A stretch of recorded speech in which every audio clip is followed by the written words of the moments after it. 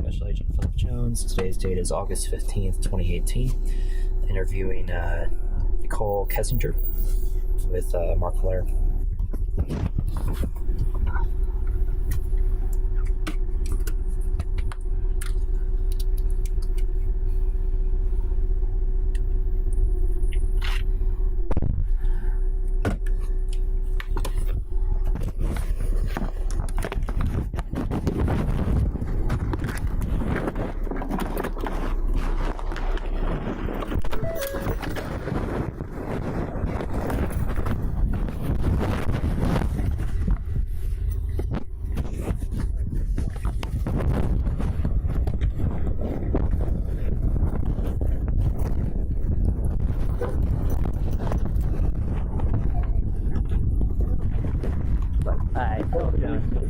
Probably need to get a little sweetheart out of him, so that's kind of What's his name? shady right of him. Yeah. Duke? He's quite the. Oh yeah. Oh, he's down.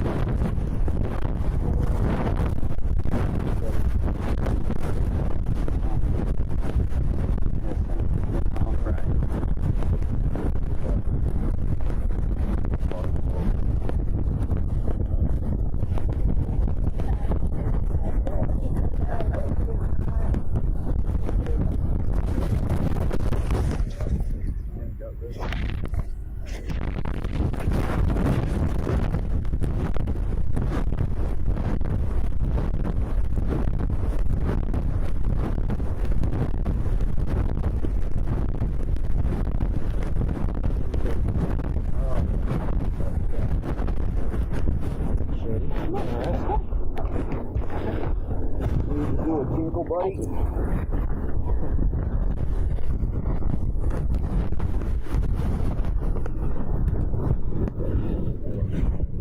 Talking to unofficial.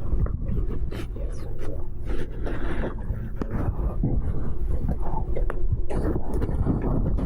Good. Thank you, man. So, whatever you feel comfortable talking about. So, I met Chris at work. He's not like one of my direct coworkers. He just like works kind of in passing in the same office building as me. I met him probably around the beginning of June, maybe before that. And we kind of talked in passing and then started to get to know each other, and we started hanging out pretty frequently around, I want to say like the last week of June, somewhere around there. And have continued to talk until then. Yep.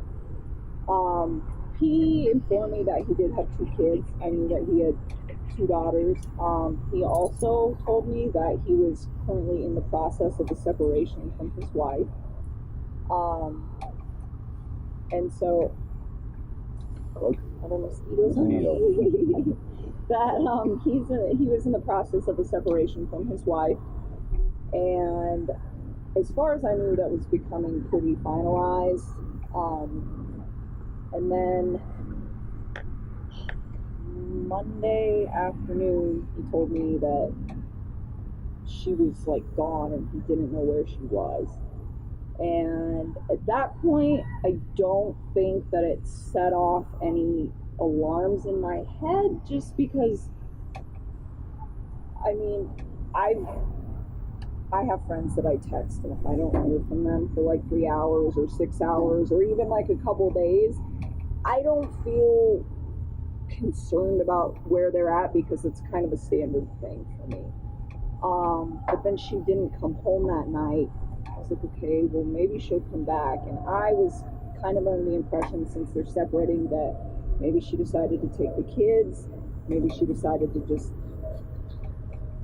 leave for a few days. I don't know. I was just, I felt like maybe she was just trying to get some space. And I figured maybe that was why she left her stuff there, to just get some quiet. And then yesterday rolled around and she's still not around. And that started to seem really concerning for me, that people still don't know where she is, and they don't know where those little girls are. And at that point, I was like, you know what? I hope something did not happen to her and did not happen to her children. And that was when I decided that it's probably a good idea to just come talk to you guys and just let you know that I've been spending time with Chris, and that's as far as this got. So that's it. Well, thank you. Appreciate it. So prior to June, did you know him? Did you guys have any relationship? Didn't know him at all? No, I didn't know him at all. Met at work in June? Mm-hmm. Okay. And what's the company you guys both work for? We both work for, well, I'm a contractor, so technically I don't work for the same company, but we both work for a company called Embargo Petroleum Corporation. Like, we're in the same building at the same time. Okay. So we don't actually, like, work together. It's literally like I see him in the hallway and passing kind of thing. It's not even. Okay. And then what do you do there? What's your position? I do human health and safety and environment stuff, so HSE. Okay. And you're still currently employed there? Yes, sir. Okay. And then, so you guys met. Did you start communicating via email, text, phone messages? How did sort of the relationship develop? So we started talking through text message and through phone calls. Mm-hmm. Take your time. That's how it started. Sure. Okay. And then did your relationship develop beyond friendship? Yes. Okay. And then did he say anything to you about where he thought the relationship was going to be going, or what he was hoping for the future? I think that he was looking for a relationship with me, but I knew that he was in the process of a separation. So for me, I was kind of having a hard time with that, where it's like, because he told me, we're putting the house up for sale. And I told him, I'm not comfortable with considering you my significant other and vice versa while you are still, like, in the midst of a divorce. Like, I was like, once you and her are finalized with the divorce, I'm like, once you and your kids have your new location that you wanted to move to set up, once all of that is where it needs to be, I'm like, then you and me can talk about, eventually, like, dating seriously and like building something with each other. But I mean, that was kind of my standstill on that. And I feel guilty that I should have like waited to, I guess, like initiate anything that we had together until after the divorce was finalized, as opposed to doing it while they were in the midst of separating. It was like talking about. So, and this, it's not uncommon, and it's not. We appreciate you being forthright with us and telling us about this, because it is significant. We're trying to go through everything that we can as far as the investigation right now to figure out what happened or what's happening. So we appreciate you telling us about this. I know it's not an easy thing to do. So can you tell me a little bit more though? So in June, you guys started talking, and then when did it develop into more than just talking and more than just friendship? It was like the beginning of July. Yeah, July. Okay. And then did you guys continue to see each other up until Monday? I saw him on Saturday. That was the last time I saw him. Okay. And then can you walk me through that on Saturday? Like, what did you guys meet? What was that? So when we spent time together, I didn't really like go to his house. Like, we would spend time at my house. He went out to dinner. That's what we did. He said he had a babysitter, and he had to wait for the babysitter. And we met up. I don't even know what time we came over. Probably like 5 or 6. And we tried to go to a restaurant down the street from my house, but I didn't like the menu. So we left, and then we went to another one off of like 144th. It's called the Lazy Dog. And we went up there and we had dinner. And then he came back to my house and hung out with me for probably like 15 minutes. And then he left because he said he had to go relieve the babysitter. So he stayed. And that was Saturday night? That was Saturday. That's the last time I saw him. Okay. And did you guys, was there anything else that you did? Was it just dinner? Did you go anyplace else and visit any other? No, we just went to dinner. That's one of the only times I've actually ever been out in public with him. But yeah, just dinner. And so for the most time in the past, whenever you guys were together, was at your house, or was it like, going out somewhere? Typically not. I mean, we've done a few things, but not. And on Saturday, do you remember what the time frame was? I think it was probably like 5 to 10-ish, somewhere around there. And I don't even think it was 10. We had to be back by 10. So I think it was a little bit before that. I think it was like 9:30. But somewhere in there. And I remember it might have been like a little after 5 too. All I know is the babysitter was going to get there around that time. And we would be back before 10. So give or take drive time, sometime in that 5-hour window. Okay. And when he came to your house, he picked you up to your house? I don't really like ride in his car. I've been in that white car they have once. But other than that, we take my truck everywhere. Always. When he came to your house, what vehicle was he driving? I didn't even pay attention to that, but probably his. I don't think he really takes that APC truck anywhere. He doesn't have to. Because usually, when he comes see you, he's the white vehicle? Yeah. Okay. And then, when you guys went out, did you take your vehicle to go wherever you were going? Yeah. Okay. And so you had dinner. Was there anything else? Any other discussion about anything? Nothing out of the Nothing on there. Did you talk about anything about his relationship with his wife? That come up? Nothing? No. I mean, I've been helping him trying to like find a new spot, so I'm sure we talked about like, hey, because I know we were trying to set up a time this week to go like have him.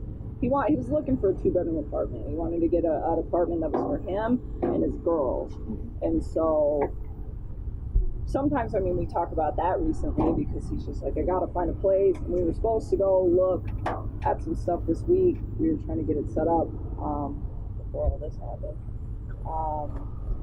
So, like a little bit of stuff, but it's never like directly him and his wife. It's typically like, this is what's going on. And I'm just like, well, I will give you a helping hand if you're trying to find a spot. Like, I'll look at apartments for you guys, and like I would tell them, oh, I found an apartment that's like got a pool for your kiddos, and it's got a park for your kiddos, and it's close to work and close to the gym, and trying to make sure that he got a place that was close to where his ex-wife would be staying, so that they were all centrally located to each other, and just really trying to help him to get set up so that he could have a good working relationship with her, with the kids, and then he could be in a location that was like safe and centrally located and good for the kids themselves when he had them. And so that, just trying to like help him to like transition and then be a good dad and make sure that he's there and do what he needed to do. And then after Saturday, when was the next time you heard from him? Oh, I talk to him all the time. He hasn't texted me today because I asked him yesterday not to, but if I was to text him right now, I bet he'd respond in like 5 minutes. And he has no idea about a car, you guys. Nobody does. My dad is the only person that's in on this loop. Like, no one I know knows that I spent time with him. I don't think anybody he knows that I spent time with him. Like, besides the 3 people at this table, it's just him. That knows. Nobody, no coworkers, no friends, Nobody. Okay. You're confident that you didn't say anything to anybody about your relationship? I'm pretty positive he did not. Okay. So, And then, as far as texts and phone calls since Saturday, has anything been odd to you? Anything that he said or written that strikes you as being strange or not truthful? Or... No. Well, so I talked to him on Sunday night, and he was fine on Sunday night. I didn't have any issues with him. And then Monday, I think we shot each other like a couple texts at work, but him and I get real busy, both of us do at work. So it was just kind of like, and it was like just a mundane bullshit conversation, you know. And then Monday afternoon, I came home from work, and I was actually at a friend over at my house. He's not involved or knows anything about this at all, but like I went to meet up with a friend, and then he texted me and told me something along the lines of like, my wife and my kids aren't home. And I was just like, okay. And then that was on Monday. It was on Monday. Do you know what time that was? Honestly, I'm kind of upset with him right now, just disappointed with him. So I'll talk to him right now. But probably realistically, I'll tell you. It happened like right after I walked in the door to meet up with my friend, and let me see. So Monday, I got off of work at 3 p.m. Takes me probably like 40 minutes to get home, and I had just walked in the door. So how about 3:45? That's probably about right. Okay. And so he sent that then, and I was like really confused, but I wasn't concerned at that point because it was just like, she's not home, like she at the grocery store. I mean, it was like, all right. I didn't realize like the seriousness of the situation at that point in time. But no, she didn't come home that night. And then I talked to him that night too, and he really didn't seem like, I mean, he was like concerned about his kids, definitely, but he didn't seem like he was at that point worried that something horrible had happened. He was just kind of like, I don't know where they're at. It's stressing me out. And I could hear it in his voice. Like he sounded kind of scared. Like he was just worried about them, you know? He's like, I don't know where she is. Like, I don't know where she leave her stuff. I mean, so he was worried, but it wasn't, worried like I think somebody would sound if somebody they loved was not at home, you know. But at the same time, I think at that point, he was convinced, I was convinced that she probably just left the day. Like, I really thought, I was like, you know what, I bet she just needed a break from him and she needs some quiet, and she probably took the kids and she'll be back in like a day. That's kind of like how I had it in my head. So did he say anything to you about whether anything was missing from the house, not missing, if there's signs of anything suspicious? Did he just said that she left, or he didn't know where she was? He didn't know where she was. He didn't say she left. He's just like, I don't know where she's at. And the kids as well. Yeah. Okay. So I mean, and I think he sounded genuinely concerned. I mean, those are his kids, and from the impression that I get, he's a great dad, and he's all about them. He loves those little girls, and so, you know, for me, I could tell when I could like hear it in his voice that he sounded concerned. It was just like those little girls, I'm sure, you know, and I think he's just worried about the whole situation. Like, I don't know where else we are at. I don't know why she left his dad. I can't get over it. And then since on Monday, have you spoke to him on the phone, or has it just been text messages or both? Or? I think I did not talk to him on the phone Tuesday. That was yesterday. I'm sorry, you did or you didn't? I did not. We texted each other yesterday, but there was no like phone conversation yesterday. Okay. But Monday was on the phone? Yeah, at night, like at the end of the night, I talked to him. I just remember being like really tired and I wanted to go to bed, but I was just like trying to make sure he was okay, trying to make sure his family was okay, asking him like if he burdened me. Long conversation or a short one? I think we talked twice. Like I think we talked a little bit.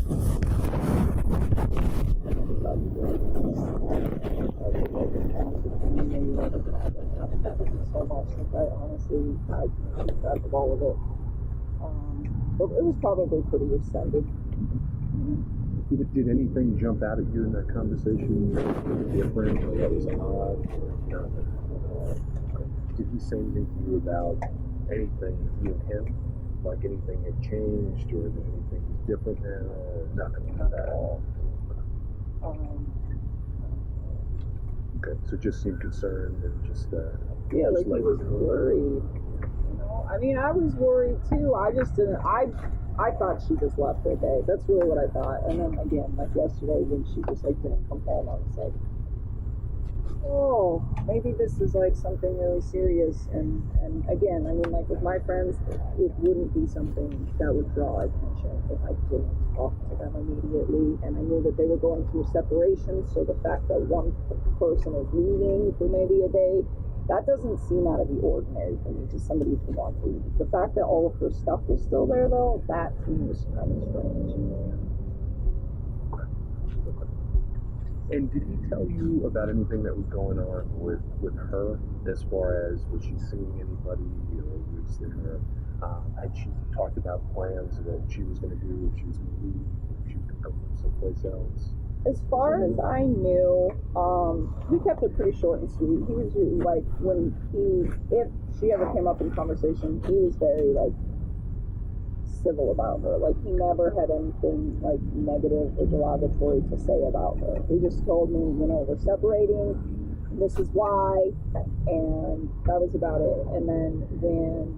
Did he say why? Did he say what his reason was? The reason was for separating. He just said that they like really didn't connect very well anymore, and I don't know. I think financially they have like different ideas of how they want to do with their lives. So I mean, that he never. I mean, just wasn't like negative about her, you know. And it was something that was pretty removed from our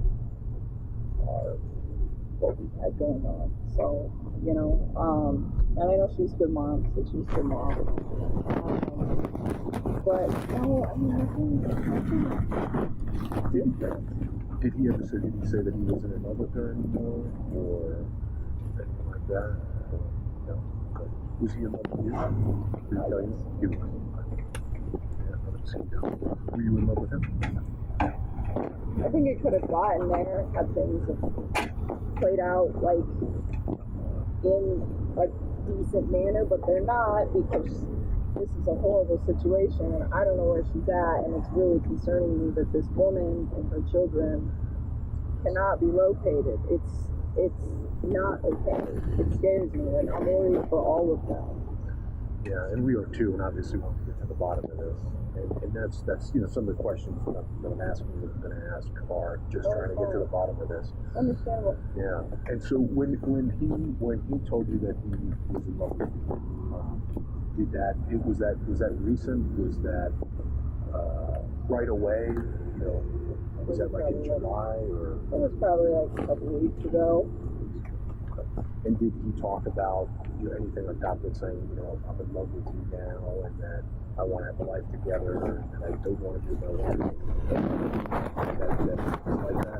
I mean, like, yeah, we talk about the future. I think all couples do talk about the future, but it was never like, hey, I'm like leaving her, we're gonna get a house together, you're moving in with me. It was never like this, like very forward thing. And you know, and I even told him, I was like, if we're gonna build a relationship, one thing is that if you're getting a divorce, you've been married for a long time, I think it would be wise for you to spend a lot of time on your own. I was like, and I recently got out of a relationship earlier this year, and I think it's also healthy for me to spend time on my own. And I told him, I was like, you know, like I respect like monogamy, in this whole situation, but at the end of the day, it's like you need space. And I would tell him that it's like, you know, once you guys, all your paperwork's finalized and you guys have decided to separate and you're in your own spot with your kids, I was like, I think the days that you're with your kids, you need to be with them like full time. You know, I'm not ready to meet your children. He didn't even ask me to meet his children. I mean, not yet, you know, but I told him, I was like, in the future, eventually, if we get to that point where we think we're ready, yes, but I'm not ready to meet your kids. They're not ready to meet me. You're not ready to have me meet them. And I would just tell him, you know, like, I think we should take our time. Like, ideally, I would only like hang out with you like 2 weeks, you know, on the days that you don't have your kids. And I was like, in the rest of those days, I was like, spend time with yourself, man. I was like, you've been in a relationship for a really long time. Like, just spend time, like, doing whatever it is that you do that makes you happy, you know? And really try to, like, take a responsible approach to getting in a relationship with someone who has children. Like, that is what I do. Should I have waited till he was, like, officially, completely, 100% on paper divorced and moved out of the house? Yes, that's my mistake. But after that, everything going forward was really just trying to do it in the manner that I thought would be, like, healthiest for him, for me, for his ex, his children, and his daughter. And you already said that you never met his children. Did you ever meet his wife? Were you ever at his house? Once. Okay. When was that?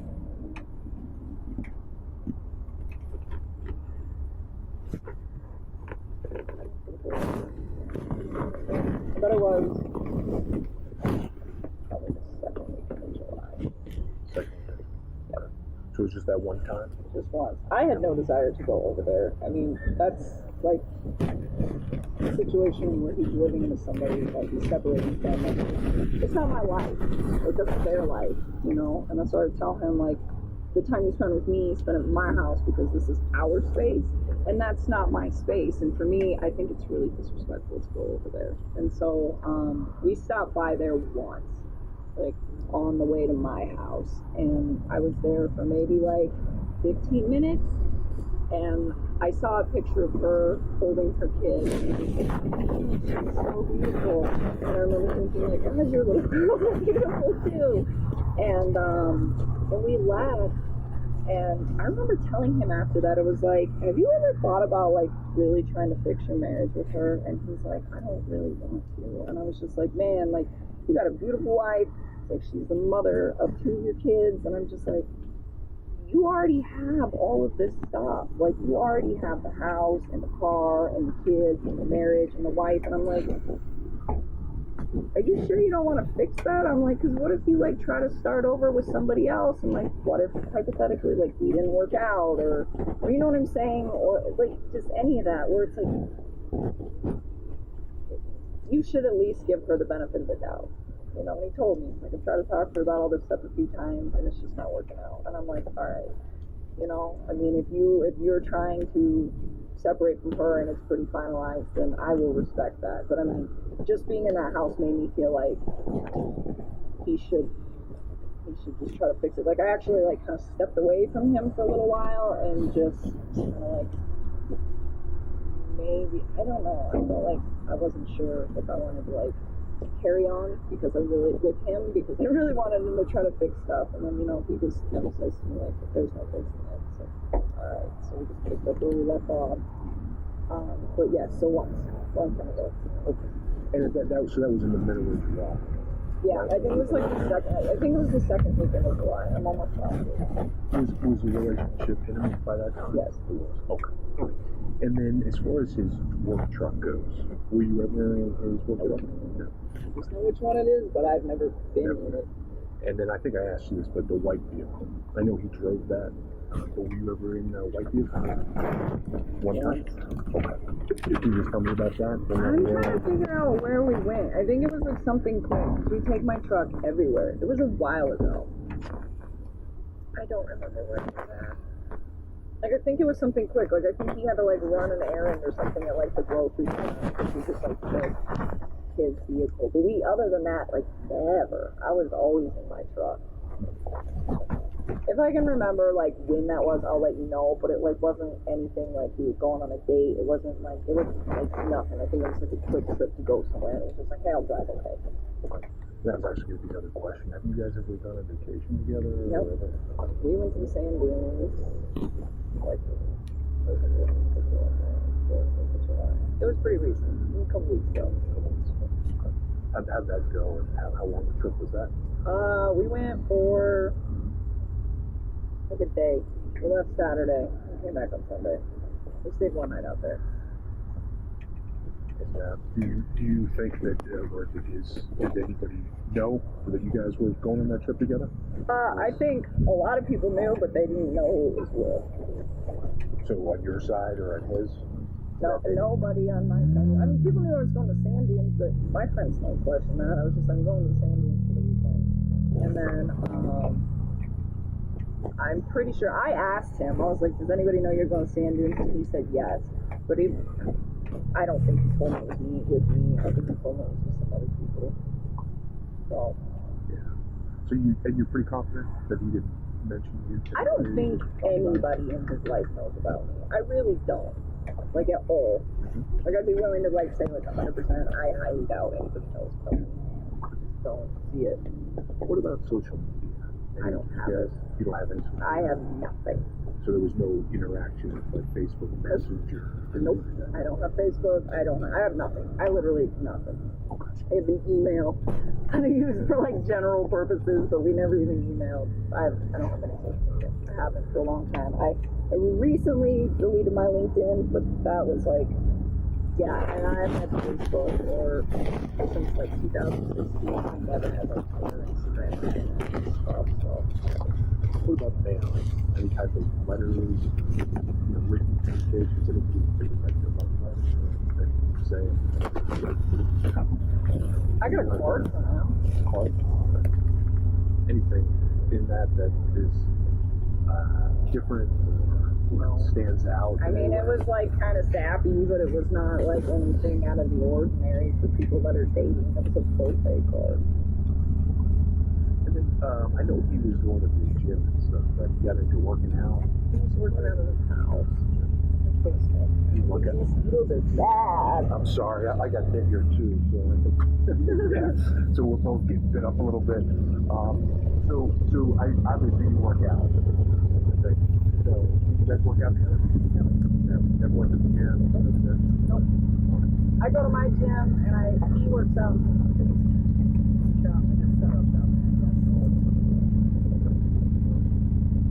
Did you ever see him at any time or angry, threatening, anything? He is one of the most gentle and kind men I've ever met. And then any indications that, anything you can think of that would indicate attention or something like that. Where sometimes when I'm gentle, you can also have both sides, have a bad temper, nothing like that. Not at all. Not at all. No. Do you ever say to anything like, I really hate this person, or I really have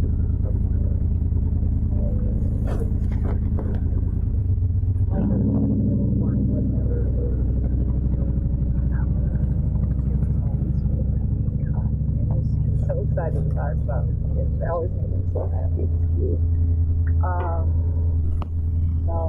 The one thing I did want to let you guys know is that I was looking at the news Tuesday. For lunch. And I found out that she is 15 weeks pregnant. I did not know that.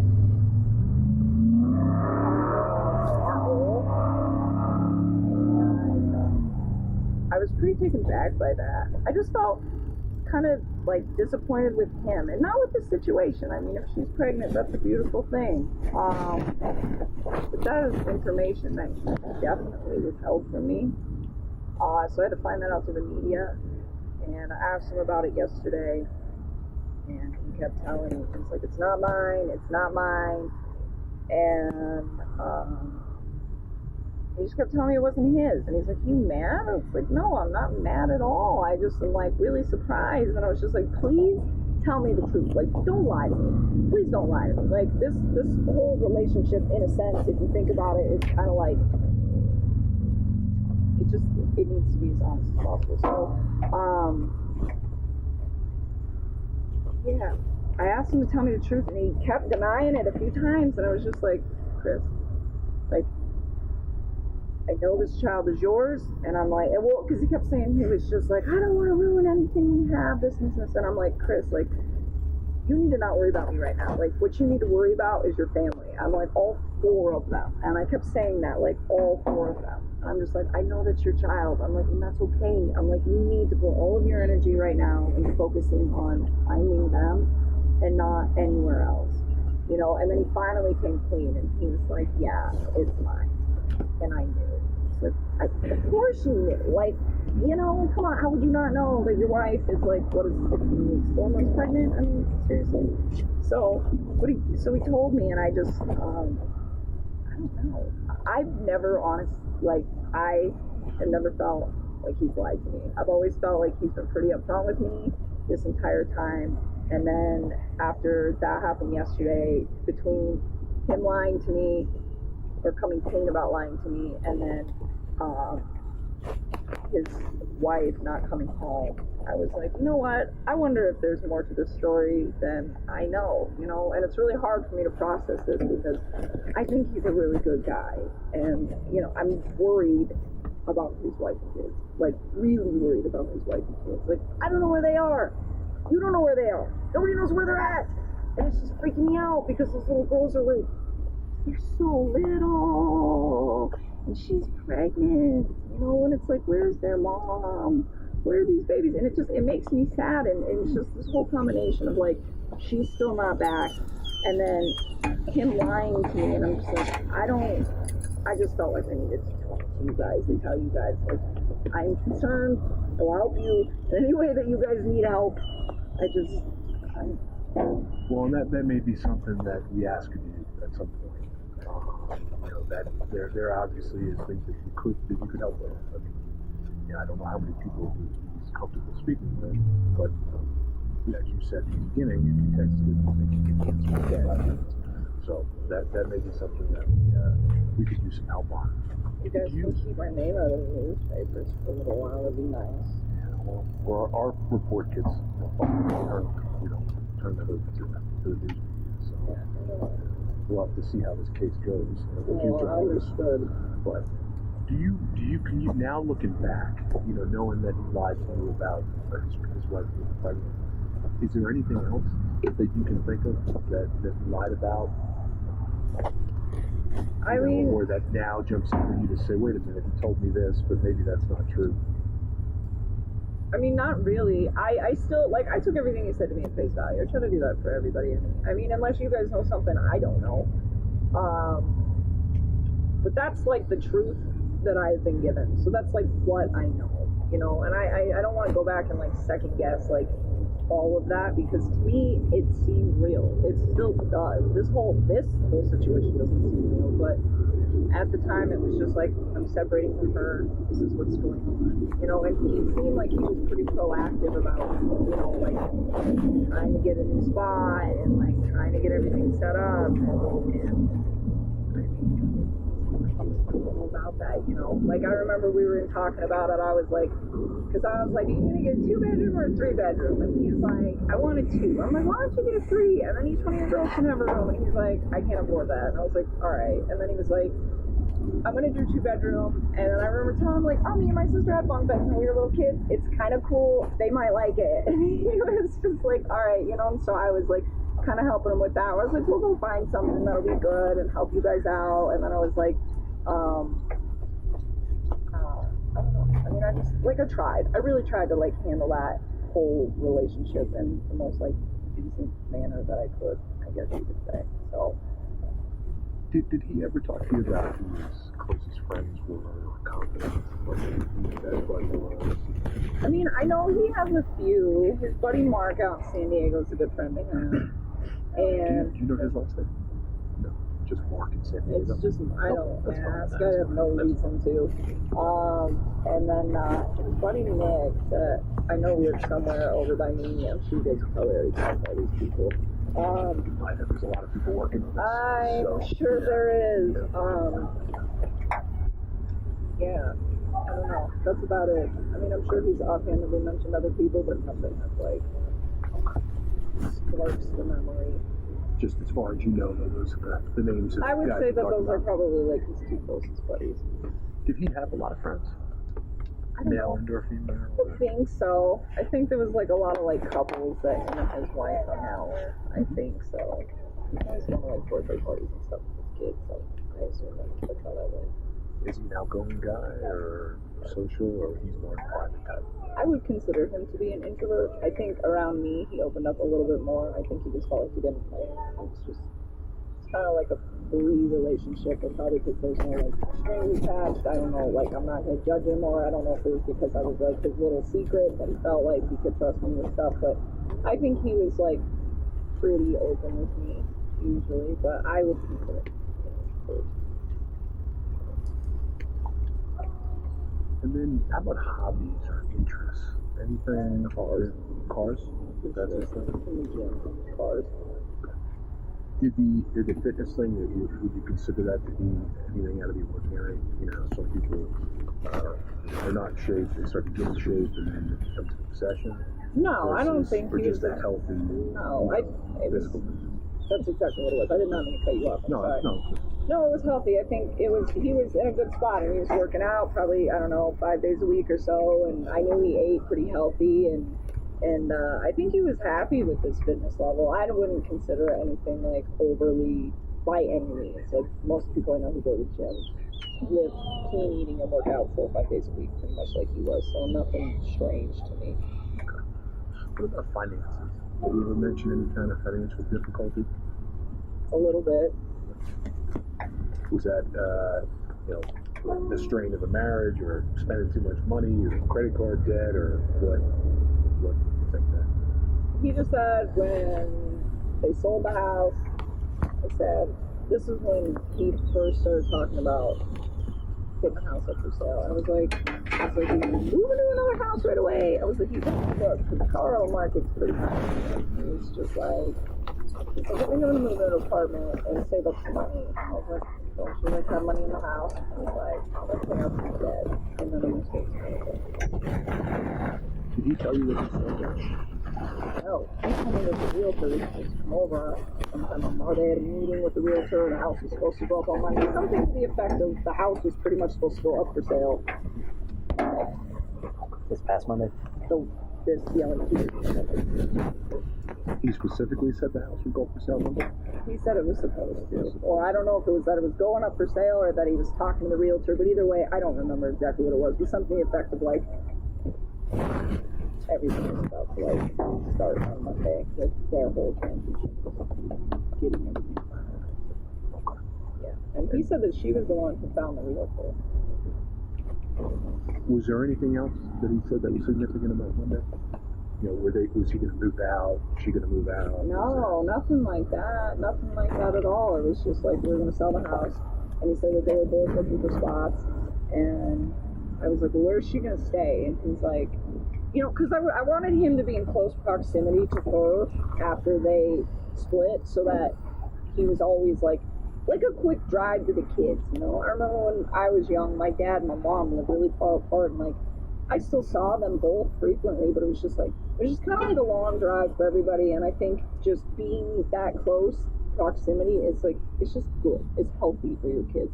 And so I remember asking him, like, you know where she's going to stay? And he's like, probably somewhere around this area. And he didn't give me anything exact. And then I asked him again, like, recently, because he started getting more serious about coming to place. And he was like, I think she's just going to stay in Frederick. And I was like, all right, you know. And then, like, one time, that first time when I was like, do you know where she's going to stay? And he's like, she's probably going to stay around here. And I'm like, is she going to stay in this house? He's like, she's going to put this house by herself. I was like, all right. And that was the first time he told me, like, yeah, we're going to put it up for sale. Like, once they could do that. Did he tell you what she does for a living? How she earns money?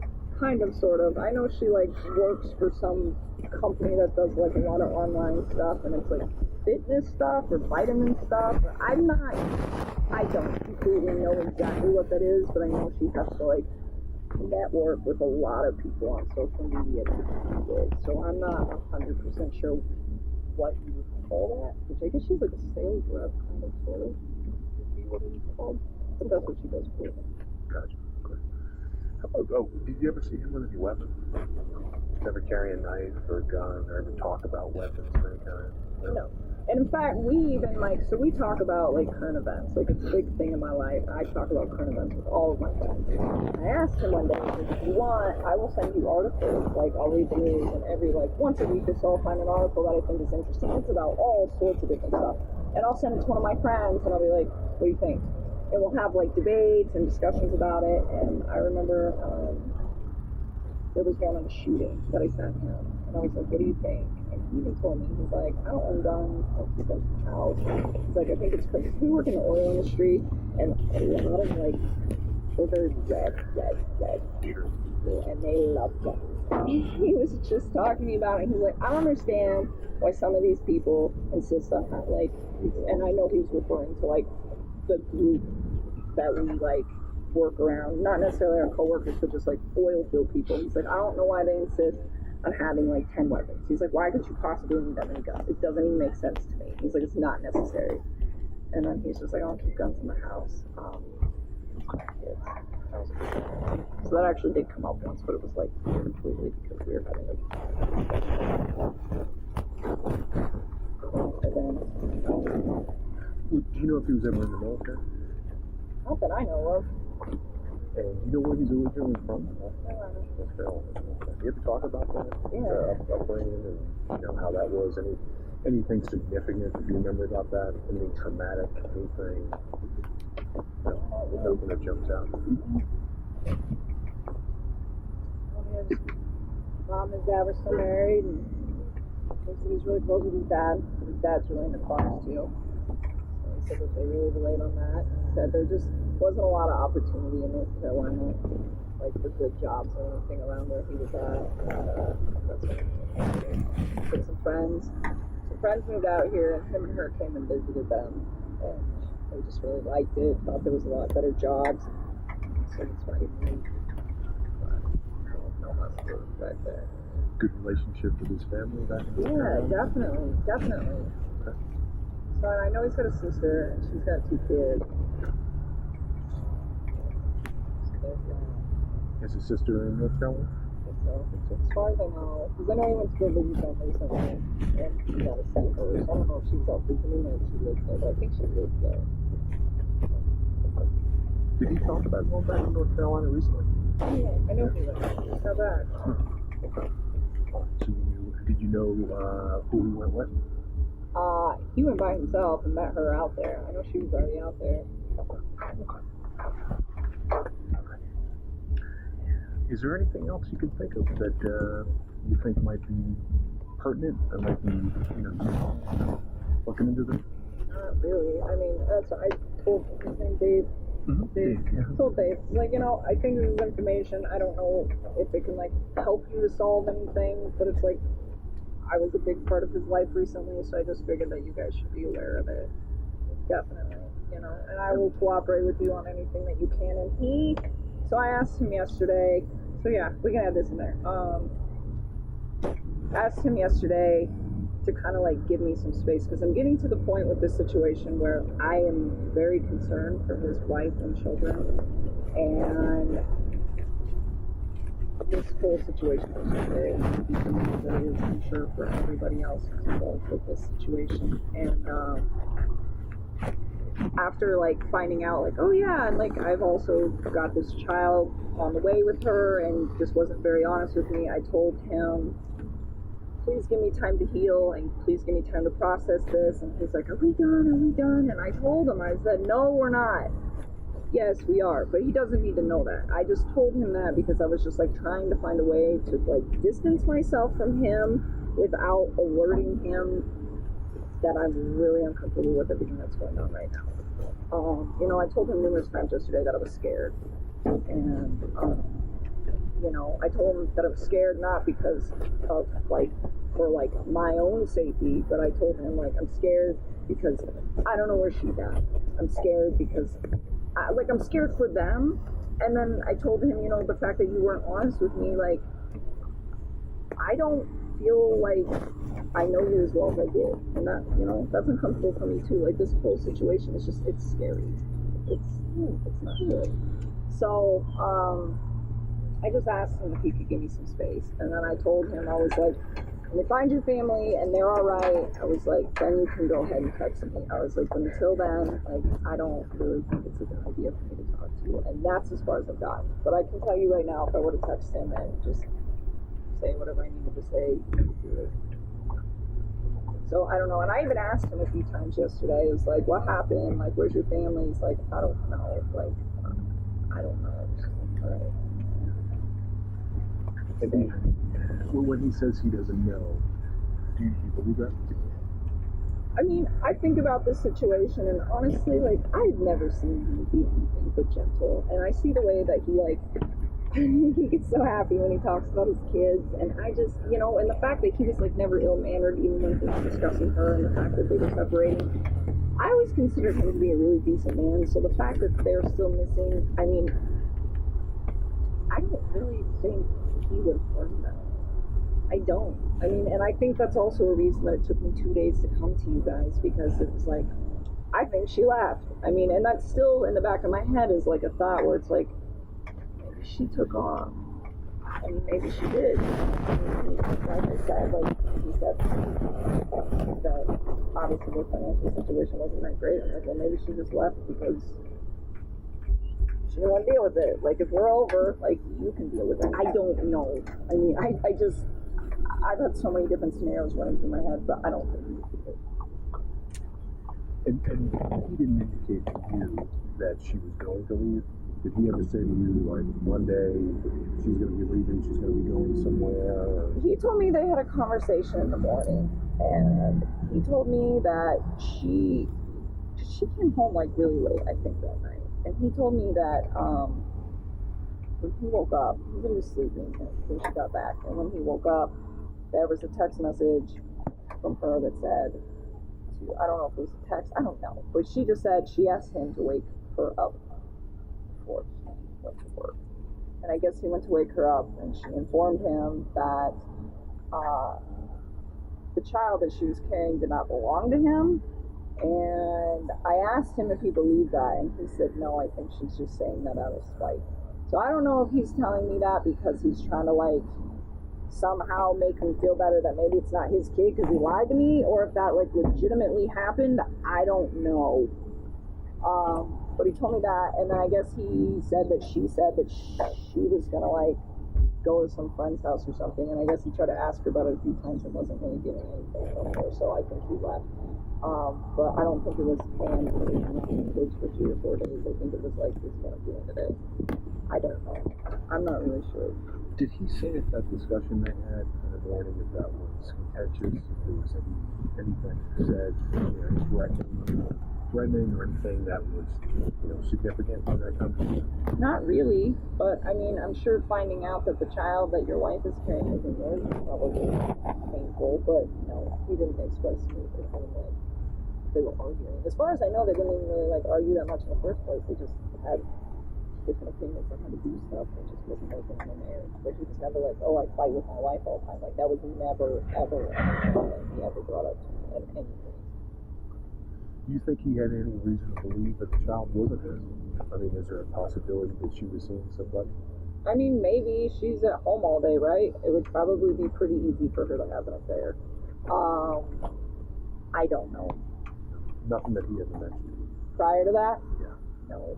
He never said, I think she's having an affair, or she's spending too much time with so-and-so. No, not at all. I don't even think he would notice. I mean, like, realistically, it's like, no one else knew about us. And she's home all day, so that frees up, like, that much more time. So, no. But, I mean, he could have been unaware. But, I mean, he even said, I think she said it out of spite. I don't even think he took that whole situation seriously. So, and then he did admit to you that it was his child. He believed it was his child. Later, because I kept asking him, I'm like, he's like, it's not mine. And I was like, how are you going to tell me that she just told you that she's having an affair, and you tell me you don't believe that she's really having an affair, but that the kid's not yours? And I'm like, that doesn't make sense to me. And I was just like, stop it. And not let me. It's just it's like, I thanked him for telling me the truth. I didn't want him to think that I was like, all this, but I just wanted to take a step back and just kind of like look at the situation without like any like emotion, like positive emotion I have attached to him, and like at the end of the day, there's a mother, 2 children, 1 on the way, so like 2.5 that can't be found right now. And it's like, I don't care about anything that's going on with me and him. I don't care about anything that's going on with him in the media. I don't care about any of that. Like, all I care about is helping you guys try to find this family. Did you see that on interview? There's an interview with Most of the stuff that I saw was like just a short excerpt, and then today I saw one from him. What'd you think of that? When they were interviewing him. Yeah. Is that the guy you know? See, we don't know him, but obviously you do. So you see somebody, and you see the mannerisms and the way they talk. Did that strike you anyway? I mean, he's kind of got an introverted personality type, so like he's kind of like laid back with things. Anyways, I feel like he's like going through shock with all of this. Like, I told you the night that I talked to him on the phone, like Monday night, like he was calm, but you could just hear it in his voice that he was just like concerned for his kids. Like I could hear it. Like his voice was not a little bit different. It's kind of similar like that. But it was like you're trying to like hold back the tears kind of thing. Like hold back, like just pulling your eyes out on the phone or in front of a bunch of cameras. I don't know. It's just. But you think he's kind of an even keel type of guy? Always. Mild mannered. Always. So he did not highs and lows. He's not one of these people who gets upset quickly or gets depressed quickly. No. I mean, and he has moments of like happiness. I mean, of course I see him when he's like happy and things are going really well. But just in general, I think he's a pretty calm individual. And again, this is just anything you want to say or anything you think. What do you think happened? Do you have any theories? Do you have any thoughts of what might have happened? How much stuff is running through my head. I know. I hate it. I don't even like theorizing. I'm like, I don't know. I really hope. What do I really think? I'm hoping that they have a lot more depth than he let on to. I'm hoping she didn't want to deal with it and she wanted to legitimately start a new life. And I'm hoping that she just let all that shit. That's what I'm hoping. Is there anything you want to ask? You good? Okay.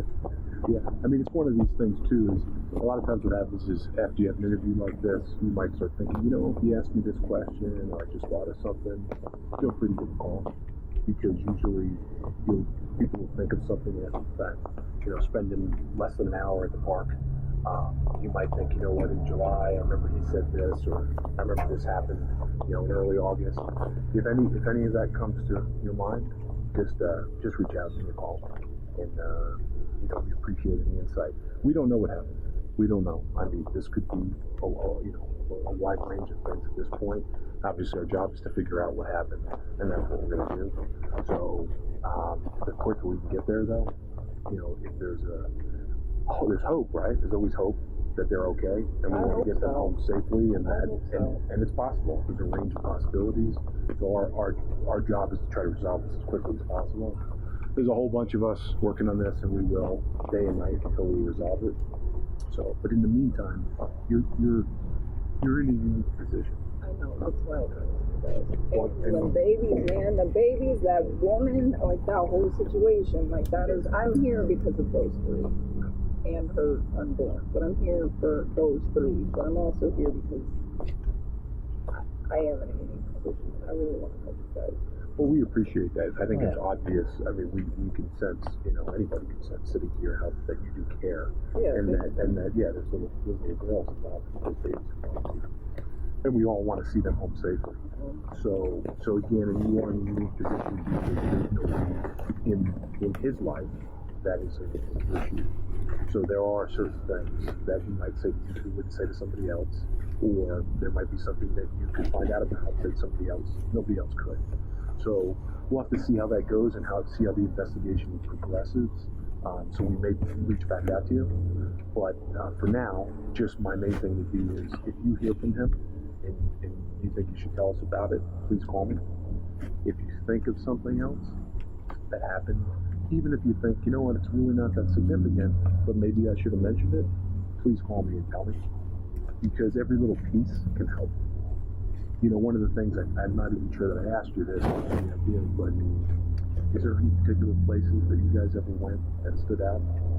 Did you have a special place that you wanted to go with you, to go for a walk or to go, view the sights or anything like that? Every place that we went was like my idea, and I think all of it was special to him because I really took time to go to places that he would like, but it was all stuff that I did. Everything. Like dinner, like any place we went, like it was something that I did. It was like, hey, I know you like this, what do you think? And he was always all about it. But like going camping was my idea, we went out a couple other times, my idea, like all of it was my idea. It was just all about it. So he just wanted to spend time. Yes. Yeah. I don't think he cared where it was at. Okay. Well, if something jumps out, if you think about a camping trip or something, and something that was said or something that was somehow significant about that, again, feel free to give a call, let me know. Because again, we just don't know.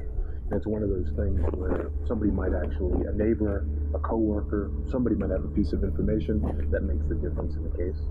So, and you may have that piece of information. We just don't know yet. Obviously, we're going to be interviewing everybody from family, friends, coworkers, right down the line. So, we got a lot of work to do, but we really appreciate you reaching out. And hopefully, we'll get to the bottom of this quickly. Where's he at? Right now, I don't know. I know that he's been interviewed in Frederick by the police there, and he's probably going to be interviewed again, maybe multiple times, and family members as well. I think that he had some friends he was going to stay with. They wanted to, we wanted to look at the house.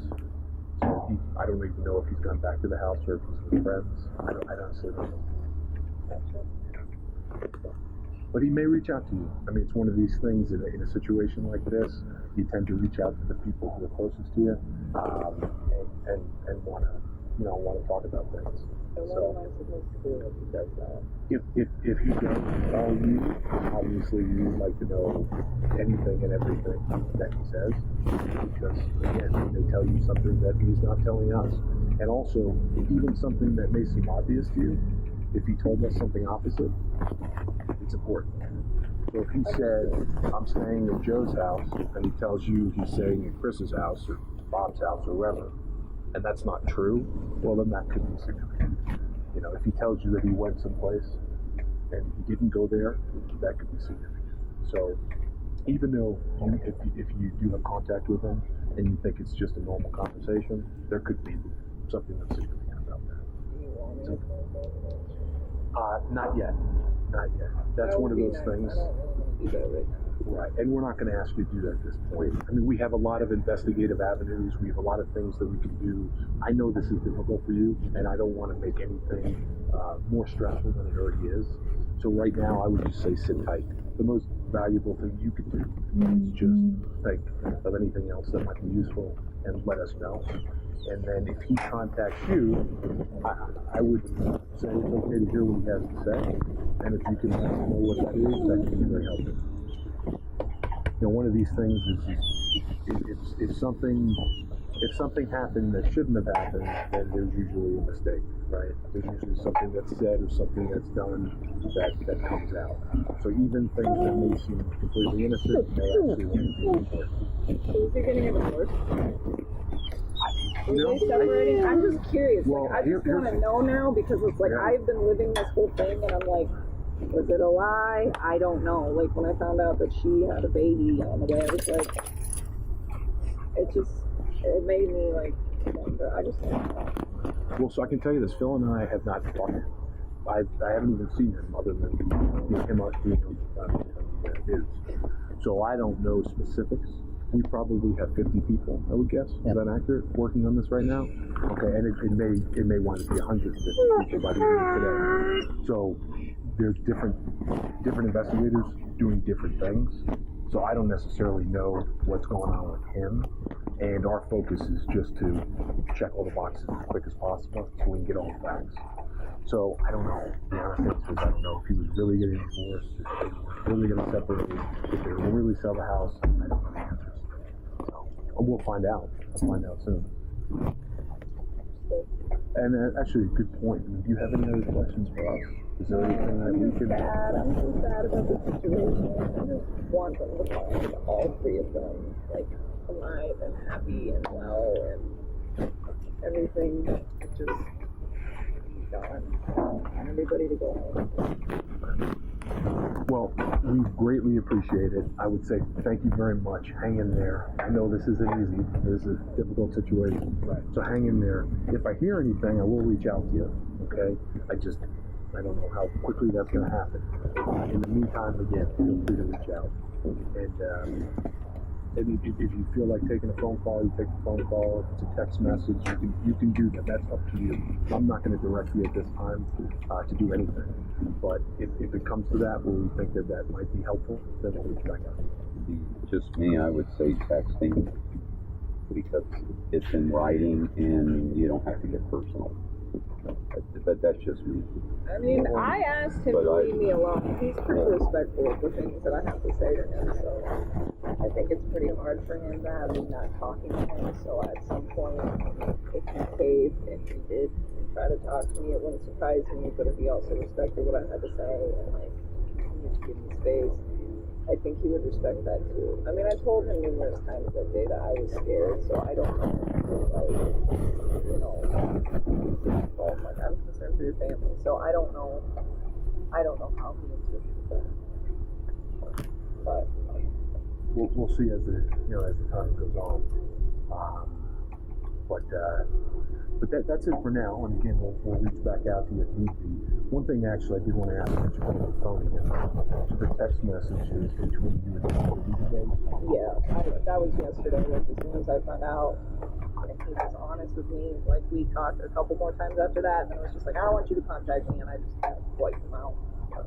If that's something that became necessary for us to try to retrieve, is that something that would be okay with you? I'm sure we could work on my phone records, but I use that phone for work, so I'd appreciate it if I could like keep this. Is there another way for you guys to go about doing that, like through the phone company or something? So there's special software we can plug your phone into, and even if it's deleted, we can still retrieve the content, rather, and then just preserve that and give the phone back. That's the course of action we decide. So you're not gonna like take it from me though, right? Because I just need it for work. Yeah, no, we don't need to like take your phone and then you don't get it back. I mean, there is a process about getting the information from the phone, but we have people who do that. And it wouldn't be a big intrusion, but it just, and you think about this too, right? Because if you think after this answer done, you think, hey, you know what, that text message that he wrote, that was a little strange.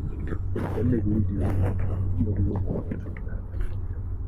But for now, I don't know that it's necessary, but if it becomes necessary, we may come back to you and say, hey, please take a look at your phone, and we'd like to retrieve those text messages. And again, it may not even be the content, it may just be the time and location. Right. So. Well, and I mean, as long as you guys would give it back, I mean, that's one thing. I just need it for work. I don't even pay for it and a dark token, so I can't really just like not have that would be a problem. Did he have a work phone and a personal phone? Yeah. Do you have numbers for both? I mean, I could look up his work phone number on my,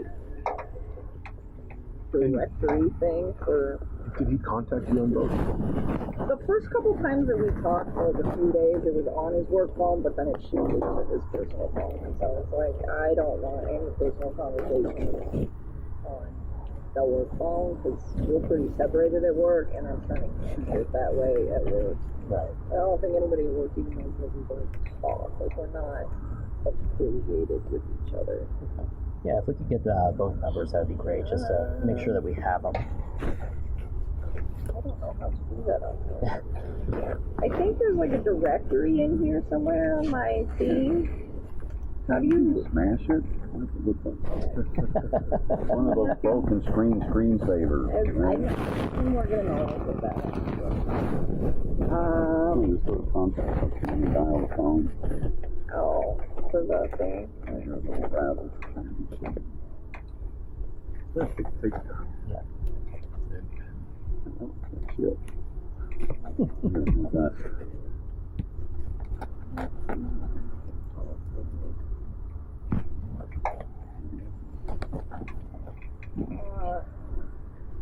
No, that's not his. That's mine.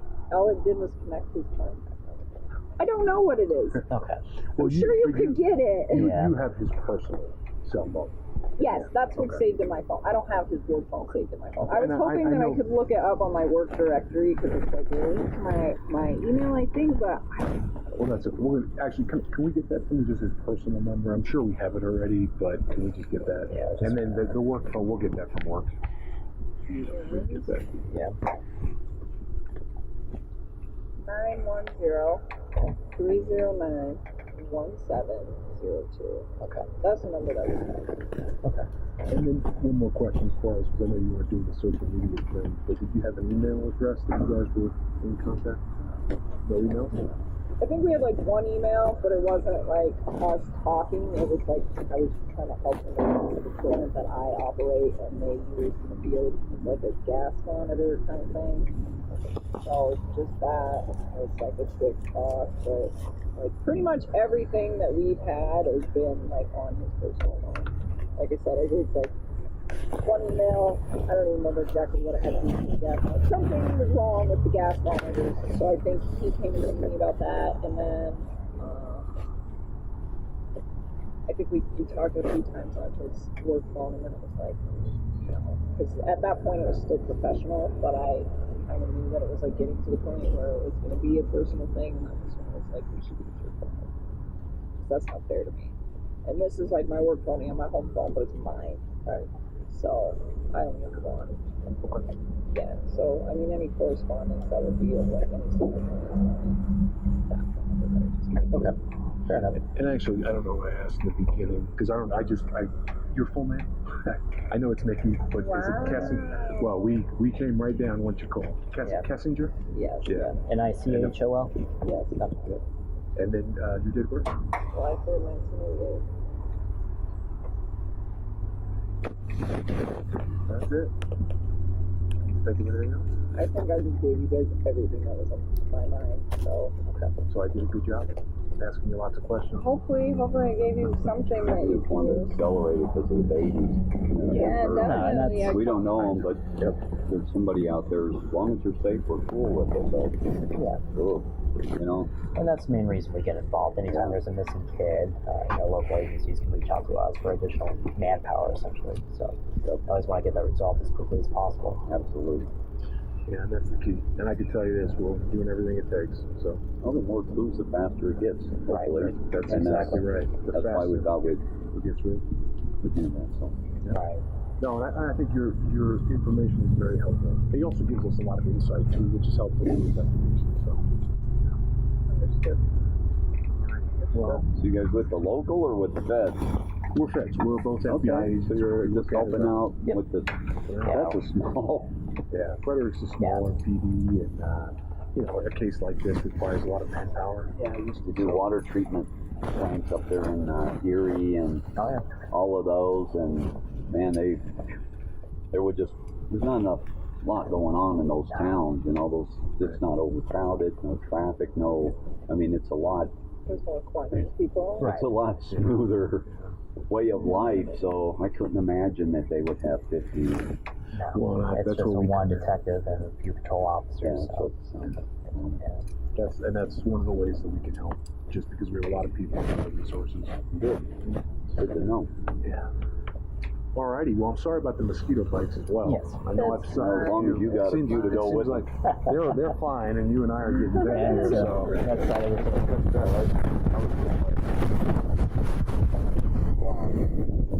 Being spoiled. What's funny about it? Sugar, that's what I thought. I thought you said salt and pepper.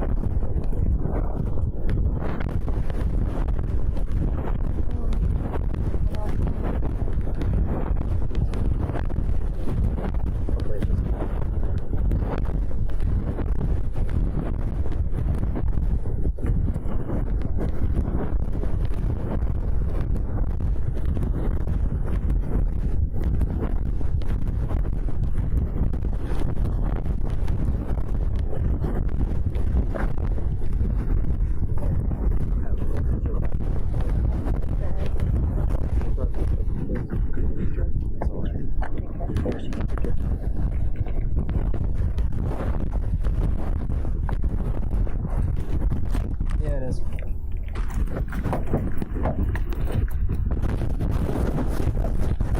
Monsters probably aren't cold anymore. Hang on a second. Yep. Hit that max button, buddy. Time is 3:26. Can you speak up just a little bit so the recorder, I know you're tired and you're stressed, and we won't be here any longer than we have to be. You've already had a conversation with people before. You came here on your own free will to talk to us. We picked you up at your request and brought you here. You can get up and leave at any time. You don't have to talk to us. If there's a question you don't want to answer, don't answer it. If you don't want to talk anymore, just tell me I want to leave. And I'm kind of in the way of the door, but you're not being interrogated as a criminal suspect. We're here to understand your relationship with Chris and what you know about Chris and his family, and events relating to Chris Watts. And do you know him as Chris or Christopher? Either one. Okay. So the phone number that you reached him on, can you tell me what that number was?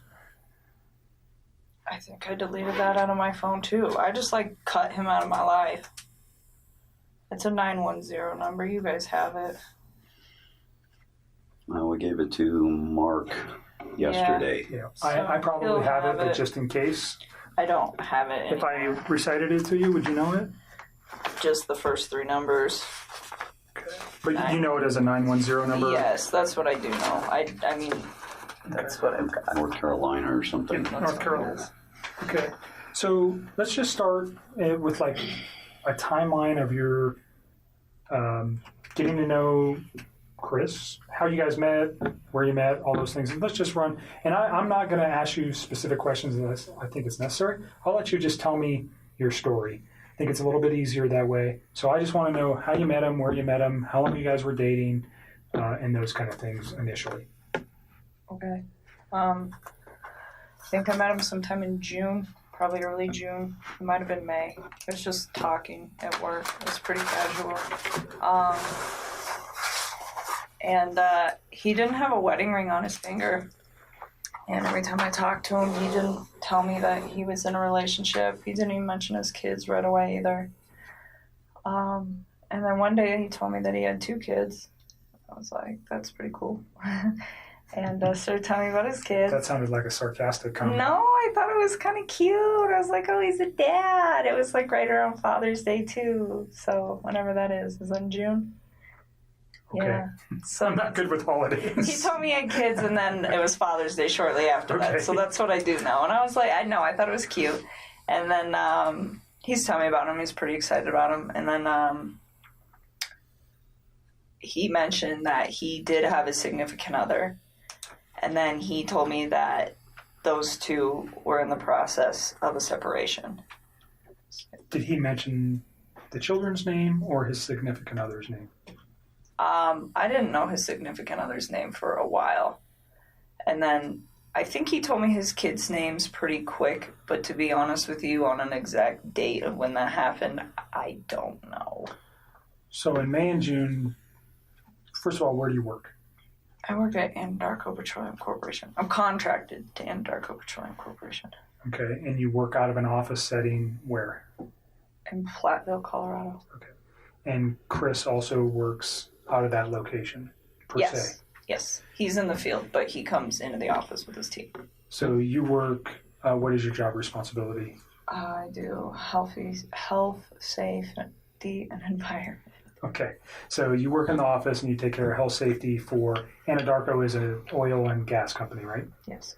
So you're doing health safety in the office and Chris works in the field Yes. as what kind of job does he do? He's an operator, so I don't know all of his daily duties, but he's a field operator, so he works with the oil wells. So he goes out and does work on those, whatever Yes. that work might be. But he comes into the office frequent.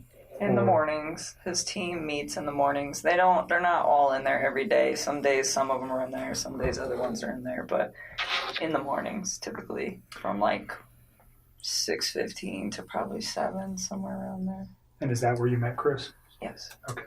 So can you just take us through kind of a little bit of the early part of how he courted you or you courted him. I don't know which one happened. How you guys got to know each other. I guess we just started talking. He actually, so part of my job is to manage the gas monitors that we have. So Anadarko requires all of their field personnel to carry gas monitor sensors for toxic gases, and it's my job to control the inventory, any issues, anything like that. And we were having some pretty serious equipment issues, and we had numerous amounts of people coming in my office one day, and he happened to be one of them. And I'd seen him before, they meet in the lunchroom, and that's where I go put my lunch in the fridge. So I'd seen him, but I didn't ever talk to him. So that day we just started talking, and then every time I saw him in the hallway after that, and it was always hit or miss, it wasn't an everyday thing. It was just when I saw him, we just started talking, and we just kind of had a lot in common and just hit it off. So we'd always have, pretty good conversations. And then, I don't know, one day he told me that he had kids and started talking about his kids, and then mentioned, yes, that I have a wife, but we're getting separated. I said, okay. And then, when do you think that was? When he said all that? So specifically when he told you he was getting separated from his wife, was that within the first couple of weeks that you knew him, or was that later on? You said you met him around May or June. Yeah, it was still in June. Okay. It would have been before Father's Day. So had you guys ever gone out on any kind of no. date at that time? You just no. Conversing at work? Yeah, that's all it was. And then, I don't know. We started hanging out. We hung out. We went to a park. Hung out at a park. Let's go back real quick. So why did he tell you that he was getting a divorce? Did he ask you out at that time? No, he didn't. I think he was probably interested in me.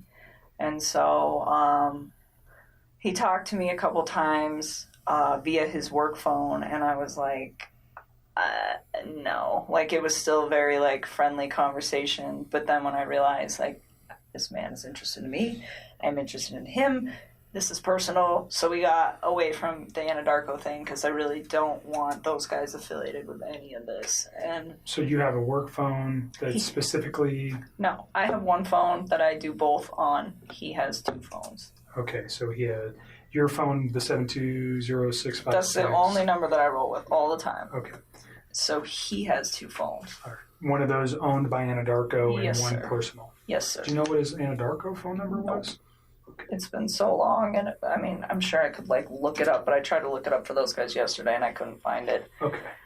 We can find it. That's okay. Just wondering if you knew it.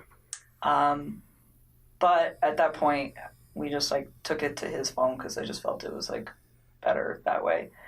And we just continued to talk, and then let me go back to the park. Where was the park? It's down the street from my house. It's called East Lake Number 3. Your house? Yes. In North Glen? Yes. And that was in the June time frame? Or the beginning of July. It was right around my birthday. It's so sometime at the very end of June or the beginning of July. Okay. And that's the first meeting you had outside of work? Yeah. Basic conversation for a first date? We kept it pretty simple, I guess. I don't even remember everything we talked about. We were there for a few hours. But understand so if I ask about conversation, what I'm looking for, was he talking about his family during any of these meetings? Those are the kind of, I understand, whatever you guys were talking about, relationship, your life, your interests, those things, we don't need to know that. What I'm interested in is knowing is when he brings up his children, when he brings up his wife, when he brings up financial information, when he brings up his home, when he brings up anything that may have been, and it's been a few days, so you've had a chance to reflect on some articles that you may have read, and unfortunately, that you're in a situation where somebody has been murdered. And that information, when you look backwards in your memory with the conversations with Chris, anything that he might have said that would be relative to that, and I'm not just, even if one day he was mad and he said, I want to do this or do that, anything like that, if he ever made any kind of statements that you were like, whoa, that was weird, or why would he say that, or why did he mention that? Do you understand what I'm No, looking I for? completely understand. I just feel like some of this happened so long ago that I can't tell you like the exact words of the exact conversation at the exact time and place, because it's like we had a lot of conversations. I mean, we talked every single day. So it's like I'm trying to help you guys with the stuff like the stuff that's more current. I can give you guys a lot more like detail and exact times. But when you're asking me about something that happened 6 weeks ago and exactly what was said, it's like, I mean, I'm sure I can give you a general idea, but to be honest with you, like to pinpoint exact words, it's not going to happen. I'm not looking for exact words.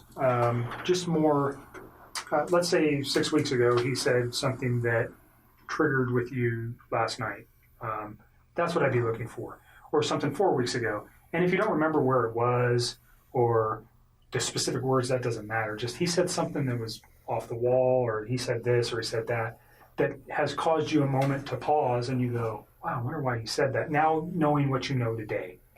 Do you understand where I'm going with that? I completely understand. And to be honest with you, I mean, there were several discussions that we had about his current relationship and where it had gone and what it had caused. And he talked about his kids from time to time. But the thing is he was never hostile. It was never anything aggressive. Like even when he spoke of his wife and the fact that they were separating, it was never like ill. It was still very kind. It was just like, this is not working, and would explain why, but it wasn't anything out of the ordinary or anything that I think would scare me. And to this day, even after everything that I found out, I still look back at that and I don't see any red lights with the way that he spoke of his family.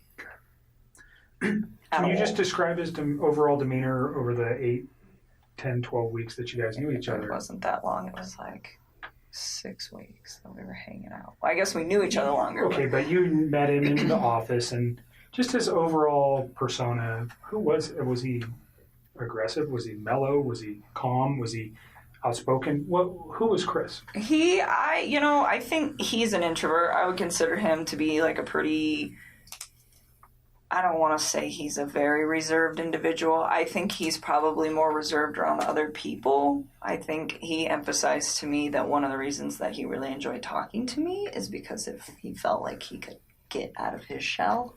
He said around most people, he just like didn't really feel the need to like talk and converse. And it wasn't just in his home life, just in general. It wasn't something where he's an introvert. And he said with me, it made him feel like he could really just start talking about things that excited him. And I think a lot of that had to do with the fact that we had things in common. So with me, I think he was a little bit more outgoing, but even then, I would still consider him to be an introvert. I mean, not on the extreme end. If an introvert went to like 1 to 10, I'd put him at like a 4 or 5. So on the lighter side of introversion. Pretty even-keeled. Yes, like really relaxed, like all the time. He was never really like worked up about anything, just mellow, chilled, easygoing guy. Very much. Okay. And he was that way with you. Did he ever have any kind of, did you guys ever have arguments? I mean, No. Pretty short relationship, no arguments during that time. No. Did he ever lose his temper at any time? Never. You guys never had a yelling match? No. So you never saw him upset or mad? No. And there was a couple times that we had some disagreements on things that as we like further progress into this story, but it was never like, I am very calm when I talk to people. It's like extremely rational when I handle situations that there's a disagreement in, and he always was the exact same way. Like always. Like I never stressed anything. I think one thing that actually kind of drew me to him was the fact that he was like very open with communicating with me if there were any like differences on how we saw things or just like open-minded about things. It was actually, I personally thought it was kind of unique because usually most of the men that I've ever met are typically very closed off, and I didn't get that from him at all. But it was always like kind, very kind. So no sense that this guy had a temper or not at all. Was aggressive, or he never lost his mind and yelled and said crazy stuff or anything like that? Okay. No. So can we just kind of go back to your relationship? You say you guys had a lot in common. What was that? Oh, I mean, like, we're both really into fitness. I think that's important. It's a lifestyle. Both of us ate pretty healthy, so I think that was important as well. He's like a total gearhead. He likes cars a lot, and I don't know nearly as much about them, but it's always been something that I've been pretty interested in, so we definitely talk about stuff like that. And I guess he was always willing to, like, learn new stuff, and vice versa. Like, I like to travel a lot, and it's not something that he's done a lot, but he seemed, like, really interested in what I had to share with him, and vice versa. So even if it wasn't something that we originally had in common together, it was just like, hey, I respect what you have to say, and vice versa. So you guys, yin and yang, and got along pretty well. Very well. And no time, he never gave you any indication that None. that he was having issues. So during you guys' dating time, did you guys spend most of the time at your place? Always. Okay, always at your place. Or we'd go out, but I told Mark yesterday, he asked me if I went over there, and I told him about one time that I went over to that house. I've been to that house twice, but it was very, very brief, and it was not like an extended stay. I did not feel comfortable there, or like, I just didn't want to be there. It's not my life. Like, that is somebody else's life and somebody else's existence, and I respect that. That's their space. And so I used to tell him, well, come to my house because this is our space. This is my space. And so for me, out of respect, just for, like, whatever situation he had going on and the fact that it's not my home, I felt that it was better to be in my place. And I live alone. I don't have any roommates or anything, so it's pretty easy to do that. So during June and July, were you aware that his family was not his? Did you meet his children? Nope. During I didn't want June to. and July. And he didn't ask me to. Okay. I mean, not that I didn't want to ever. It was just not now. It's like, you're not finalized with your separation, and not only that, we've barely been dating. Like, you can't introduce kids to somebody new in a situation like that. That's something that takes time. I mean, would I have liked to have met them? Of course. That would have been a great honor for me to have somebody introduce their children into my life, but not then. It was something that it was like, okay, well, let's see where we're at in 6 months. Let's see where we're at in a year. And if we're still doing this and you and me are still, happy with where we're at, and you think that this is something that is going to be long-term and is worth bringing your children into the picture, then yes, I would love to meet them. But it's like, not right now. You are still in this situation where you're not even completely out of it, and I'm getting in it, and that's not fair for them. And that was kind of the policy that I had with him, it was just like, yes, but not yet. So did he ask to introduce you to his children? Not at that time. Okay. I think both him and I were on the same page of eventually, if things went as they should in the relationship. I understand your guys' relationship is very new and young. Yeah. So although it was short, just laying everything out helps us understand what actually was going on with him. And yep. I might ask you a question and you're going, why the heck would he ask me that? Probably because I have information that I'm not willing to share with you, and I'll tell you that right now. I'm not going to tell you some questions I'm going to ask you, and you go, what the heck? I want to share some information with you. Just, it protects you and it protects our investigation. So if it seems weird, there's a reason I'm asking it. That's and fine. It's usually relative to what I know. So don't take offense to it. Again, it's just part of what we need to know. Understood. So you went to his house on 2 occasions. Yes. Was that recent? No, that was like pretty early into it, and I did not like it and did not want to go back. Do you recall where the house was? Yeah, it's like right off the highway in Frederick. Okay. And you know the streets? I mean, I'm sure I could figure it out again if I like really had to. Like off the top of my head, no. Do you know the street name? No. Okay. I would have to like drive around in there to get there. Okay. Did it look like anybody else lived at that house at that time? Oh, definitely. Okay. I mean, So is that what freaked you out? I mean, he told me that he was living in the basement, and he said, we're separated, but we're not divorced, and we're going to get ready to sell the house. And that was the impression that I was under. And I was under the impression that they were taking everything pretty slow with this, with like getting ready to sell the house. I mean, those are big things. So that's what I was informed. And I mean, if you think about it, this whole thing happened in a 6-week stretch. Like, that's not really that much of a time frame. So in that sense, like, it's believable to me. Yes, I went to the house, and the first time I was there, I hung out in their like front living room. I just sat on the floor, and it was on the 4th of July. It was the morning of the 4th, and I was helping him to set up MyFitnessPal app and like track his food, his calories and stuff, because he does pretty good with the working out and stuff. And he asked me, he's like, "Can you help me just like get this dialed in?" It's like, "Yeah, I can do that." So that he invited me up to the house, and I was already kind of hesitant to do it because I was like, there are other people that live here, and I just felt like it was an invasion of space. And so I went up there, and we just stayed in that front room, and I helped him out with that, and got him all set up with that. And then, he asked me if I wanted lunch, and he grilled chicken and carrots. And then that's all he had. And I was like, okay. So we ate, and then I left. And then there was another day about, I can give you the date-ish. Let me look at a calendar. I think it was the weekend after my birthday. Just a thing on the courtesy for the phone for, what was that guy's name, Don? This gentleman, Oh. Thornton PD. I just met him today. Do you want to do the phone? I forgot about that. For TPD. It's not for them. They're doing it for us. Yes. We don't have the equipment with us to do it, and I asked them to do it for us.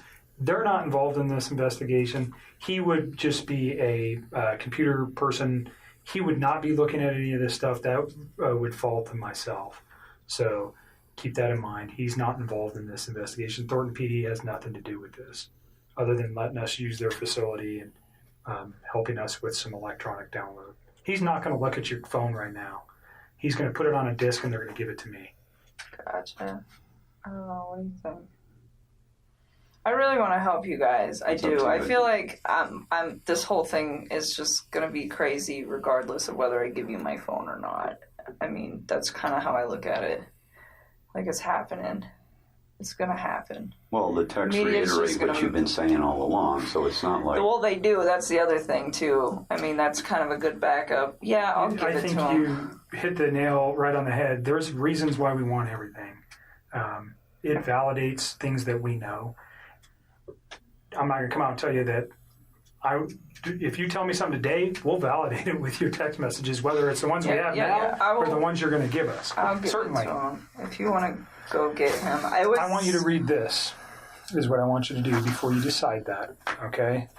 So the second time I went to that house, I'm not sure what day it was, but it was the weekend of the 14th. Of August? July. I don't know if it was the 14th or the 15th. One of those 2 days. But we had went out and we stopped there just real quick on the way back. And we were there not very long. But that time I saw a picture of his wife and one of his kids. And I remember thinking to myself, like, wow, she's so beautiful. And I like took a step back and I was just like, this man has a gorgeous house. He has beautiful babies. He has a beautiful wife. He has an awesome job. Like, why would he want to leave this? And I remember talking to him about it. And that was the first time that I tried to actually say, what do you think about not separating from your wife? Like, what if you really try to work on this? And he had expressed to me that we've tried to work on this and it's not working. So that is why we're separating. And I spent some time, like, just, you know, kind of, because it almost made me feel bad, where I was, like, to the point where I'm engaging in a relationship with a man who, the way he described it, is in a contractual agreement, but was not in, like, an emotional relationship with somebody.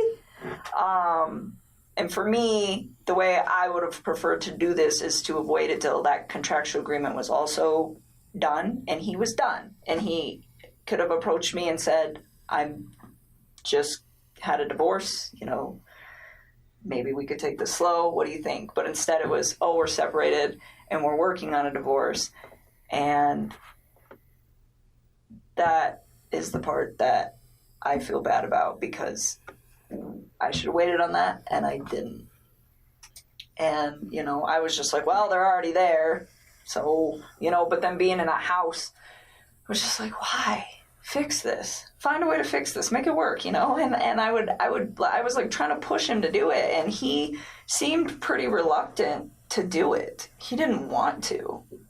And I don't know. We were still seeing each other fairly frequently, but I kind of like backed away so we weren't hanging out quite as much. And we were still close, but it was just like I really wanted him to try. Like I wanted to know that he tried and it didn't work, and then he moved on, not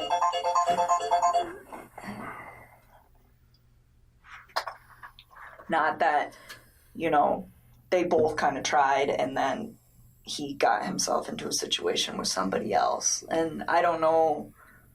I just thought he had a beautiful life going on and he could have made it work. That was the way I looked at it from the outside. So is this something you reflected on since this event, or was this you? No, I was doing it then. Like you said, this doesn't look right. He's kind of, I don't want to be responsible for breaking up a marriage, especially with 2 children. Is that kind of the gist I'm getting here? I didn't think it didn't look right. I mean, I think he was legitimately sleeping in the basement, and I didn't think that these 2 were. I mean, I think it was like, hey, we're both stuck in this house for now. We got to sell this. In the meantime, you live here, I live here. We sleep in different rooms, take care of the kids. That's just like kind of how I took that.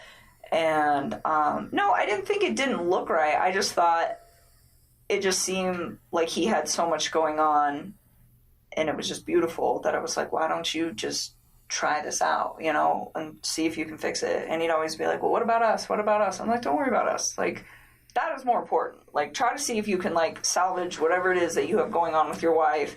And you know, I always got the impression that he was a great father to his kids, like, always.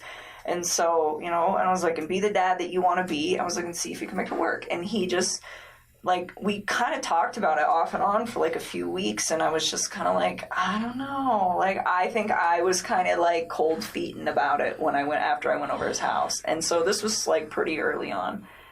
And then he told me that, he went to North Carolina.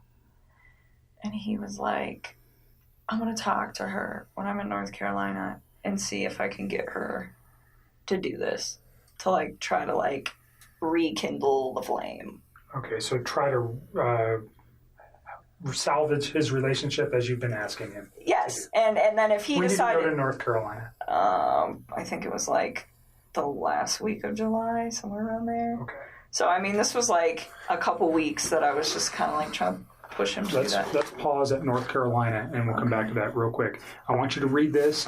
If you don't understand what it means, then ask me the question. But basically what it says is you have the right not to let me look at your phone.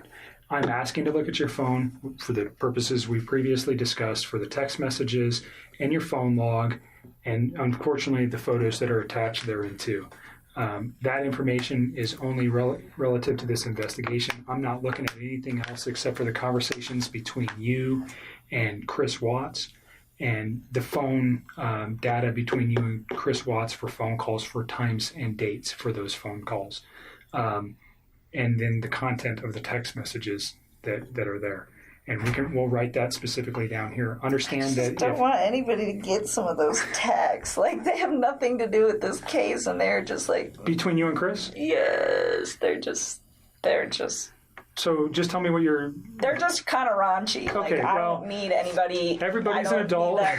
Posted, like, we're not gonna somewhere. Post it. I don't want the newspapers to get that. That's all I want. The only ones that we would be looking for, again, is the same kind of questions we're getting to here, is things about his children, things about his wife, the questioning of, did he ever, has he ever said something to you that might indicate, maybe not then, but now, that there was something like this in his mind? Or you know what we're looking for. I don't need to come out and tell you that.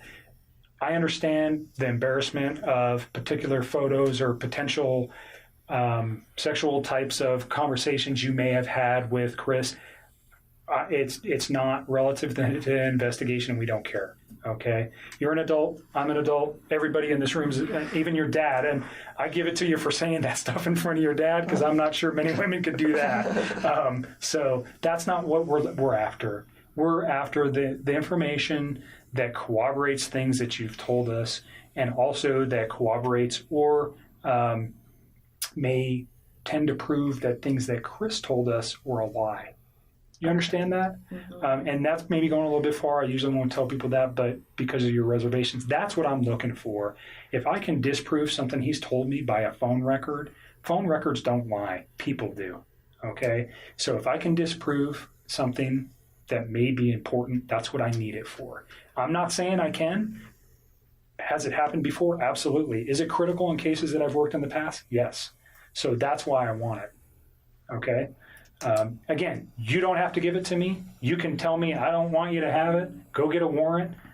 I'm not even going to tell you if I go get a warrant, try to get a warrant right now. I'm just asking for you to consent. And again, we can write right here what you're willing to give me, which is the text messages and the phone log. And unfortunately, again, the attachments on some of those text messages. And I'll write it on there, and then you'll just sign it. Okay? Do you understand the questions there? Do you have questions about any of the things that it says? You understand you don't have to do this. You're doing it of your own free will.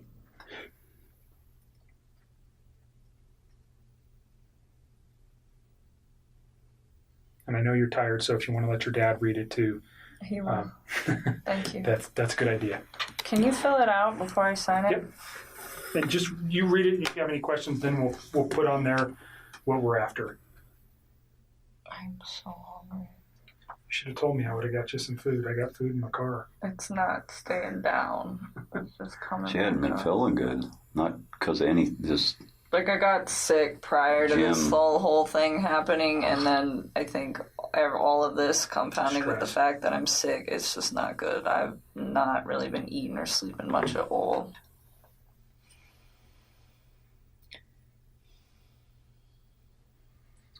Yeah, I'm with you. We definitely need to accelerate the case, because the more it takes, the less sure that they are of situations. But on the other end, I think if you do just that only, you tell me what you're willing to provide to me, and we'll is that write good it enough? I just want, like, our text conversation and then I guess our phone call records. So I'm going to put... so the time and date of the phone call records and then our text message. Could we get photos of him? Huh? Could we get photos of him? Off of Would that? you mind if we got his photos that he sent to you? Oh, well, they'll be in that text message thing. So all his photos were sent. There was no apps or anything else used that you guys were sending. It was all just text messages. Yeah. Okay. So it'd be an attachment to a text that he sent you. Pretty much. But everything is in the text and the phone call records. So like all of it. Because we don't have it on tape, we discussed prior to turning the tape on Tuesday, which would have been the 14th of August. You had read some newspaper articles on the 13th and the 14th that regarded this case. You had also had a conversation with Chris at some point during the day on Monday. And on Tuesday, because of what you found, specifically what you said was, and don't let me put words in your mouth, but you found out that his wife was pregnant. Yes. And you did not know that prior. No. And you found that out via the newspaper articles, and that caused you concern. Well, I just realized that he was lying to me, and I was like, well, if you can lie to me about this, what else are you lying to me about? And it made me realize that maybe his wife was in danger at that point, and it was day two, too, and she still wasn't home. What did that cause you to do with your phone, though? Oh, what? When I deleted those? I was just kind of grossed out by him, to be honest with you. I was just like, I don't know what's going on right now, but you just lied to me, and I don't want to see this come over my phone anymore. So I removed it. So you already said, but you removed text messages? I deleted all of his stuff because he lied to me. I mean, that's what it was. It was the hurt that made me delete it. And then it was the lie that made me start questioning everything else he'd been telling me for the last few days. And that's when you decided to come forward? Yes. Okay. So just for context, yes. When people delete stuff off phones, usually we go, No. It wasn't malicious at all. It wasn't malicious at all. He lied to me. It just hurt. Like, I had never felt like he'd ever lied to me before. And it was a big lie. I mean, telling somebody that you're in the midst of a divorce and then you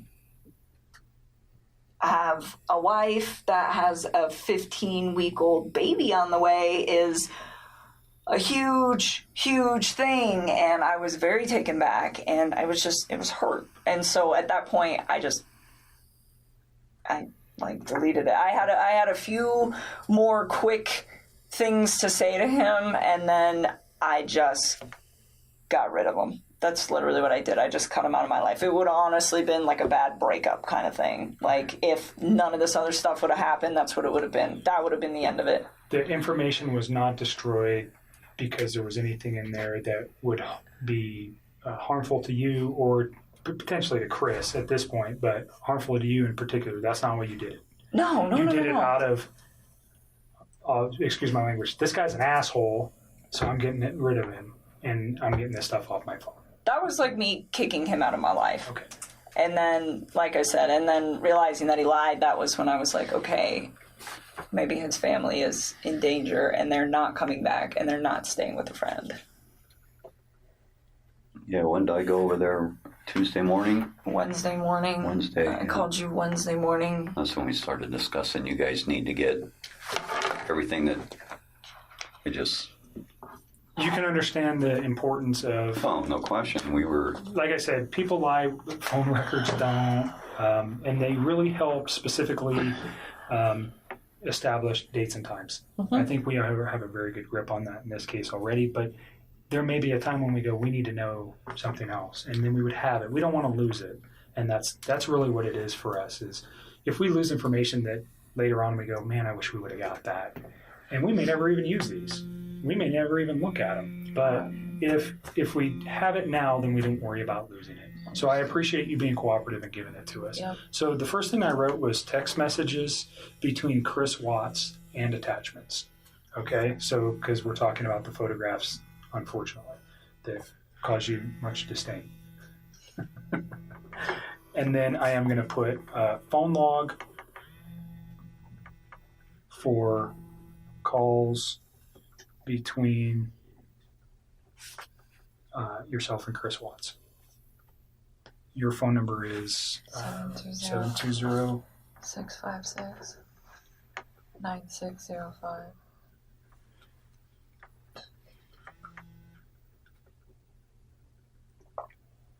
And this right now is located we're at the Thornton Police Department. It's going to be moved to so this is kind of, doesn't make sense, but we're here. It's going to be moved to the Colorado Bureau of Investigation. He's going to download it here, but I'm going to take it with me, just so you know. It's not staying here. Okay. They're not going to retain any of this. This comes with me. Okay. Okay? Is there anything else you want on there? I think that's it. I mean, I don't have social media. I don't really have anything else you guys can pull. Okay. Is there anything else you know of that could help us with this that is not on this sheet? As far as like data that's on your phone? No. I mean, everything we did was like text and talk, pretty much. I mean, and like I said, any pictures that I had, like even if you were to restore all my regular photos, there's so many pictures in there, and you wouldn't even know which ones were for him and which ones weren't. But any picture that I wanted to send to him, I sent via text. So if you guys go through the text and the attachments, you will have everything that wasn't said verbally and was done via text. But I think that's it. Like I don't have anything else. As far as like no Facebook, no Instagram, no Twitter, no LinkedIn, like none of it. So there was never any of that kind of correspondence. So I think that should probably cover everything you guys will need. Is there any particular messages that would help me so I don't have to look at? Because whatever's on your phone, I don't know how long we're going to get back to, but let's say is there a particular date or time or message that stands out to you that would be relative to specifically to the investigation into this case that might assist me in understanding why something like this could have occurred? I'm still in shock that this whole thing happened. That's why I gave him the benefit of the doubt for the first day, because I was just like, no way. Like, I didn't even think about that. I mean, murder was not on the top of my mind when somebody doesn't come home for an evening, especially if they just, like, had some sort of, like, heated conversation. It's like, okay, you guys are separating, you have a heated conversation, you leave for a night. Like, I didn't even think this guy killed his wife. I mean, that like, murders on something on the top of my mind when I call one of my friends for 3 or 4 hours and she doesn't answer the phone. Like, that doesn't even process to me as, like, a real thing that is a possibility at that point. And so that's why I gave it a day. And then the second day I was talking to him, he was just, like, a hot mess, I could tell. And then with, like, the way he was talking to me, and then that's kind of when I cut him off and I stopped talking to him.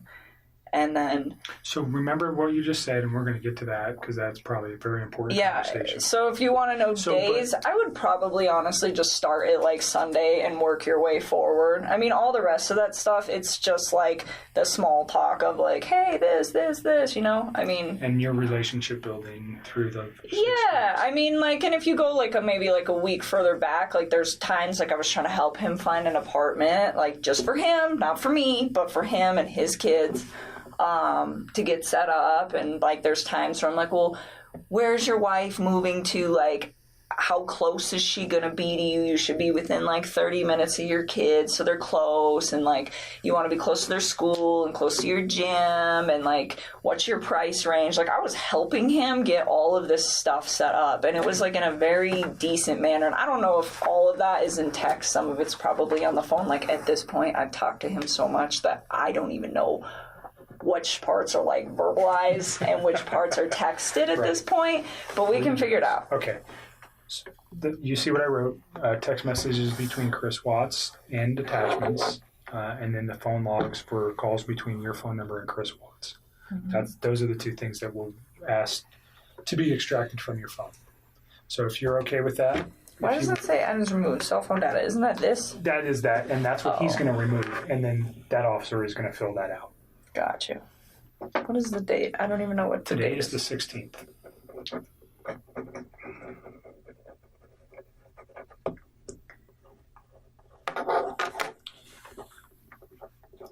You want to add anything to this? If you give us your phone, we'll get him started. We want to give you everything, but we also want to be protected in doing so. It's more of the... Sure. It was more of the thing. It's just... And when he's done, we'll give you Is there a password or anything? Like, will it lock up after a period of time? Yeah. That's his notes. And... Make sure there's nothing written on the back. There's not. I checked before I ripped it off. Okay. Let's go back to North Carolina. Okay. He went to North Carolina, and he was trying to rehab his marriage with his wife. He said Do you know her name at this point? Yeah. Okay. Are you okay saying her name? It's Shannan. All right. And do you know the children's name? Yes, it's Bella and Celeste. Okay. Cece. She went by, they called her Cece? Mm-hmm. All right. So he went to, were they in North Carolina? They were already there. If you want something. I don't know if my stomach would do that. Yeah, they were already out there. He just flew out there to go meet up. Do you know why they were there? They're all from there. Okay, so they were there. They were visiting her family for the most part until he got there, and then they still were mostly visiting her family. Okay. And do you know how long they had been there? A while, like weeks. All right. And he flew out to join his family there. Yep. Do you know specifically where he flew to? What, airport? No.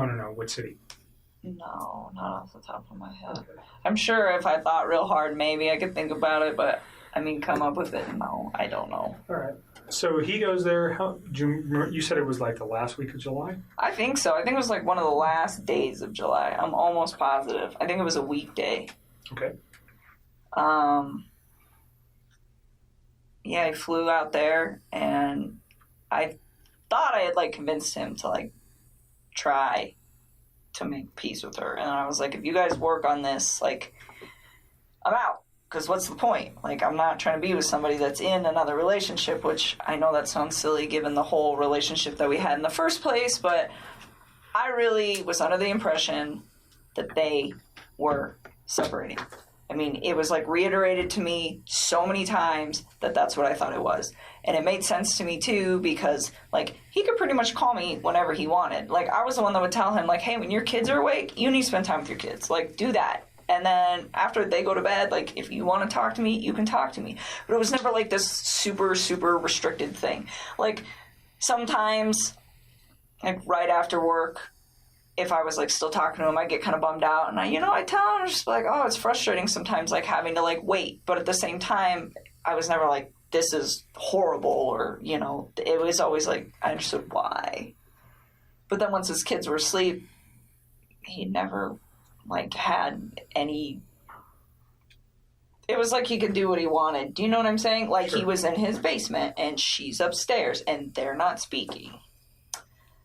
So it kind of made sense. It wasn't like... And you guys are just texting and... Or talking or whatever, I mean, and it was like I said, it was at certain times, but that time... And originally it wasn't, but it was me that put that time frame on there because I thought he should hang out with his kids.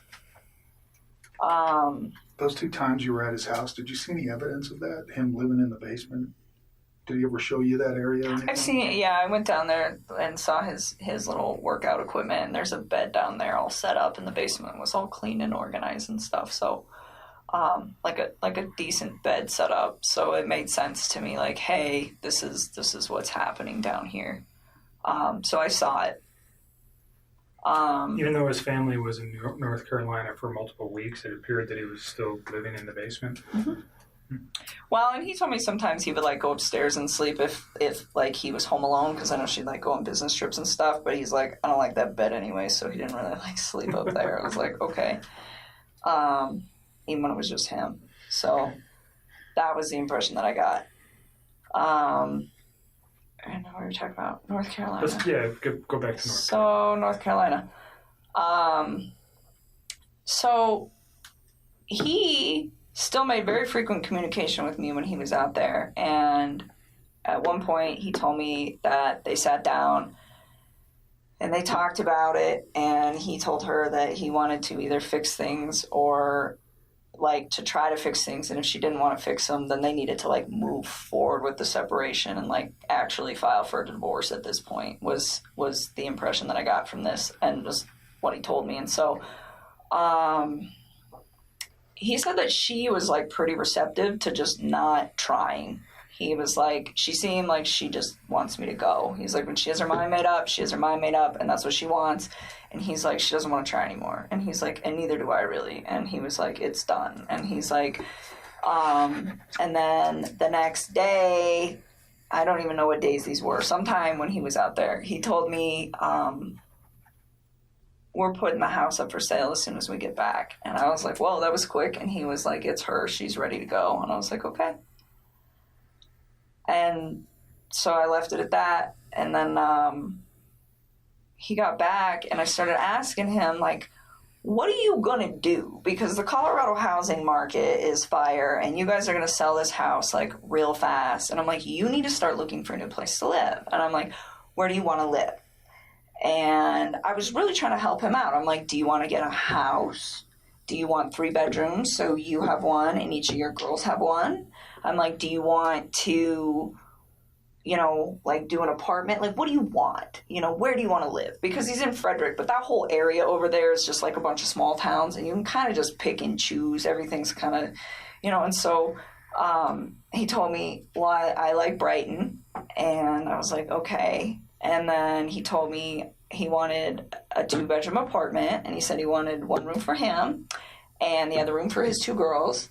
And I thought it was kind of cute. Like, I remember telling him, I was like, yeah, me and my sister had bunk beds, like, at my dad's house. And I was like, when we were little girls, and me and my sister were the same age apart as him and as his 2 daughters, So I told him, I was like, they're going to love it. I was like, they might be, like, stuck in one room together. I was like, but they'll become, like, best buddies. And it was really exciting. Like, I liked helping him, and I just wanted him to, like, I don't know.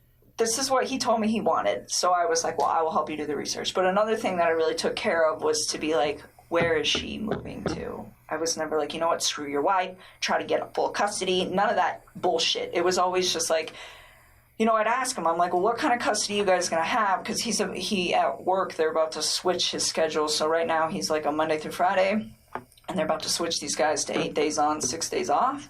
That's tough. That's awesome.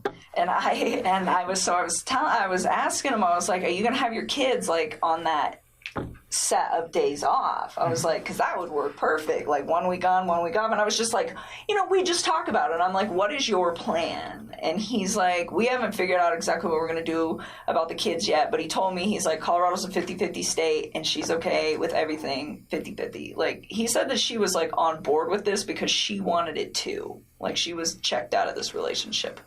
So that was like how he made this sound, that it was like a very like kosher, we're done kind of thing. Did you ever give him like books or articles or anything to read about saving your marriage? Did you ever provide anything to him like that? About saving his marriage? Yeah, like how to recover a marriage or how to save your marriage. There's all sorts of publications and books out there. No, but I did tell him, and I don't know if I did this through text or phone. That will be something you guys will, I'm sure, figure out.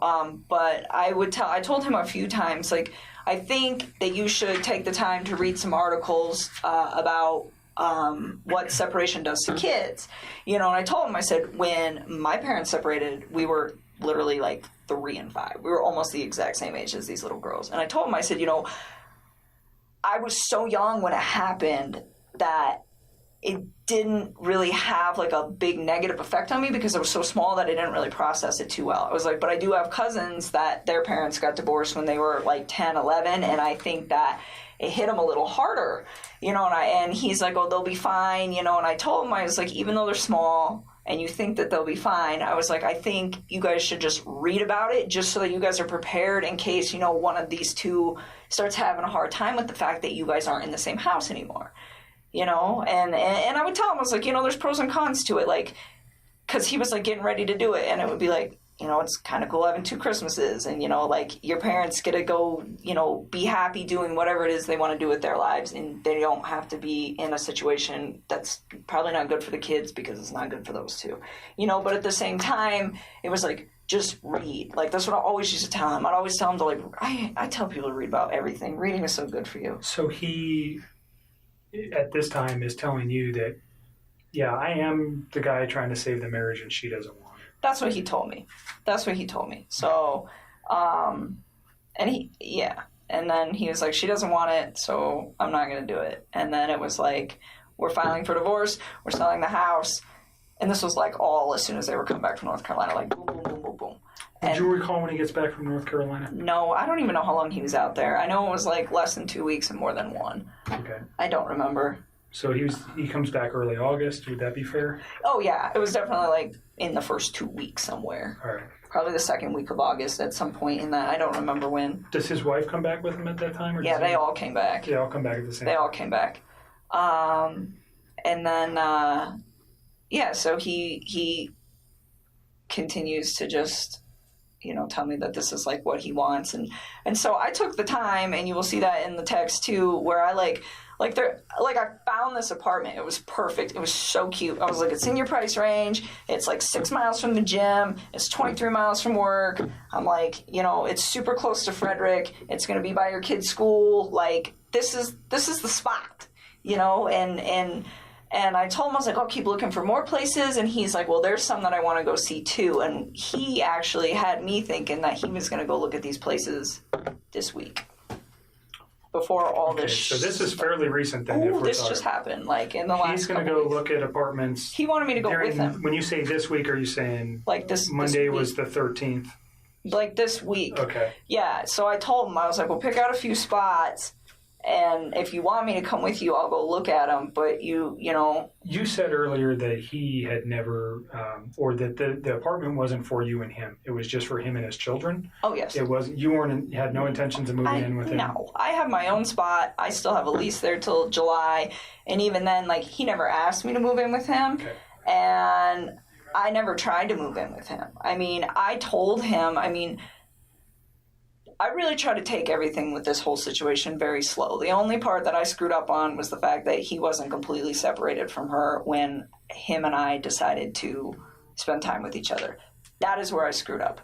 But other than that, everything else, it was always like, you build your life, I'm going to build my life, we will intertwine them, but I am not ready to, do this. And he respected that. And I even said that, and I don't know if that might be in the text, but said that too, where it's like, Chris, you need space. Like, you're just getting out of a divorce. Like, personally, I think jumping into a new relationship is a little quick. It's like, I was in a relationship earlier this year, and I think this is also a little quick. And I'm like, so why don't we take our time? And I'm like, if you guys end up doing a week on, a week off with your kids, I'm like, the week you have your kids, be with your children. And the week that you don't, I'm like, I don't even want to see you every day. I'm like, I think we should spend like a few days of that together. I'm like, because I like my space, and I think you need your space. I think you need your space to like develop your identity again and like get it back, because I think he's just been like so wrapped up in this whole thing that he's got in his own life and his life that he doesn't remember probably what it's like to like be single or have time where it's like just him. Sure. And so I was just like, like, embrace that. I think it's a beautiful thing, and I really try to like take it smart with all that. And it was the same thing with his kids. I was just like, like, and we talk about things every once in a while where I'd be like, hey, if I ever meet, because like I have a lot of house plants. That's a good example. So I have a lot of house plants, and I told him, I was like, one day if I ever meet your kids, I was like, I'm going to show these girls how to like paint pottery and plants. I was like, I think they would love to see something grow that they built. I think it would be really, really cute. And like little stuff like that, but it wasn't very frequent. It wasn't, hey, we should get married, and hey, we should have babies, and hey, I want to live with you, and hey, I need to meet your children now, and let's cut the mom out. It was never like that. And there was never any conversation about, we can't do this with her around, we can't do this with the kids around. No. He never said that, you never said that. No. So the way you guys were trying to make this work was just, slowly trying to come together because of his current situation, and you, by your own account, Mine. I mean, you're just a independent person. It sounds like pretty much. Yeah. And but through text message or through conversation, he never said, "Hey, this isn't going to be financially able. I'm not going to be financially able to do this," or "This isn't a good thing. I got these kids." None of those conversations ever came up. No. I mean, he told me like he had a budget restriction. So for his apartment, and I'm pretty sure this is in the text, and this will probably be in the last couple weeks, he told me $1,100 to $1,400 when I was asking him. Like, because I told him I'd help him do homework. I was like, you do some homework, I'll do some homework. We'll knock this out, because if you guys are for real putting the house up, you got to figure it out.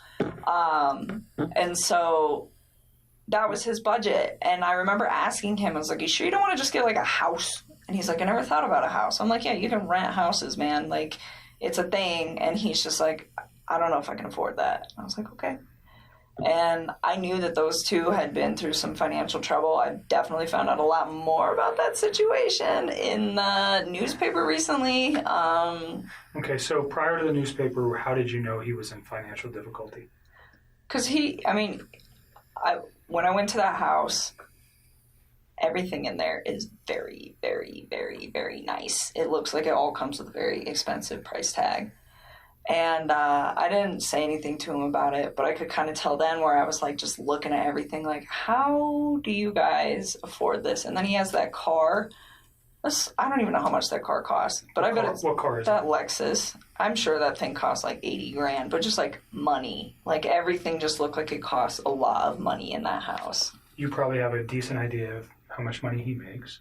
Yeah, and it's not enough money to pay for all that. Not even close. Did you have any idea what Shannan did for a living or how much money she might have made? I mean, I had an idea. I would consider her like a sales rep. I don't know how else to describe that. For the company that she worked for. And I don't know exactly how much she made. He said that she was really competitive and she liked to try to keep up with him. He's like, she gets close sometimes. So I don't know how much those two brought in. I mean, off the top of my head, if I could guess, probably somewhere around like $140K a year. I mean, I don't know. Because I don't know exactly how much he makes. And I don't know exactly how much she makes. But based just off of like what I know about the oil field, like, yeah, I would say that's probably an accurate estimate. So even if they're making, let's just use the figure $100,000, they're living above their means or below their means? Oh my God, like... Way too much. way Did he ever too. discuss with you any of those issues? I mean, a little. I mean, I didn't know about the bankruptcy or any of that till I read on the newspaper about that. But I think he was really frustrated with the situation. He told me, he's like, I feel like my paycheck goes in my bank account and I just watch it go like this. He's like, but it doesn't have to. He's like, she makes it like that. And I was just so was like, he resentful for that? I don't know if he was resentful. I just think he was frustrated by the fact that they could be doing a lot better financially. And she, from the vibe that I got, had really bad spending habits. So she was a spender. The car hers or his? I think it's hers. Okay. I'm pretty sure that that's hers. Do you know what other car they might have? Well, I mean, his APC pickup truck. And that's it, and I think. That's owned by Anadarko, though, right? Yeah. But so I don't think they own any other vehicles as far as I know. I think it's just that thing. And Anadarko doesn't allow him to drive that on his own personal time, right? No. So he's just got one vehicle. Yep. And it's a very expensive Lexus. And then they live in a pretty expensive house. It's a huge house. Yeah. I was very taken back when I saw it. I was just like, whoa. How and do then you the guys... fixtures inside caused you to pause. Everything was just like... And then you mentioned today you read something about bankruptcy. Yep. What did you read?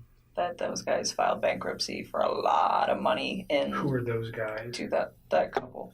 Okay. In 2015. Oh, Shannan and Chris Thanks. filed bankruptcy in 2015. Okay. And you said for a lot of money. Do you recall the amount? No, because it was different in each of the newspapers, and I don't know which one to believe. So hundreds of thousands of dollars. So, yeah, I didn't know that. Let's go just back to him and the financial. He tells you he has a concern enough to at least express something to you that he's frustrated with the way she spends, or he's upset with working so hard and never having any money, and she's kind of she's the responsible party for spending most of the money. I pretty much got that vibe. I mean, he just told me, he's like, we're house broke all the time. I was just like, that's unfortunate. And I asked him, I was like, do you have 401k? And he was like, yeah. And I mean, the reason I ask him this is because if I get into a relationship with somebody, I want to know, like, what kind of baggage that they have. I think that's important if I walk into a situation where I'm like, hey, I have good credit and I have all of these things that I've been building and you don't have your stuff together. Like, what are we going to do with this? And it's important for your long-term thing. So I'm preparing. And so I just asked him, I was like, well, do you have 401k? And he's like, yeah, I do have that. And then I asked him, I was like, I didn't ask him like how much debt they had or anything, but I just said, is your lifestyle sustainable? And he was like, no. And I was like, how long do you think that's going to take? He's like, I don't know, but it's not sustainable. Where did his girls go to school? I don't know. He never actually told me. Like, when I asked him once, it was like when I was trying to find him an apartment, I was like, are you comfortable telling me where your girls go to school? That's in the text too. I was like, so I can figure out what distance from the apartment it is. I was trying to just make his life convenient with like him, his ex, his kids, and all the stuff that he needs to do and work. And he was like, don't worry about it. Their school's pretty centrally located, so anywhere in the area that we were discussing will be fine. And he just left it at that. So he didn't even tell me, which was fine. I respect that. Daycare is obviously very expensive for a 2, 3, and 5-year-old. Oh, yeah. Right? So I understand. Did you ever bring did he ever discuss that? Never. Okay. Never. Like I said, the only financial thing he ever said is just like, she just likes to spend money, like a lot of it. So that was just kind of the vibe that I got from that, and that it was a lifestyle that she liked to live, like very like materialistic kind of lifestyle. Wanted to like project it was a certain image. Yes, all the time. And he said that was why they got that house too. It's like she wants everybody to think that we live a certain way and that we can like sustain all this stuff. And he's like, and we can't. And I told him, I said, when you're in those situations, why don't you, I'm like, do you like voice your concern about this? And he told me, he's like, when I try to talk to her, he's like, she's really bossy and she usually shuts me out. And he's like, when she does that, he's like, I just let it go. And I'm just like, all right. I mean, I don't try to like interfere with how those two interact. But I did ask about it because I'm just curious, because I would never put myself in a situation where someone was like, you know what, we're going to live in this house that costs like double what we can afford, and that's how it's going to be because I want everybody to think we're fancy. Because I wouldn't do that. I mean, to me, like, I wouldn't put up with somebody doing that to me. And I'm not saying that that's what she was doing. I mean, for all I know, he could have been completely lying about this. He could be the one spending all the money. Sure. You know? This is just what he told you. Exactly. So, I mean, that's as far as I can interpret it. So I can't be like, well, oh, she needs to do this and she needs to do that. But he you know, he voiced his concern where it's just like, financially, I'm in a very bad spot that I don't need to be in, but I'm stuck in. And that was kind of where he was at. So, but I mean, he was never like mean when he talked about her. He was never hostile, like nothing like that. He just, I mean, very calmly, like, this is the situation. And I think the only reason that he even provided me with that information is because I asked. Okay. You said something about her being controlling or Bossy. bossy. That's what he said. Bossy. In like all aspects of their life, or what? Do you know exactly what he meant by that? How that affected him? I think he was just saying when he voices his opinion, it's not heard. Is the gist of that, which I thought, from what it sounded like from their separation, from them trying to separate, that was a big deal for him, where he was saying that the reason that they don't really get along anymore is because he feels like he's not heard. He says that he comes home from work and he tries to talk to her and she'll just be like, 1 minute, I'm on the phone. Or she'll like scroll through social media and she like doesn't acknowledge him. And he said that he'd addressed it with her a few times and they're calm. He said they don't really like fight. Like they don't scream and yell. And he said he'd addressed it with her a few times and he said it just fell on deaf ears. He's like, she just seems like she's not interested anymore. And I think it made him sad because, I mean, he was like all about his kids and he seemed like he was trying to be all about her, but it just wasn't reciprocated. And I think at that point he was just like, they just kind of like fell apart. Okay. Just kind of drifted apart. But was that your words or his? What, that they fell apart? Those are mine. Okay. Those are mine. He just said that they didn't communicate very well. And it wasn't in a aggressive way communicate. It was just the fact that they didn't like communicate at all. They didn't talk. Yeah, they had children and they was there ever mention that he was trying to resolve or save his marriage for the children's sake? A lot of people talk about that. Did he talk about that? I mean, he told me that he believed that the only reason that those two had still been doing it as long as they've been doing it. He told me that her and him have had communication issues for about 6 years, where she just seems really like detached and uninterested in like trying to like build something with him.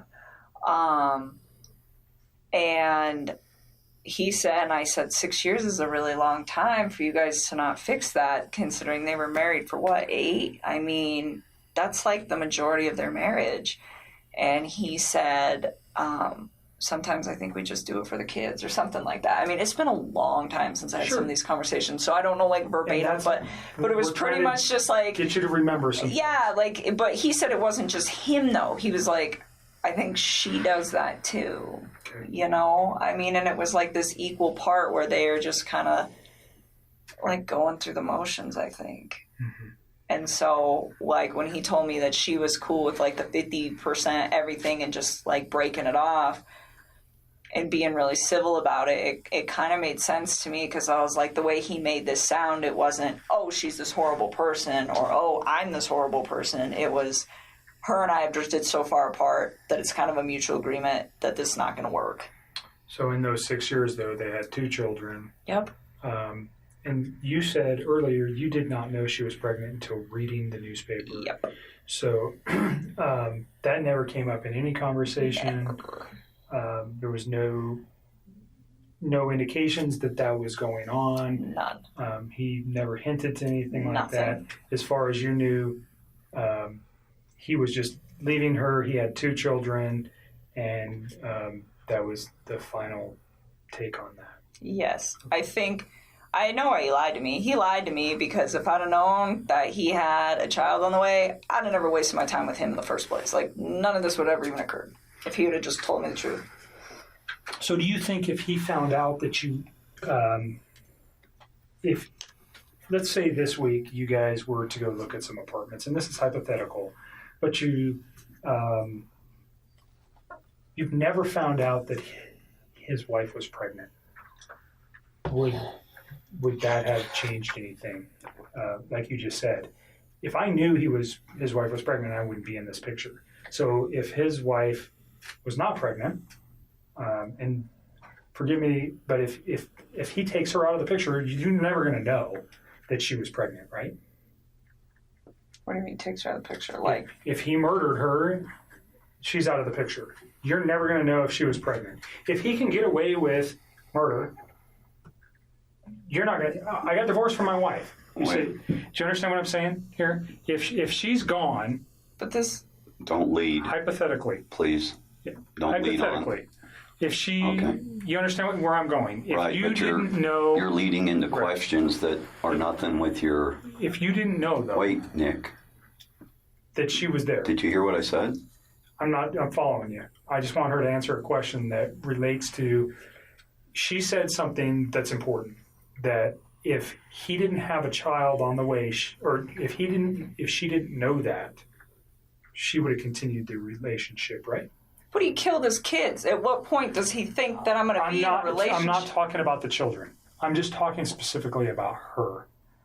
If you only knew, if the kids were still here, and he called you and said, "I'm divorced from my wife," and he gets away with this. Do you understand what I'm thinking from his aspect? I still wouldn't do it. I still wouldn't do it because I'd be like, where did she go? Okay.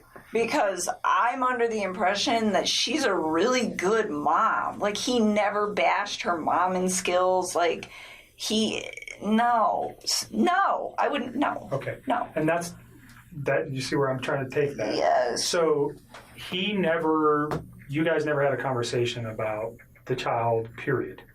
I didn't know at all. All right.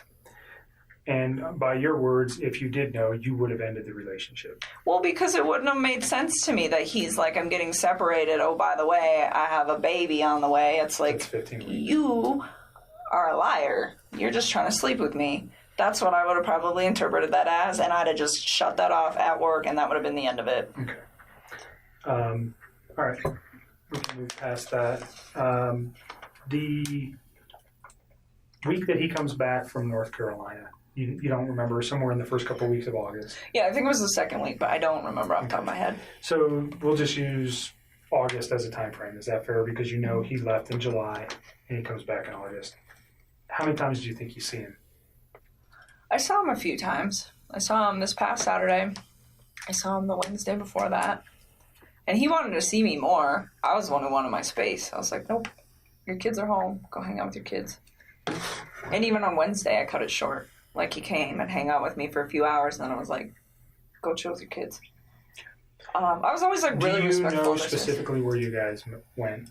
Did you meet at your house? Did you guys go to any restaurants? Did you go to establishments? Last Wednesday, he came to my house.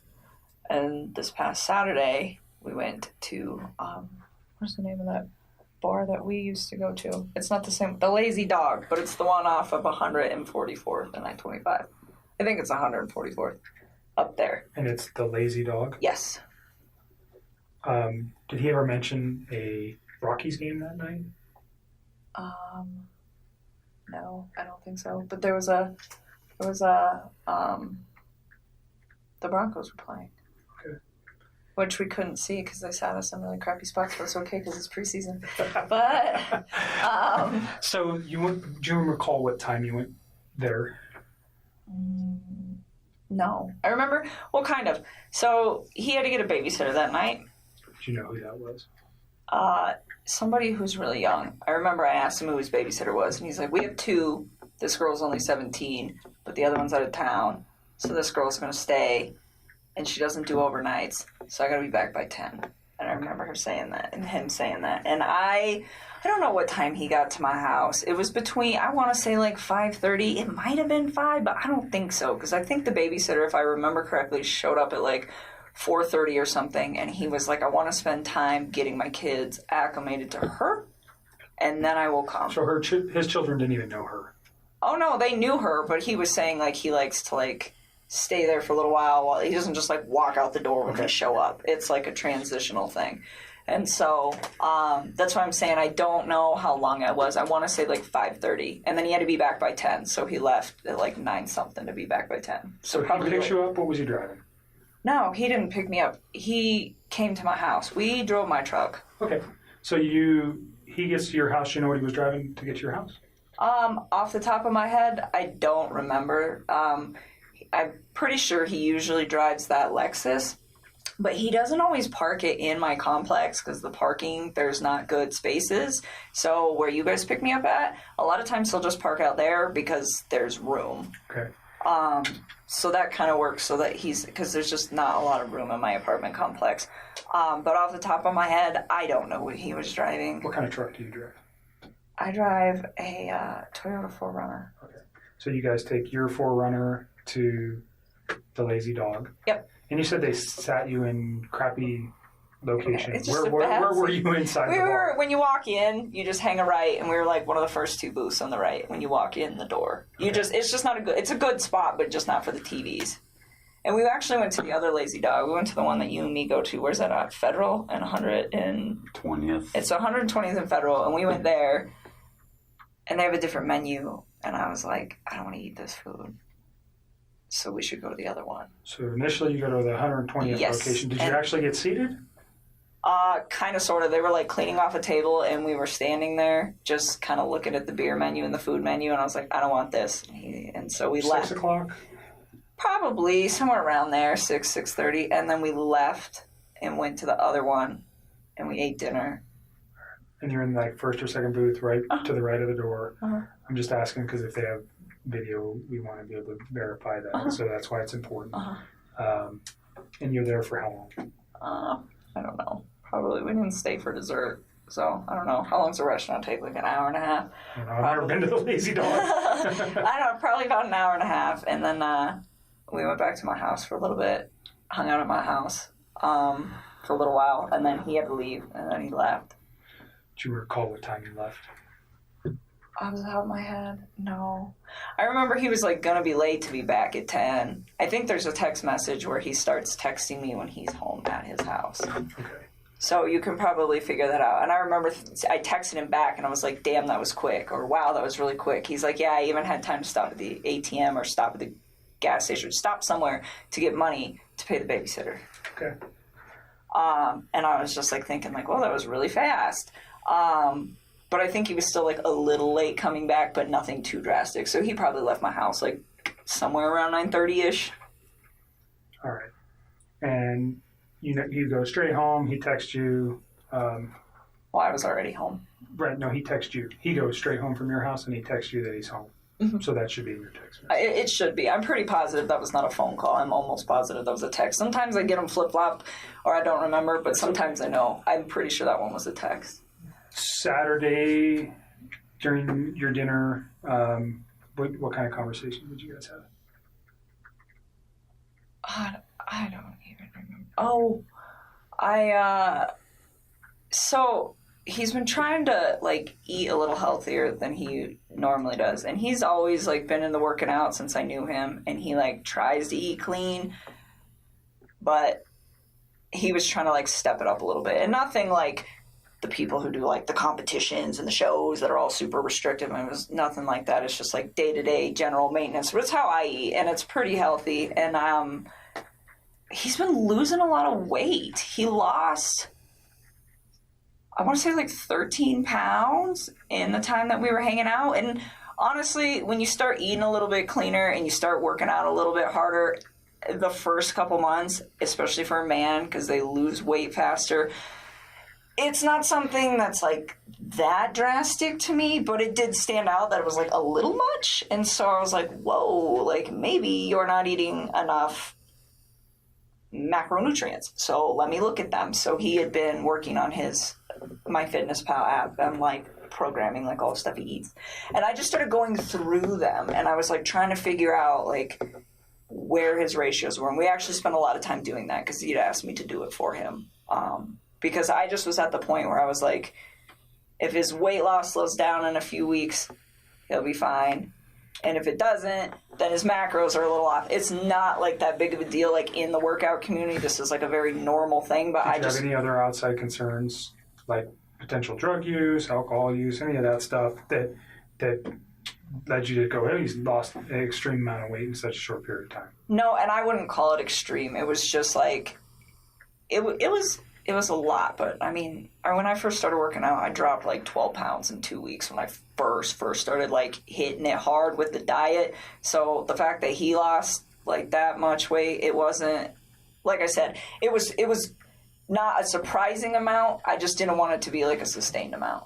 But no, I didn't think anything weird of it just because of like how interknitted I am with the like workout community, and I know like this is possible. But it just the thing that concerned me about it, I guess, and it wasn't even concern, but the thing that like kind of red lighted me like, hey, this might be carrying on, is the fact that his macros were like pretty dialed in. Like I had wrote them and he like didn't stay exactly on them, but his calorie intake was about where it needed to be, my experience anyways, for like what he was trying to achieve. And so I don't know, he didn't seem to have a problem with it. He liked where he was at with all of that. So that was your main conversation Saturday? That was like a big chunk while we were there, is like us actually going through, because I was like going through each item like, why are your ratios off? Do you know where his kids or wife were that night? On Saturday? Yeah, his kid. Well, you know his kids are with the babysitter. Do you know where his wife is? She's in Arizona. Okay. How do you know that? Because he told me. Okay. Do you know what she's doing there? I think she's on a business trip. He didn't even tell me right away. He actually told me, I think, like on Saturday or something. It might have been like Friday or something. I honestly don't remember. I just remember I was like really surprised where he's like, hey, like, I'm going to try to get a babysitter if you want to hang out or something like that. And I was like, why do you need a babysitter? Like, your wife's home. He's like, no, she's out of town. I was like, oh. Okay. Was there much conversation regarding that, her on being on a trip, or the children during those conversations? Not really. I just asked him what time she was coming home on Sunday, and he just said really late.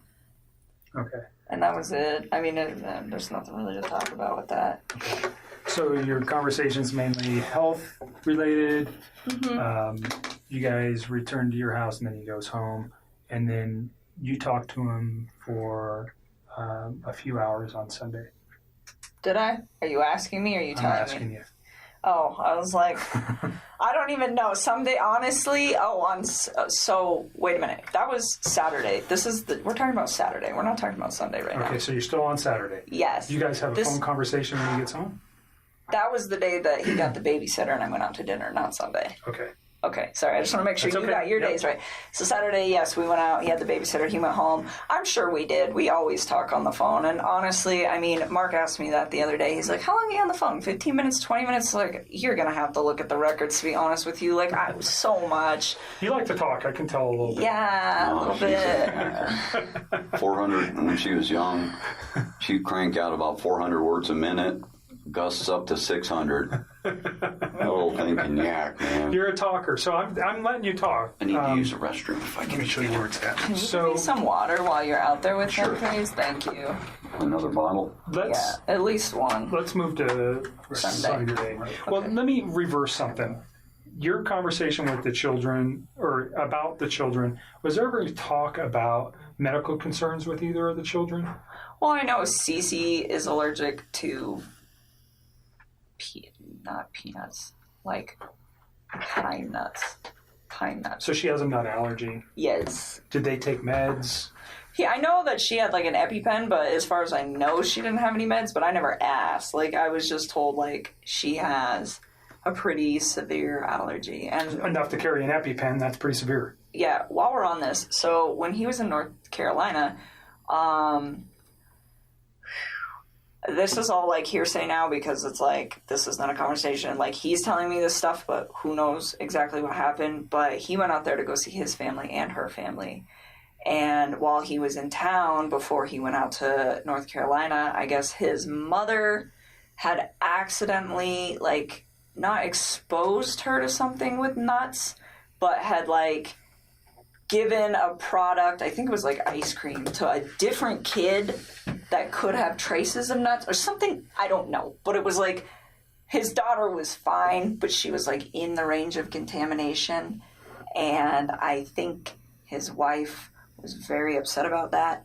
And when he got to North Carolina, he told me that he was supposed to spend like half time with them, half the time with her family, and that was supposed to be what it was.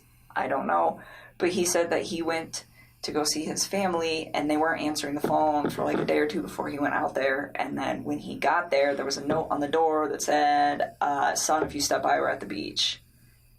And they ignored him for like most of the time that he was out there. And his own family? Yes. His mom, his dad, and his sister. What's the significance? Do you know why? Yeah, he said, and again, I don't know what is true with this man anymore and what's not, but he told me that, like, leading up to it, I was like, well, why are your folks, like, ignoring you? And I was, like, really concerned about this. Like, every single day he would talk to me when he was out there, and I was like, you talked to your family today? You talked to your family today? Did you talk to your dad? What happened? Did you talk to him? No, I didn't. Or, yeah, I talked to my mom. Well, what'd she say? Are you going to hang out with him? Like, I wanted him to see his people because it's important. Family is an important thing. You know, it just needs to function properly. And, sure. And so I was like, well,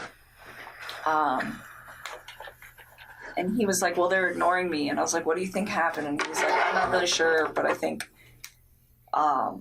something was said between my wife and them during that incident. And he's like, because every time that happened nuts. Before he got there, yes.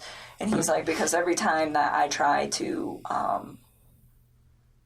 I talk about possibly going over there to see if they're home, she gets upset about it. And I was like, okay. And he told me that his mom and his wife did not get along at all. He said that his mom didn't even show up to his wedding because she's like really did not care for Shannan. So again, I don't know what's true and what's not, but I just know that there was like some tension there. Mm-hmm. And again, like that part is like, I feel like it's almost third party. So that's why it's like I didn't even Well, but bring it came from him to you, so it's not. It is something that I, whether it's important or not, we can validate that. I'm sure we will be having some conversations with family. You know, what does it mean? I don't know. But, yeah, I don't know either, but I just know, so like... maybe I don't know. Well, and then he ended up seeing them on the last, like, full day that he was there, and they told him, supposedly, that she had gotten really upset and then screamed and yelled in front of Chris's sister's kids that are very young, and to his mom and to his dad, and said, like, you're never going to see Chris again, you're never going to see me, you're never going to see the babies, and just, like, threatened them, and then, like, walked off. And I guess that was the incident that happened prior to him coming out there, and then she didn't tell him about it. Mm-hmm. She just, like, let it go, and then he just spent all week trying to figure out why his family was, like, not trying to be involved. Gotcha. So again, I'm not sure. That was like it just feels really third party, so it's hard for me to like talk about because like, I don't know how much validation. So beyond the nut allergy for Cece, did you know of any other? Did she take meds that you know of other than carrying an EpiPen? His kids or his wife? No, his children. No. And now, well, if you know anything about his wife's medical conditions, if she had any. No, I've like read in the newspaper they keep saying, oh, she had medical conditions, and I'm like, is that a misprint? Are they talking about Cece, or is that just something else I don't know? So you don't know anything about Shannan having any kind of medical problems? No. Okay. Covered Saturday. So there's a phone call Saturday night, actually, from, it can't be Saturday, it had to be Sunday. I wrote that down quickly. Sunday night. Is there anything else you think? Let me just back up from that Saturday where you guys had a meal at the Lazy Dog to prior for the 6 weeks that you guys were serious. And although your dad's here and I think you're probably pretty comfortable, your relationship with Chris was, can you describe your relationship? I mean, when he was with me, I considered it to be fairly healthy, was open communication. And it was what I thought was honest, and it was very calm. It was respectful. We got along really well. He gave me my space when I needed it. I gave him his. And anytime, like, he wanted to take care of it, like, anytime that his kids could be in, like, his life for hours or days or whatever, whenever they were home, I made sure that I wasn't a presence in his life so that he could be the best dad that he needed to be. And, I mean, I thought what we had, it was very comfortable for me. I enjoyed it. I think he did very much as well. You guys, 6 to 8 weeks, 2 months, whatever it was, you guys have an intimate relationship during that time. Yes. Okay. So you're pretty serious. Did he ever tell you that he loved you? Yes, he did. Did you ever tell him the same? A couple times. Notwithstanding that today, because those thoughts may have changed for you, but on, let's go Sunday into Monday or Monday, did you still love him on those days? I think it was something where it was like I said it a few times and I meant it, but he definitely felt the urge to say it to me a lot more than I did to him because it was just all very new to me, and it was like, take your time with this. Like, you don't need to like rush that, you know? Like, I remember when he was in North Carolina and he was like trying to patch things up with his wife and he told me he loved me, and I was like, don't say that to me. Like, please go try to fit. And I mean, and that might even be in the text too, where it's like, don't say those words to me and then go try to make peace with your wife and lay in bed with another woman. Like, just don't do that. And I was like, it's not that I don't appreciate what you're saying to me. It's like, it just didn't sit right for me, you know? So I just feel like... Almost like an insecurity where you had to say that to you? Or? I don't know. I think he like...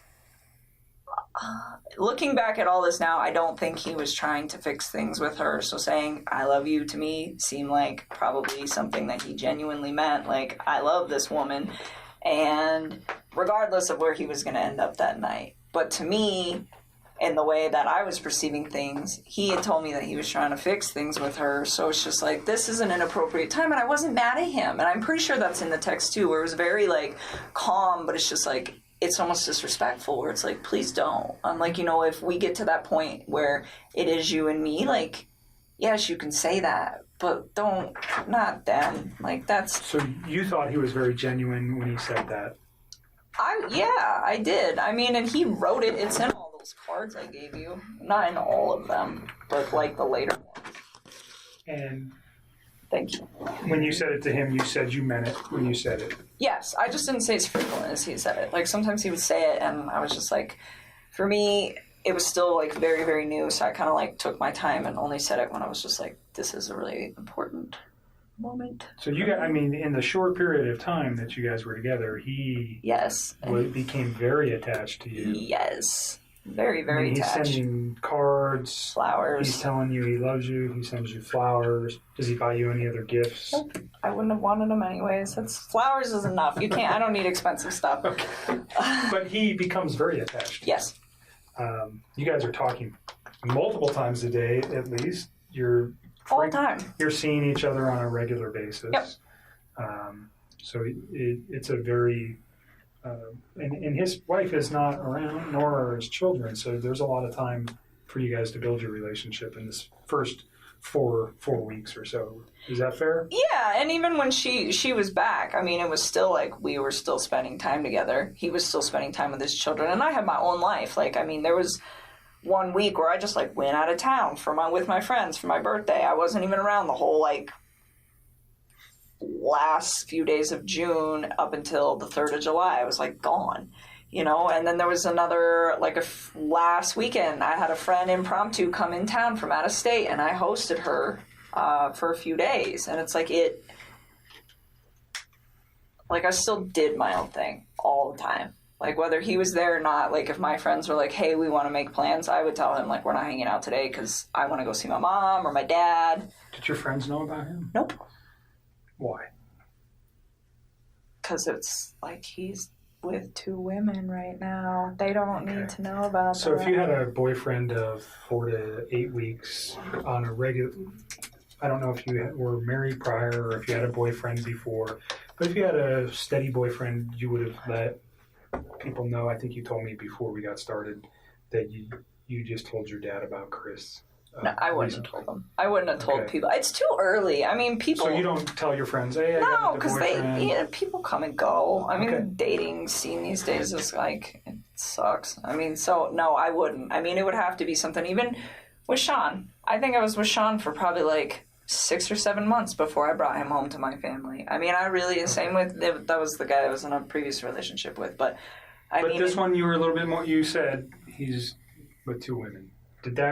Was that one of your considerations for not telling anybody about him? Yes, well, I mean, it was like, okay, like this, to me, it wasn't going to be an extended thing. Like, if it got to the point where we were, like, dating for, like, 3 or 4 months and he's still talking about, oh, I'm going to move out and I'm going to sell the house, I think at that point I probably would have just been like, I don't think you're really, like, doing these things you say you're going to do. And I probably would have just, like, left because at that point, it's not fair. It wasn't fair to me in the first place. It wasn't fair to her in the first place. It wasn't fair to any of us in the first place.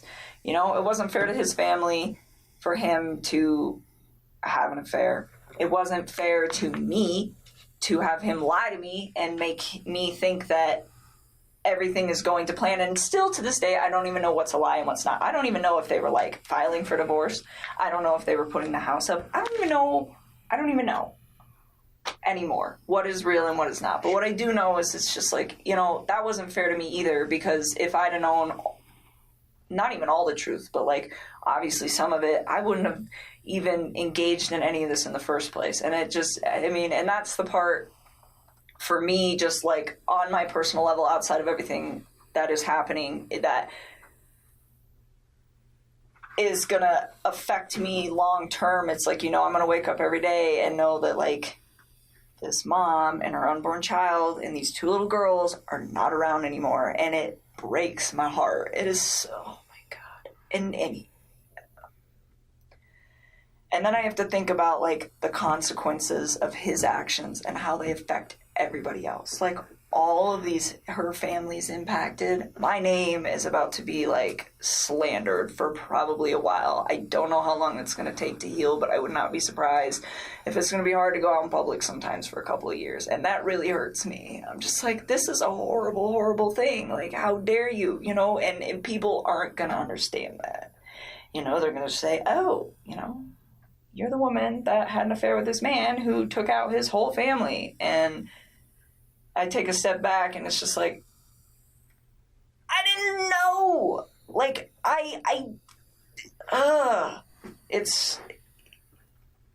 he's so disgusting. I'm so ashamed of him and everything. And I just, oh, those little girls. They're so little. They're so little. We talked a little bit earlier about getting some help for these things, and we can provide that Okay. at really no cost. Through the Well, state. we're working. We just want to make sure there's resolution. That's why we come to you guys to pound it down until there's I'm nothing left. sorry that you're talking again today. I really am. I don't want to put you through any more trauma than you've already been through. There is reasons for everything that we're doing today and what occurred. And I'm sorry. I genuinely am sorry. These are not things that we like to do twice.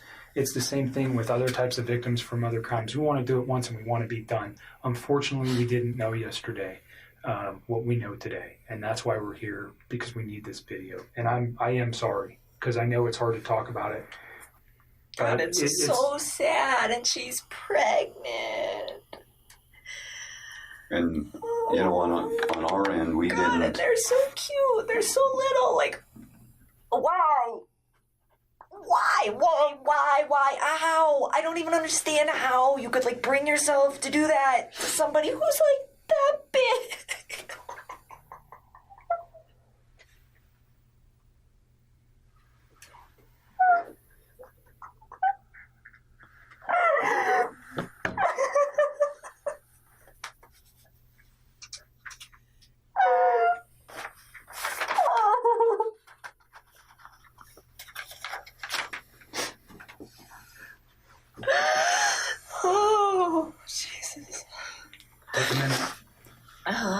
Do you want to step out for a minute? No, I just need to chill with my eyes closed for a sec.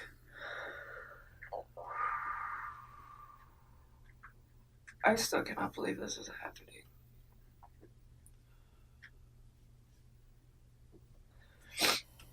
Alright, let's keep going, because we're just getting to like the meat of this whole situation. Let's get to the phone call on Saturday from 9 to 11. What did you guys, or pardon me, on Sunday from 9 to 11? Yeah, we talked a few times. So, Sunday, Okay. I think so. I need to think. I can't even think. Take a couple breaths and take a second. Sunday night. I don't even know. I don't think I was like concerned about anything at that point. You guys had had a meal, the night before. You knew his wife was probably coming home late that evening. Oh, you know what? I still don't remember what we talked about. I like honestly like we talk about so much random stuff. Like it's so hard to pinpoint some of these things. I don't remember what we talked about. I do remember that was a long phone conversation though. We probably talked about all sorts of stuff. One thing I do remember though, that I didn't remember earlier when I was talking to Mark. So this is like where I'm starting to remember like little bits and pieces. I don't remember. Yeah, I know. So the phone conversation. I don't remember what was in the phone conversation. Probably nothing of relevance, to be honest with you. But usually he talks to me when he's like down in the basement in his bed before he goes to bed and before I go to bed. And I could hear the TV on, which I thought was kind of weird. I didn't ask him. I just heard it in the background. And I remember thinking, and it was like right before we got off the phone, I was like, why the hell is he up? And there's like no TV downstairs. So I was like, well, maybe, I don't know. No TV in the basement where he usually calls you from. Yeah, and I don't know how many TVs they have. Like, I've never been in their bedroom. Like, I went upstairs once and it was like to their little playroom and I just like looked at it and I was like, that's super cute that your girls have books. And that was like it. And other than that, I have never been in any of those rooms in that upstairs. Like, to me, it was just like, you don't know, like, ever. I had no, so I don't know if he has any other TVs. I'm assuming by, like, how much other nice stuff they have in their house, it wouldn't surprise me. So I'm not quite sure what room he was in at that point. But I just remember hearing the TV, and I was like, it was just weird to me. Because I was like, why are you watching TV right now? It is, like, super late. And that was the only thing. And he had phoned you? Or were you guys already talking when the TV was going? Or I just remember, like, I, like, picked up on it, like, later, but I don't think it was, like, throughout the whole conversation. Okay. Like, I just remember it being towards the end, because I remember thinking, like, wow, it's really late. Something I didn't ask you about the house, because you'd been there twice, and it just made me remember. Do you remember how you guys accessed the house? That's a good question. So once through the garage, and I think once through the front door. I think the first time was through the front door, I think, and I think the second time was through the garage. Was there anything unique about either of the doors when you went into the house that might not be typical of another house? Like a unique door. Not I know the they have door a itself. camera on their door. Okay, I mean, I know there's a that. camera on the which door? It's on the front door, isn't it? I don't know. I'm asking. I think so. Okay. I don't know. Did he use a key to access the house? No. He did not. The first time I went over there, he just let me in. And then the second time, did we go through the garage? I don't remember. I've been through his garage before. I went through his front door once, though, because I remember he had just cleaned, it was the first time I went through his front door, because he had just cleaned his carpets, and he had moved all the furniture out of the way, and the furniture was kind of in the way of the door. And he's like, the door doesn't open all the way right now. I'll move all the furniture back when the carpet dries. So I do remember that, just kind of offhandedly. And the second time, I want to say we went through his garage, because I remember his garage. I remember, yeah. So he was at the house when you went there. You were never there by yourself. He was at, or he took you there. The first time he was already there, okay. And I met up with him. And the second time we went there together. So the front door, I asked if he could use the key. He let me in. Okay.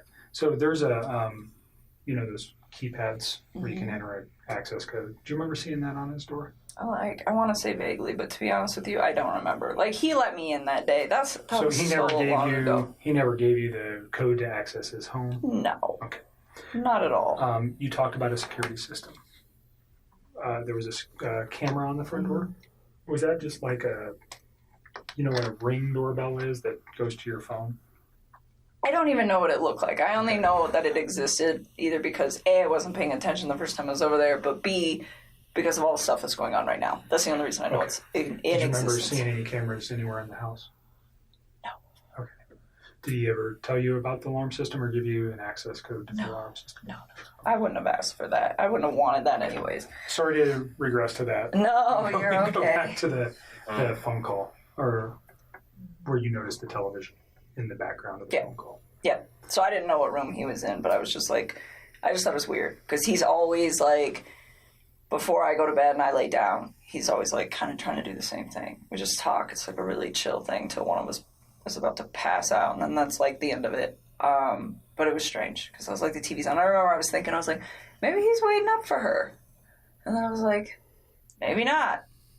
I didn't know. It wasn't something that like alerted me. It was just different from his standard operating procedure. Because whether his wife is home or she's gone, he's always got kind of like the standard op when he calls me. So that's why it was kind of like unique. Okay. Because it doesn't really fluctuate when she's there and when she's not there. He's pretty like free reign with what he does.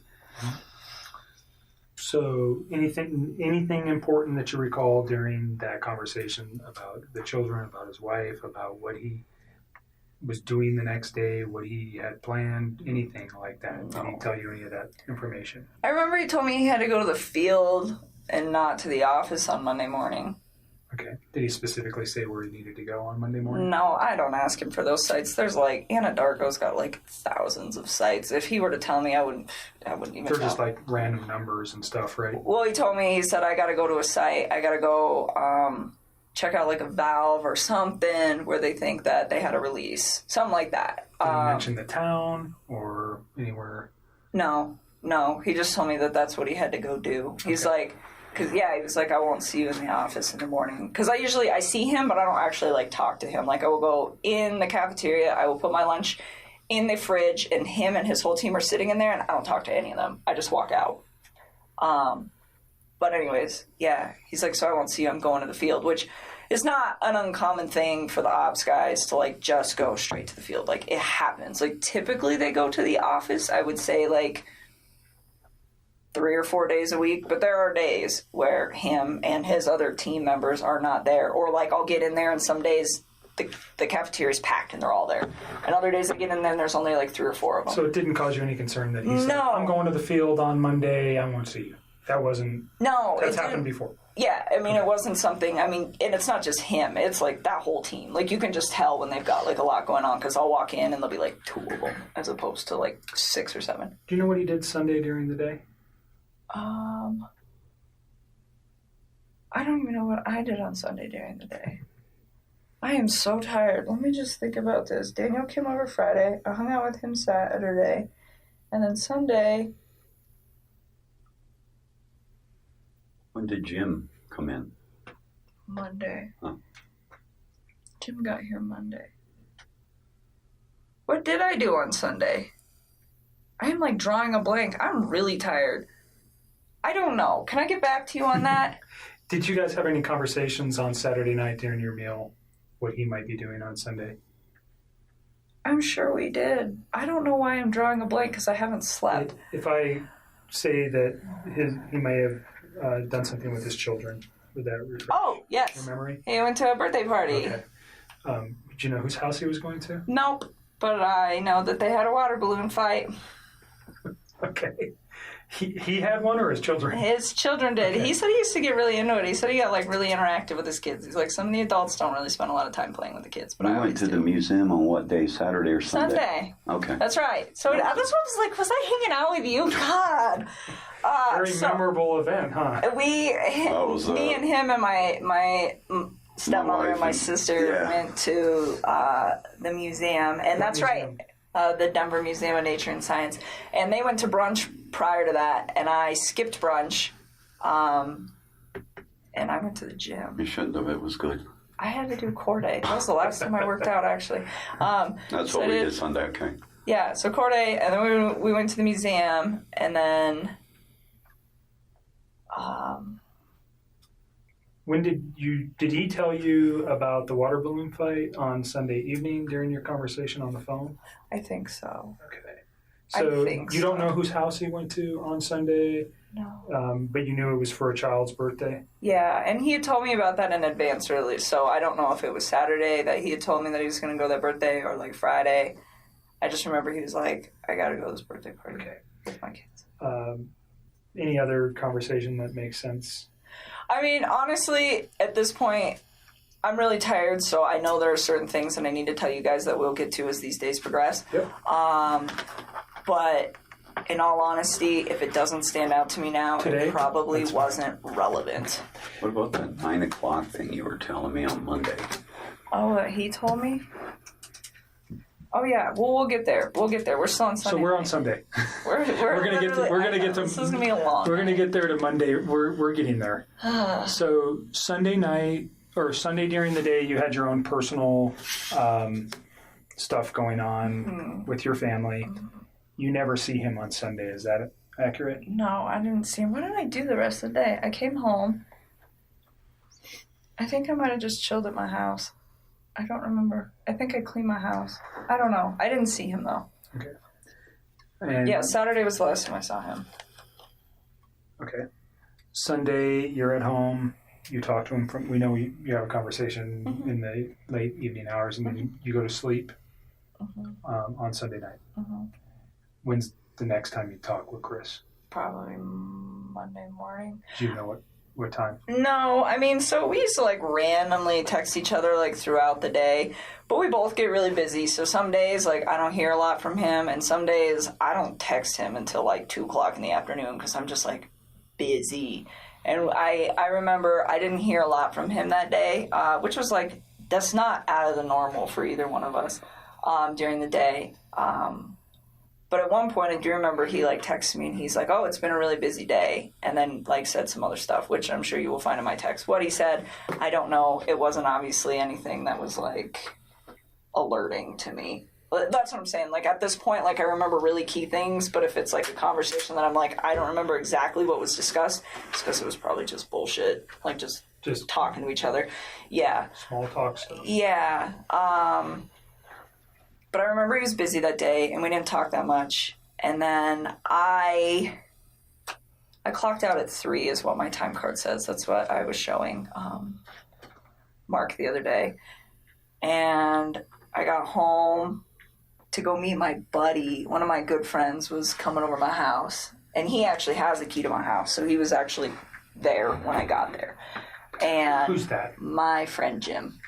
And so Jim came over. And I got home. He was there. He had, like, just walked in the door. And I remember, like, briefly after he got there, I checked my texts. I mean, briefly after I met up with Jim, I, like, glanced at my texts. And Chris said something about, like, my family's not home. Or, like, my wife and kids aren't home. Like, something to that effect. And I told Mark... because he asked me for a time, and I don't have an exact time, but I remember it was like right after I walked. That was a text message, though. Yeah, it's in a text, and it's like it was like briefly after I walked in the door. So based off how long it takes me to get home from work and when I clocked out, it was probably about 3:45 p.m. Texts me and tells me that, and like he knows when I get off of work too, so he doesn't always bug me if I'm busy. So I don't know what's up with that, but that's when he sends that to me. And so you're saying that he would have known that you would have had your phone available to you and not been at work when he sent you that text message? Yes, that's what I'm trying to say. So looking back at it, you think it was purposefully sent at that time? Oh, I'm sure. I'm just asking your feeling on that. Yes, and then he said, call me when you can. And I was There was like, no other communication between you and him that morning, on Monday morning? well, there was, but it was like random, like... But nothing about this event? No. About like my wife's missing or No. anything? Nothing. Okay. Nothing. And you knew he wasn't coming to the office because he had told you that Sunday night. Yeah, and then he goes, and so, like, they're only in the office for the morning. Like, Right. some days it's longer than others, but I would say by a maximum of 7:30 every single morning, they are all gone. And they don't come back unless they have, like, a meeting or something that they have to attend. So, like, not seeing him for the rest of the day is not, like, an unnormal thing. Okay. Like, but like I'm saying, like, we don't really, the only reason we interact was kind of, like, by an off-chance thing. Like, I don't work with him. So he, we talked like randomly throughout the day, but it was really sporadic and he seemed pretty busy. So we didn't talk too much. Like I said, didn't put too much thought into it. It happens all the time. Waited till about 3:45, then sent that text to me. And yes, he does know that I will be home at that point. Or getting home. Like, Did you give Mark Jim's information? no, I would really not like to involve him in this. He does not know about this. He doesn't know any of this is occurring. Okay. Like, I was literally So trying to... he knows certainly through the media that something's occurred. Yeah, he's With like out of Chris. town. He's probably has no Okay. idea. He doesn't know Okay. who Chris is. Like, he is not... I do not know. So he's just a friend of yours. Yes. Um, He does that not need was to be coming dragged to into your this. apartment and doesn't know anything about Chris. Does he know anything about No, Chris? Okay. nothing. Absolutely Yeah, we've not. known Jim for years and years. You're not dating him or anything like that. No, It's just a he's friend. like one of my very good friends. Like, my dad knows him. He's a great guy. He works out of state a lot, so when he's in town, we hang out. But when he's in town and he's off of work, to save time, so I give him a key to my house, one, because I trust him and he's one of my best friends, and two, because sometimes he will just meet me there, because I'll be like, hey, I'm getting off of work, and then if I get stuck in traffic or something, he ends up like sitting outside of my apartment waiting for me to get off of work. So I'm like, here's a key, and like my dog loves him and stuff. So no, he's not So he's just involved with family it. friend. Yes, I don't even The only want reason him I dragged asked, into this. and I'm not really concerned about your location. I think we already have your cell phone records. At some point, did Mark ask you to supply? Did they ask for consent to get cell phone records? That'll probably be done by warrant. If we Isn't wanted, that what you just did? nope. What I'm talking about is your movement Oh. by GPS or by cell phone tower to show where you were. Obviously, and I don't want to cause you concern, we want to know where you were that day too. You're dating a man who did some egregious stuff, and we want to show that you were never near him that day. Period. I mean, you guys So- can track my No, stuff. yeah, I mean that was something we will have to get a warrant for, anyways. I'm just saying, if we asked for it, would you have any objections to that? No, you can have Right. it. So, If I'm a pretty boring person. I don't it sounds go like too you many just went places. to work that day, and then you came home, and you were there at 3:45. Yeah, like give or Monday. take like 5 Yeah, minutes. whatever. But yeah, so 3:45. I meet Jim there. Yeah, I would And totally. so Jim is understand from an investigative point, he could be a person who could say, yeah, I was there at 3:45. He doesn't know Chris. He doesn't know anything. He could say with one phone call, yeah, she came in at 3:45. Done. Totally. Do you know what I'm saying? Yeah. And I don't have to ask anything more than, hi, Chris, my name's Kevin. Or Jim. And I'm not saying you have to give it to you. Just leave Jim But alone. if- Jim if does at not need to some be wrapped point- up in this. If at some point I needed Jim's info to, let's say we couldn't find your phone records, would you You tell can me who have Jim them. is? I will give them to you. Would you tell me who Jim was if I If couldn't you get it? had to. I don't really want to Great. involve him in this. That is not Perfect. fair to him. That's not, no, if I do not have to do that. That's fine. Yeah, so anyways, Chris was like, call me. And this is the 3:45 text. Yeah, he sent me like a few. I think there was 3 of them, and I don't remember what the other one said, but something about like, yeah, my family's gone, or I don't remember verbatim, but call me when you can, or call me when you have a chance, something to that effect.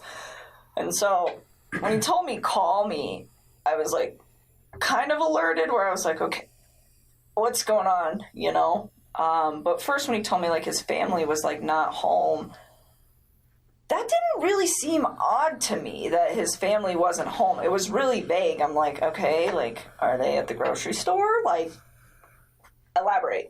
And so, you know, and then, but he says, call me like it's like an emergency, but then just says that they're not there. And so I'm like really like floored by that. Well, not like floored, but just kind of like, he says, call me, so I'm concerned. And then he's really vague. So I'm like, Maybe he just wants to talk to me. I don't know. I think it took me a little while to like really process the severity of the situation, just because this is not something that you expect to see every day. And the way that he talked to me made me believe that this is not what was going on at all.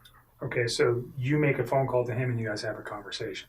I did. I stepped outside. This is 3:45. Ish. I mean, well, like, I think I actually interacted with Jim for, like, probably a good 15 or 20 minutes. I mean, he's my guest. He's in my house.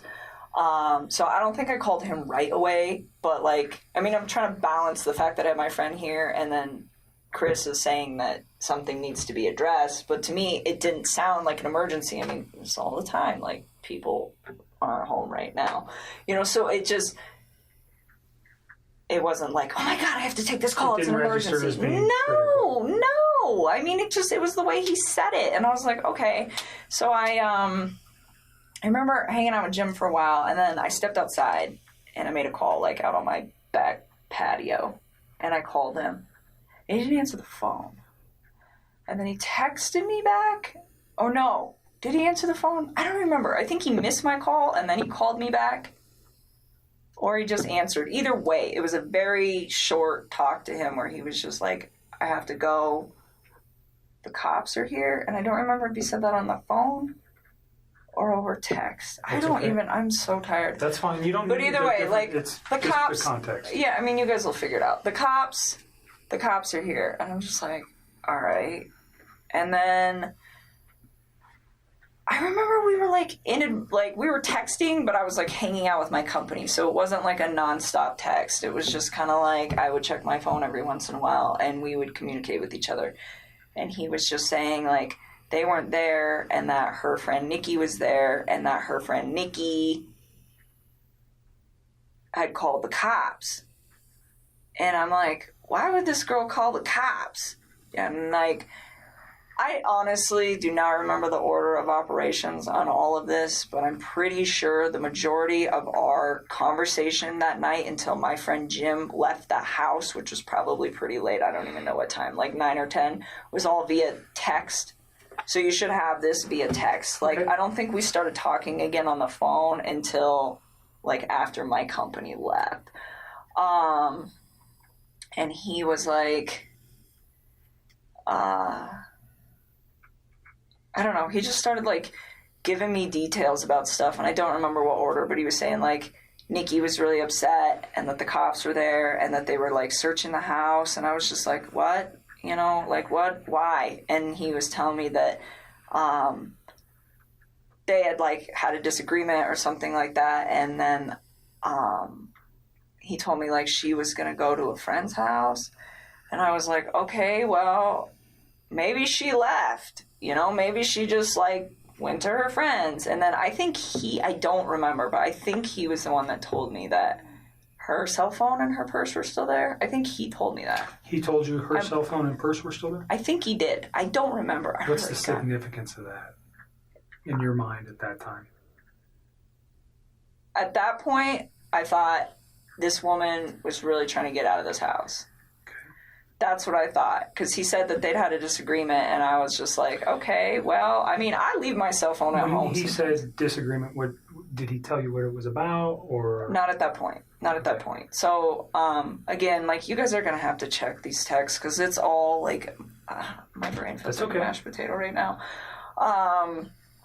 But I remember him saying that, and I'm just thinking, like, well, maybe she was in a rush, you know? Like, maybe she was just like, I'm going to my friends. I'm leaving my cell phone here because I don't want you calling me. I don't want anyone else calling me. I mean, there are days where, like, when I'm outside of work, I will just shut my phone off. I just do it, and it's, like, my way of getting peace. So to me, that... I mean, like, it was weird that it wasn't even that weird to me that she left her phone just because I leave my phone, but it was weird to me that she left her purse. But knowing the fact that girl was, like, always on her phone, then, yeah, I guess it is kind of odd. Like, she lived on her phone, I think, yeah. pretty much, is my understanding of her and a phone. So, yeah. I don't know if you knew that. I did. Until prior to the media stuff, or just from Chris. I did. So, did that strike you as odd? But you're thinking maybe she just left. I just thought she needed to, like, get away from the situation. I mean, that didn't seem that awkward to me that a couple that is going through a separation would be like, we're I need to leave. I just need some space. Like, it didn't even, like, process. I was like, okay, like, give her some space, you know? And on that note, too, when he was in, we're going to jump back for just a sec because I had a thought. So when he was coming back from North Carolina, that was when he officially told me we're going to get a divorce and we're going to put the house up for sale. Like, he told me they were separating and they were, like, going to put the house up for sale, but they hadn't done it yet. And then when he got back from North Carolina, that was when he was like, it was like sealed deal. Okay. And the reason that is of significance is because at some point over the weekend, I don't remember when, he told me that they were putting the house up. I don't know if it was they were putting it up on Monday, like the day they went missing, or if it was that they were calling the realtor to verify some stuff so they could put it up that week. Like, I don't quite remember. I just remember, like, the house was supposed to be, like, on the market, like, that week. Did he name a realtor ever? Yeah, he did, and I don't remember her name. It was a female. Okay. And I don't remember her name, like, at all. I was trying to think of that for you guys not too long ago. Is it the company? Do you got the company name? No, he never gave me that. He, like, gave me her name, and it was the same name twice. He gave it to me once when he was in North Carolina, and then once the other time. Because I remember asking, I was like, who's that? Because he's like, I'm going to have her call so-and-so today and make sure everything's still good to go. And I was like, who's that? He's like, the realtor. I was like, oh. Or not today, but like, if it ever comes Monday. to your mind, just yeah, I doubt it. That was such a. Yeah. I will try. I don't lots remember of names. what it was. It's fine. It's not that critical. That person may come forward to us anyways, perhaps. So Don't worry about it. Let's go back to the phone calls on Monday afternoon. Yeah. So, so he's like texting me a lot of this information, and I'm starting to kind of freak out. And it's not like I'm freaked out like, oh, she got murdered. I mean, that is not what I thought. It's like, okay, like the way I looked at this, like apparently his wife had been gone since midday. Was when she got like reported missing. I didn't know that. Like the way I looked at this, it was, I got home from work just now. I mean, he didn't say that, but I interpreted, I just got home from work and my family is not here. So when we're texting for like a few hours, like the cop thing was kind of weird, but he's like, Nikki insisted they call the cops. Nikki insisted they call the cops. And I'm like, okay, you know, and I'm just trying to figure out, well, like, what role does this woman play in this situation? Like, is she... Did you know who she was? No, I don't know any of his people. Like, this has been pretty, like, tight-wrapped for a while, which is probably a really good thing. But anyways, I didn't know, like, who she was. And so, like, I started asking him. I was like, well, where do you think your wife is at? And he's like, I think she'll be back tonight. Like, I think she's, like, out with somebody. And he was telling me that they had a disagreement. So I was like, well, I remember telling him, I was like, you should make sure that you have wait a minute. No. So all that happened, and then it starts getting kind of laid out. And I remember we talked for text for a while and part of this conversation, and then it moved to the phone. And I remember telling him, because he was like, I think she'll just be back tomorrow. I think she's just going to be gone for the night, like with a friend, you know? And Did he name the friend? No, he didn't. And like, because I don't think, he made it sound like he didn't know like what friend's house she would be at. And I remember talking to him and I was like, well, maybe it's that Nikki girl. And he's like, well, Nikki called the cops, so why would she be at Nikki's house? I'm like, I don't know, kind of throws her off the trail of where she's at, you know? And it's like, it sounds kind of weird, but it's like, he really made this sound like this woman was just like upset, left the house. And that was probably what he thought happened to her. And so I didn't really put too much like... Did he tell you the kids were missing as well? Yes, I knew. Okay. I mean, which made sense to me because I was like, well, if you were at work all day... I mean, he didn't tell me he got home early. He didn't say that to me. So, I mean, it made sense. Like, if she's going to leave, they should probably go with her. And so... I don't know. I feel like I wish I should have like processed all of this earlier, but I just don't feel like when one of my friends is gone, I'm like, oh my God.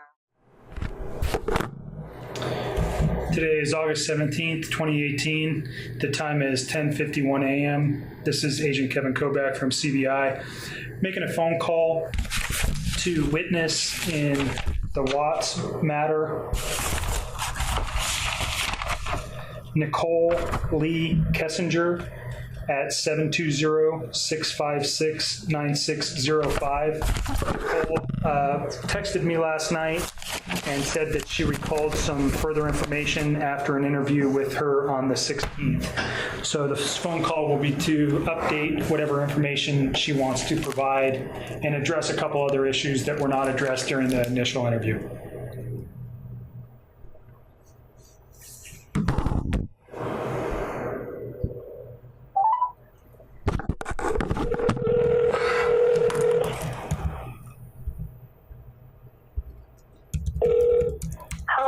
Hi, Nikki. It's Kevin. Hi. How are you? Sorry for the delay. I got stuck in a meeting. Obviously, couldn't walk out. So I apologize for taking so long to get back to you. It's okay. You at least got a couple hours of sleep last night? Yes. You sound a little bit better than yesterday. I feel a little bit better. Not much, but I feel like sitting down and just talking about all of that with everybody is like, it's helping. Good. Well, I think just keep that up. And again, if you need, if I can put you in touch with somebody from Victim Advocate to whatever I can help you with, just call and ask. Okay. Okay. I'm going to need you to do that once we're done talking. Okay, sure. I can get somebody in touch with you today. And you don't need to tell me about anything. We talked about that yesterday, but it might be something good for you to do, and I can make that happen today. Thank you. You're welcome. So what you texted me about 2 a.m. and said that you remembered some other information. What did you remember? Like, just kind of odds and ends. And I'm sure there will be more as this goes on. I interacted with him so much that sometimes, like, I just have to stop and think about how much information that I have gotten from him over the last few months and the last week or so. And, like I said, I never know what's true and what's not anymore. Sure. So I figured I'll just give you guys everything I have. And hopefully I don't have to keep calling you back with more, but no promises. No, that's okay. Please do. Like I told you yesterday, anything that comes to mind that you think is important, I'd like to know. Because you know him better than anybody probably over the last 6 to 8 weeks. So that's anything that he said to you or anything that stands out to you as you're reflecting on all this kind of mess here is important for me to know. Understood. Couple things. So one, I went back and I tried to find whatever text you were talking about between my friend Charlotte and me with the eHarmony thing, and I don't know what you're talking about. Okay. If you and her and I text so much though. So if you find it and you show it to me, let me know. But it's just I was on that site, but it was never worth a damn for me. So it wasn't really something that I ever discussed with her. However, when I was going back through there, I did realize that I had offhandedly mentioned to her a little bit about Chris. I didn't tell her that I was how deep the rabbit hole went on that, I guess you could say, but it was kind of vague, and she was asking a lot of questions at that point, but it was just oh, you know what? I did say something to her. You guys, I think I just looked at the messages, and there was some little bit of conversation regarding, he's got kids. There was some conversations about some sexual related stuff, and that was about it. Does that sound right? Yeah, that's it. But I did mention it to her, and honestly, we've talked since then, and I haven't even mentioned him, and that girl's so wrapped up in everything that's going on in her life. I don't even think she realizes what's going on in the news. Okay. I don't even think she's going to connect the dots. I would be surprised. I honestly am convinced that if I don't say a word about it, I bet you she won't even bring him up. Okay. And even if she did, if I was just he's not around anymore in my life, I don't even think I'm not concerned about her. Okay. And the only concern I had there is there seemed like there was some conversation about a boyfriend, and it doesn't seem so you were actually talking to her about Chris, not a boyfriend. Yeah, I went back through those texts. I'm like, what is he talking about? I don't see anything about eHarmony. I mean, and if it's in there, maybe it is, and I just missed it. But it's like, no, I don't know. It's not all that important. It's not all that important. So we can move past that. What else? On Monday night, so a couple things. I told you he had like texted me, and then at the end of the night, he had called, or I had called. I think he called me, but either way, we were on the phone with each other. And like at some point when we were on the phone, he was like, do you want to FaceTime? And I remember I was laying in bed, and I was just like, you know what? Okay, let me turn on the light. And I remember I turned on the light, and we FaceTimed. And when we FaceTimed, he didn't really say much. Like, it was almost kind of awkward. I don't even know why I didn't think of this earlier, but it was very short too. It was super brief. And like, I remember what's short? What is short? Like a couple of minutes or 30 minutes? Oh no, I bet it was only probably like less than 5 minutes. I think it was only like a couple of minutes. Okay. And I think we were like talking a little bit, but he was laying down on a mattress that didn't have any sheets on it. And I was like, okay. So I was thinking like, well, maybe he's in bed. I don't know what's up. But I remember asking him like, where's your sheets, you know? And he's like, oh, I washed them. And then this is the part I don't remember if this sentence right here came in this FaceTime conversation or if it came in a phone conversation prior to the FaceTime conversation, but regardless, this next sentence came on Monday night, and I'm so sorry that I cannot always remember chronological every little detail. That's okay. It's understandable. There's so much. But I remember he was saying that he was cleaning the house to try to keep busy, to take his mind off of things. And this was on the phone. And it was kind of late when he was doing it. And I didn't honestly think that much about it originally, because that man is always cleaning. He's a very, very organized, meticulous, clean individual. He's the type of guy that will vacuum his whole house one week, and if there's rooms that don't get used, he'd vacuum again the next week, just because it's part of his routine. Okay. So the fact that he's cleaning to kill time and to take his mind off things did not seem like a super red flag to me. Because I was like, okay, well, that's what he does. He just on his days off, he organizes his basement, or he cleans his garage. It's what he does. Okay. And so anyways, so that didn't seem at all the norm for me. But something that just kind of dawned on me last night is he made the comment directly after that. He said, I had to wash the kids' sheets. He was like, they smelled. And I was thinking about that last night, and I'm like, this man keeps that house so clean. That's the cleanest house I've ever seen. And I'm like, this man keeps that house so clean. Why would his kids' sheets smell bad? And you think this was Monday night? What time do you think it was Monday night? Oh God, I don't even know. I almost wish you guys would show me my phone So records. I'm gonna read off your phone calls for Monday and Tuesday, starting. No, it's on Monday. Okay, just so tell me on Monday night. Monday night, you guys had. We talked about a phone call yesterday, but you guys had a phone call Monday night. It looks like he called you. It was 48 minutes and 57 seconds. It was at 9:48 p.m. that he called you. So that would take us to about 10:35. And then there's another call on Monday. It's for 51 minutes and 25 seconds, it looks like. I'm not sure, looking at this, who called who, but it looks like you called him. And that was at 11:09 p.m. That lasted 51 minutes. So that takes us to midnight. And then there's another phone call where he calls you. So we're now into midnight, Tuesday morning. It's a 30-minute phone call that lasts until 12:38 a.m. And then after 12:38 a.m., there's a 2-minute and 44-second phone call that that starts at 1:12 a.m. It's 2 minutes and 44 seconds.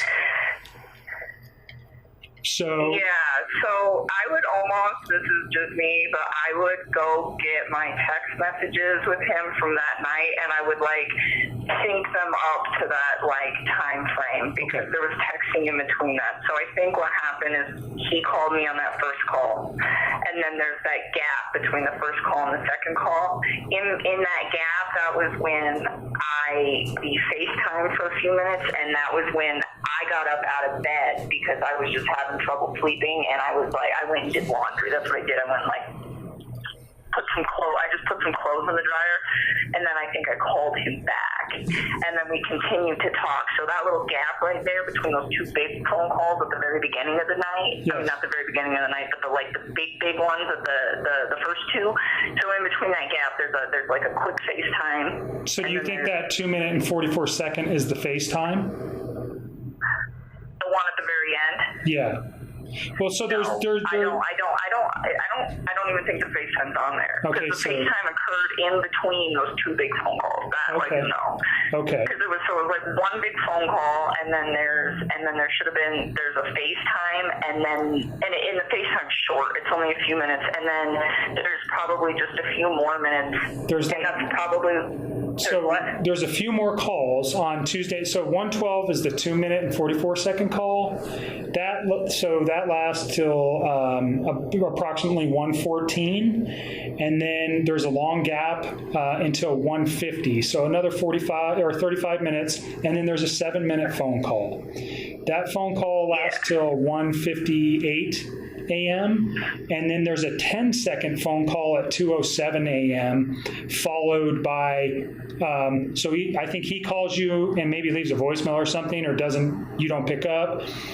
So there's a 10-second call, and then directly after that, there's a 10-minute and 24-second phone call.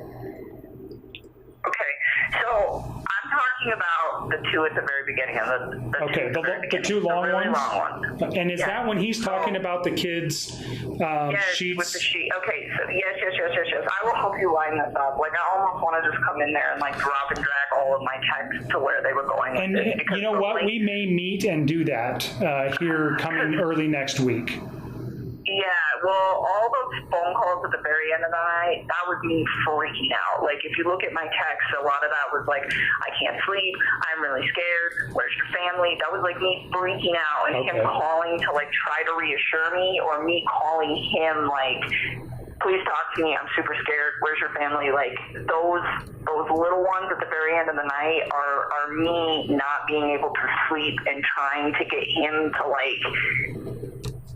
talk to me about and just I guess making sure everything was okay. So those real late ones, and that's why they're all kind of sporadic. Cause I'd be up for an hour, and then I'd fall asleep for 15 minutes, and then I would wake up and start stressing again and try to call them back. So that's why there are all these little sporadic ones throughout the end of the night. But those two big ones.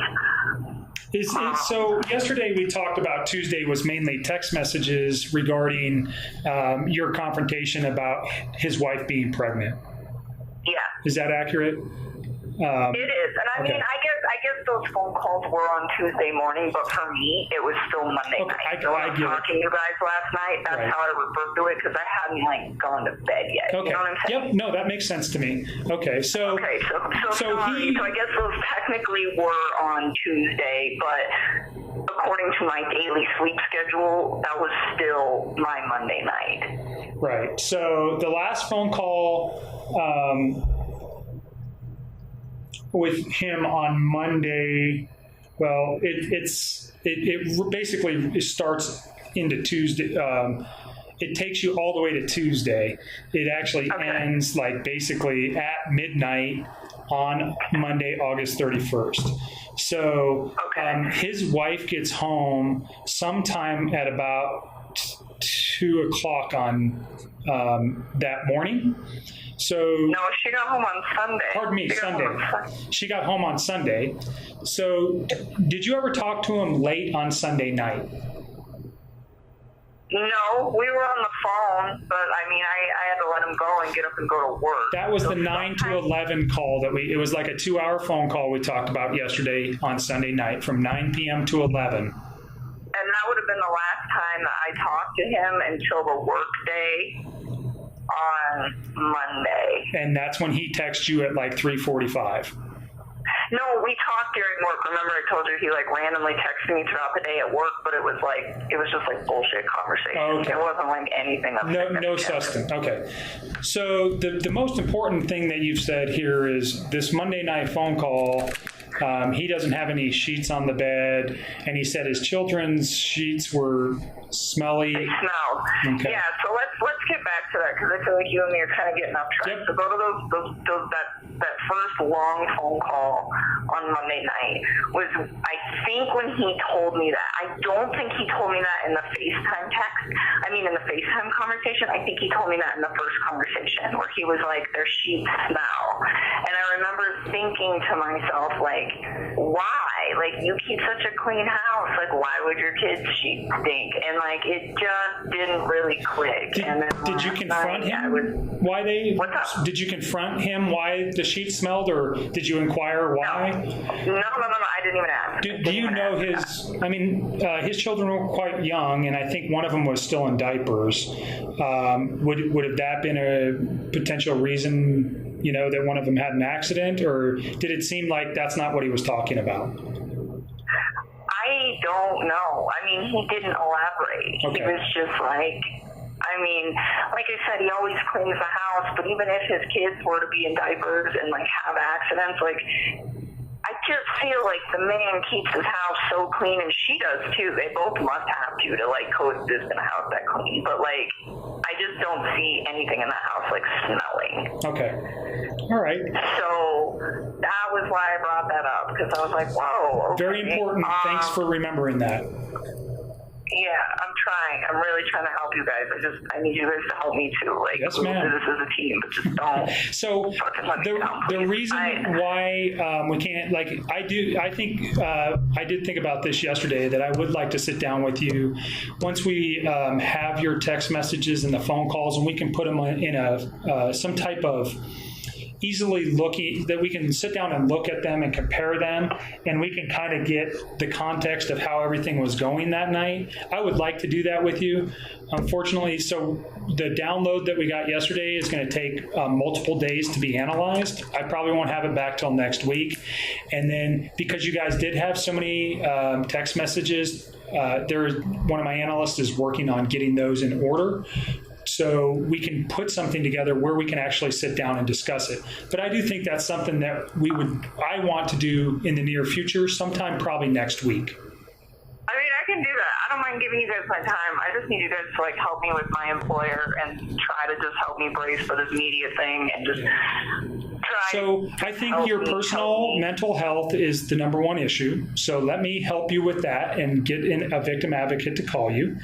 And you can address questions of employment with them. I think they're better suited to answer those questions than I am. So I would ask you to direct questions to them. If they can't answer them, I'll try to help you as best as I can.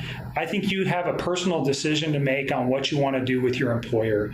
I think you're kind of backed into a corner, and you are going to, it's a tough decision. Do you want to inform them of what was going on? But I will tell you that I think that when they started looking at information for us, and I clarified this morning because I didn't do some of the work on this, but there was either text messages or emails between you and Chris that were on company-related phones or on company-related computers that they were privileged to look at. So they already know about you.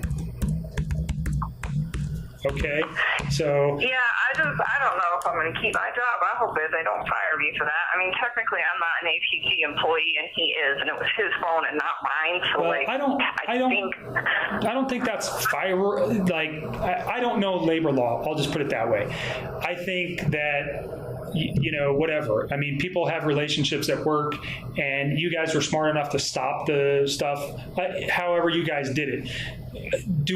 Is it an unusual circumstance that two people who got together at their place of employment, this terrible tragedy happened? Yes. Do I think that they are going to do anything to you? I don't think so. I mean, if you read the paper today, you saw they already fired Chris.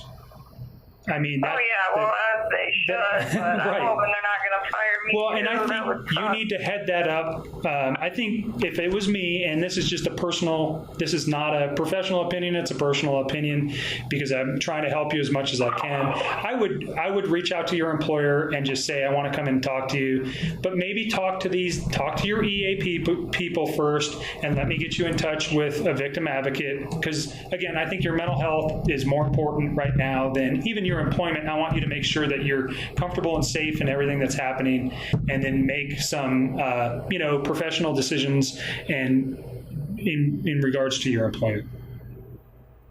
Okay. So let me do that. And we can.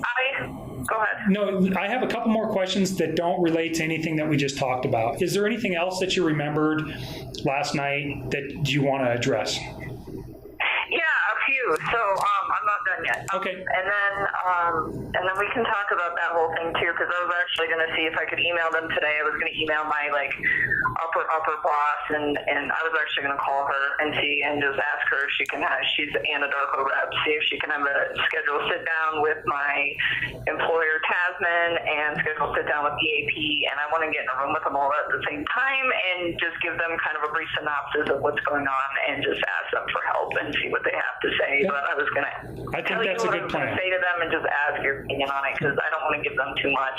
You do not need to tell them anything about the investigation or anything about what we discussed.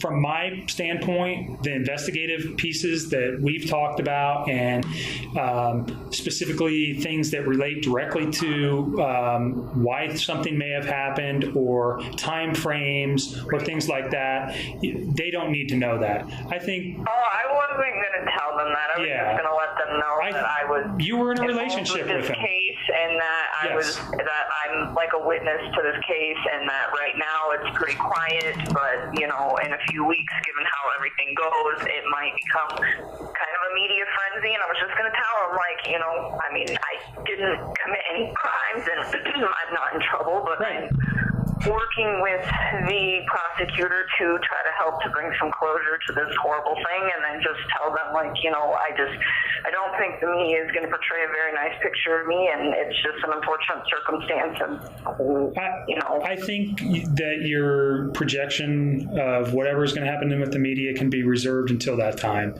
I know that's like your biggest fear in this, but right now I would not even I wouldn't address anything that hasn't happened. I think I would simply tell them, look, I am involved in this case. I'm a witness, and I, whether or not, I think they already know it, and I'm sure Anadarko is going to talk with whoever your employer is to make them aware of that. And then, hey, I had a relationship with this guy, and that's all they need to know. They don't need to know anything else. And then, I mean, you have to protect your employment and your personal well-being. So think of the best way to do that, and just minimal information. You don't have to tell them very much, but I do think you're on the right track of getting ahead of it. But again, I'm not an attorney, especially a labor attorney. So you have to make decisions for yourself on that. But some of the people here in the victim advocate realm may be able to give you some better advice than I. I was hoping to do that today. Sure. I will make a phone call today and get the ball rolling on this, because I would like to either go to work on Monday or figure out what is going on with a fresh week and try to put my life together, because I think it will help. Yeah, I think getting back to work and not sitting there and dwelling on this at every moment is going to be very beneficial to you. So I will reach out to those people who handled that today. If I had a name, I'd give it to you. I don't, but I'll see who's available. Okay. So what other? I want to reach out to them today. Okay. As soon as we're done here, I'll make that my next priority. Thank you. What other things is there that you thought of last night? So I don't know when this phone conversation happened. I think that this was Monday at some point as well. I think it might have even been the same phone conversation as him washing the sheets and everything. I think it might have been the same conversation. He informed me that her friend Nikki's son was at the house when the cops came, and that he was running all over the house and up and down in all the rooms. And at this point, I was like, well, is anything missing? Because I was thinking on Monday that this girl had just left for the night. So I was like, well, maybe if she's staying with Nikki or somebody, maybe she forgot some stuff. So maybe they're sending, they're like sending him in, like, hey, go get a toothbrush or go get this or go get that. Like, I didn't know. And so he's like, yeah, this little kid was like running all over my house and in all the different rooms in the house. And I was like, well, is anything missing? And he was like, well, I think there's some blankets missing from my kids' rooms, but I don't think he took them. I think she did. Okay. So he said little kid. Do you know how old this man was or boy was? Oh, Nikki's son? I don't know. Okay. I think he's like 10 or 12. Like, I think he's like a yeah. I don't know. I think he's like 10 or 12, like old enough to like process information and run around house. So he said he thought that the kid didn't take him, but that maybe Shannan had taken him. Yes. That's weird. Okay. So Nikki Sonny's like 10 to 12, and I'm just making some notes. Just a sec. Take your time.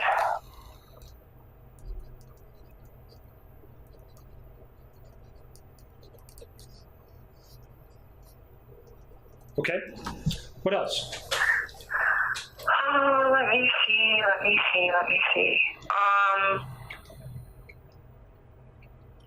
I don't know. I feel like I had a list in my head and I almost wrote it down, but I didn't want to put it on paper. How about this? And I was going to mention this last night, but I think both of us were pretty tired, and we were there for a long time yesterday. So if you have a thought, keep a notepad and a pen and paper with you and write it down, and then that way you don't lose it. That way, and then you can just call me and we can discuss it, and we're done, and then move on. Then you don't have to think about it anymore. Does that sound like a decent idea? It does. Okay. I don't know what else I was going to tell you. When we FaceTime too. So let me go back to that too. So Okay. I think all of this was on Monday. So I think both the comments about the blankets and the sheets were on that first phone call on Monday. And then directly after that phone call, there was like a brief FaceTime.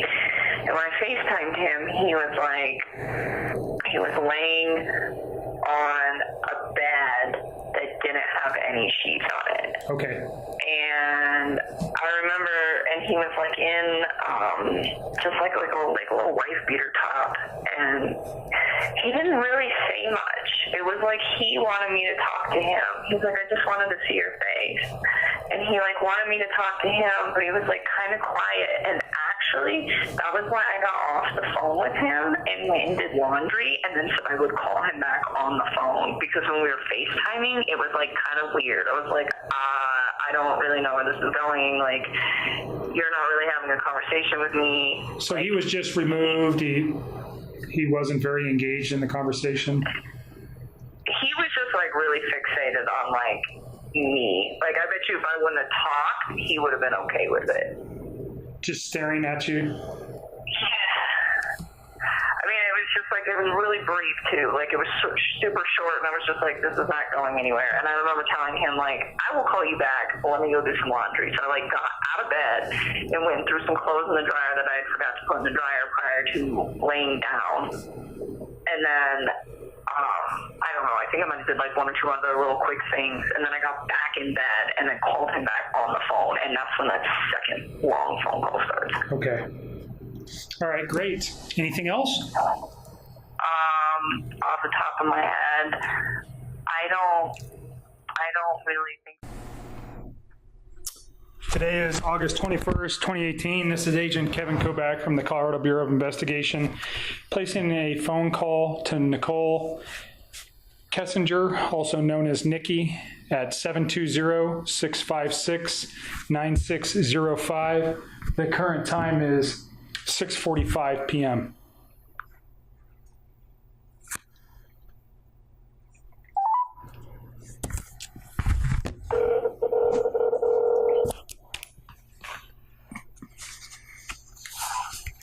Hello? Hi, Nikki. It's Kevin. Hi, Kevin. How are you?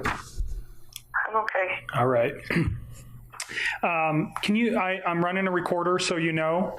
Okay. I just want you to introduce yourself again for the tape recorder. Just say your legal name for me, and then we'll get started. Okay. Okay. It's Nichol Kessinger. And your birthday, Nicole? July 3rd, 1988. And you go by Nikki, correct? Yes, sir. Okay. All righty. So you texted me this morning. We had a brief conversation regarding some new information that you remembered from just reflecting on what's been going on with this case. So you want to start with that? So did you write some things down? I did. So Okay. they're kind of out of order. They kind of just are as they came to my head. Sure. So we'll go over them in the order that I wrote them down. That's fine. So I was thinking about the whole, what is the name of the stuff she sold for LaBelle? Thrive. I'm sorry? Thrive. Thrive, that's right. I was like, it starts with a T and I'm trying to blank.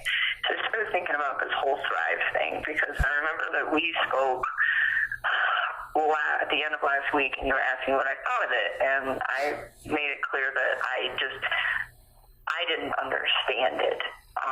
And the reason I had a hard time understanding it was because I didn't understand how people who were living sedentary lifestyles and had poor diets were losing so much weight on this program, and Chris was never able to tell me what was in it. Like not always, but when we first met, he was like, you should try this stuff, and I never wanted to. I was uncomfortable with it because I didn't know what it was. And I even had looked on their website and I still didn't completely understand it. And so I just I stayed away from that. And not only that, I mean, he told me, the only things he pretty much told me is it gives you energy and it's like a weight loss supplement. And I'm not trying to lose any weight. Like, I don't need that. And I didn't feel like I needed the energy either. So he never pushed it again. And I never, like, he always wore the Thrive patches, and I never questioned it. It was like what he did. But one thing I do remember him mentioning to me when he first tried to introduce me to Thrive was that you needed one patch a day. And when he would hang out with me, he always wore two. Okay. And I don't know. Do you remember where he wore them? Yeah, so he would usually wear one on like his left bicep area, and then sometimes he would wear another one on the right side in the same spot, or he would wear it on his like lower back. Okay. But he always had two, and I remember thinking like, I thought you only needed one of these. Why are you using two? And I never questioned it, because for me, I never questioned him about it, because to me, I just felt like since I wasn't involved with that program and I didn't want to be involved, it wasn't really my position to question him. Sure. And now I know that there's also supplements that go with it. There's like a pill and like a morning shaker. There's like a lot of stuff that goes with it, but there's like a daily routine of like 3 or 4 items that you are supposed to take. Now, was he doubling up on those other items? I am not sure. Was he following? Do you know if he was following the complete routine? As far as I know, he was following it. And he had told me that is why he lost a bunch of weight. He said that the reason he lost so much weight was all because of Thrive. And then he said that at some point a few months ago, he had started getting stagnant with the weight loss. And so that is when he decided that he was going to start working out again. And that's when he decided he wanted to start eating healthy as well, because he was realizing that he'd like plateaued and he still wanted to continue with his fitness. But I think he was realizing like maybe a diet, like a healthy diet and exercise is what I need at this point. So that was the avenue that he was starting to go down, and he'd been going down by the time I met him.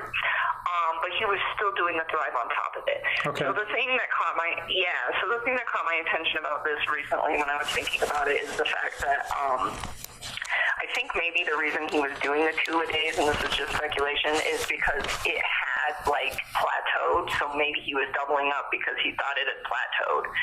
So the reason that this comes to my attention is because of his weight loss. So he lost 13 pounds in about 5 weeks. In fact, I can give you the dates. He lost 13 pounds from July 4th to August 11th is how much weight he lost. Because July 4th was the day that I went to his house and sat down with him and asked him, how much do you weigh? And he asked me, can you just like look at my macros and see how much protein people my size would usually eat and all that, and just asked me to like glance at it. So that's why I went over there. So that's when you say his house, that's his house in Frederick that he shared with Shannan. Yes, that's the one that I told you guys I went to on the 4th, and that was why I went there, was to sit down with him that morning of the 4th and just discuss his goals, you know. And again, I'm not a fitness trainer, so he already had an idea in mind. He was just asking me, like, can you just glance at this and tell me what you think, since you pay such close attention to these things. So anyways, I'm going to ask you, I think I already asked you and we discussed this once, but July 4th was the first time you went to his house, and then I think you said like the following Monday or Sunday was the second and final time you'd been to his home? It was a Saturday, and I'll have to look it up. It was either hold on, let me pull out a calendar. I really just want to that's July. So the 4th, and then that weekend, I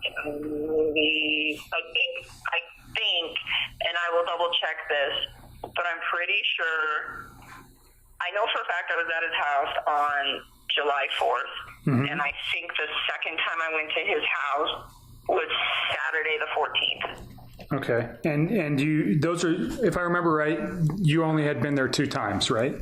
Yeah, like I didn't want to go back. After that second time that I was there, it was like, I don't want to be at this house. Like, if you want to hang out, come to my house. So the 14th was the last time I was there. Okay. But back to this, so the Thrive thing. So I was like kind of concerned that he was losing so much weight, but I also wasn't, because he was like kind of fine tuning his diet, but it was enough for me to look at it. Because I was like, well, I mean, it wasn't like a severe weight loss, but it was kind of fast. So I was like, okay, well, are you getting enough calories? What's going on? And I couldn't figure it out, because I was looking at what he was eating, and it was like healthy proteins and vegetables, and he was eating a decent amount of food, and I'm just like, how is this man losing so much weight? And then I started thinking about it the other day, and I'm like, oh my God, it's because he was like doubling up on all the Thrive stuff, and he was starting to eat really healthy. So that, I think, is. So did you see a change in him personally during that time from July 4th, or pardon me, July 4th to August 11th, when he lost that kind of weight? What did you say? What was the question you asked? Did you see a lot of change in him? Like, not physical change, but was his personality different, or was it just the weight loss? No, it was just the weight loss. Like, I didn't think he was any different. But this is the one thing that I wanted to point out to you guys, was that he was always this way. I just want to state that right now. Like, this was not something that started at any certain point, but from the first time that we started hanging out, he always had a ridiculous amount of energy. And it wasn't that he was like super high strung and bouncing off the walls. It was that he could stay up. He like didn't need to sleep. And he was always that way. Like, when we would hang out, oh my God, I would try to get him to go to bed at like 10 o'clock every night. I'm like, if you're going to stay here, you need to go to bed at like 10 because I have to get up and go to work in the morning, and so do you. And he would keep me up like every night. And we usually, I would say, I mean, it kind of fluctuated, but typically I would say that we went to bed somewhere, when he stayed the night at my house on those nights, somewhere between 11 o'clock and midnight every night. And it used to bug me because it was like, I was so tired. What time did you wake? Go to bed. What time did you usually wake up? It kind of depended on the day and what I had going on at work, but I would say in between 4:30 and 5 is like a pretty accurate assumption of when I'm supposed to get up for work. Okay. All right. So, I mean, and then so what I would do is I would go to work all day, and then when I would get off work, I would sleep. I would go home and nap, and my naps varied in time. Sometimes it was a half an hour, sometimes it was like an hour and a half. It was like whatever my body needed. And then I would get up, and I would go to the gym, and then after I got back from the gym, he would come over my house, and it would be the same thing where it was like he would keep me up. And I will tell you, without those naps, there's no way I would have been able to keep up with him. No way. And another thing about that too, and he was always like that, always. And it used to, I could tell like his body wanted to sleep, but like his mind couldn't sleep. And the reason that I say that is because he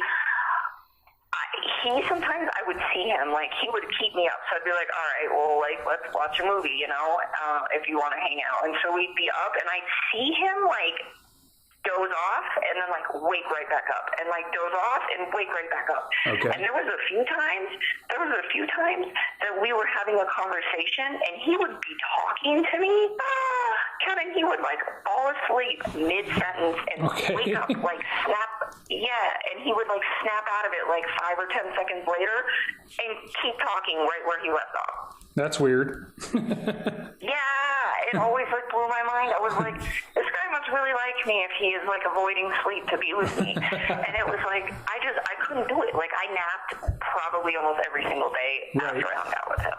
Right. Okay. Honestly, it was like he was on speed.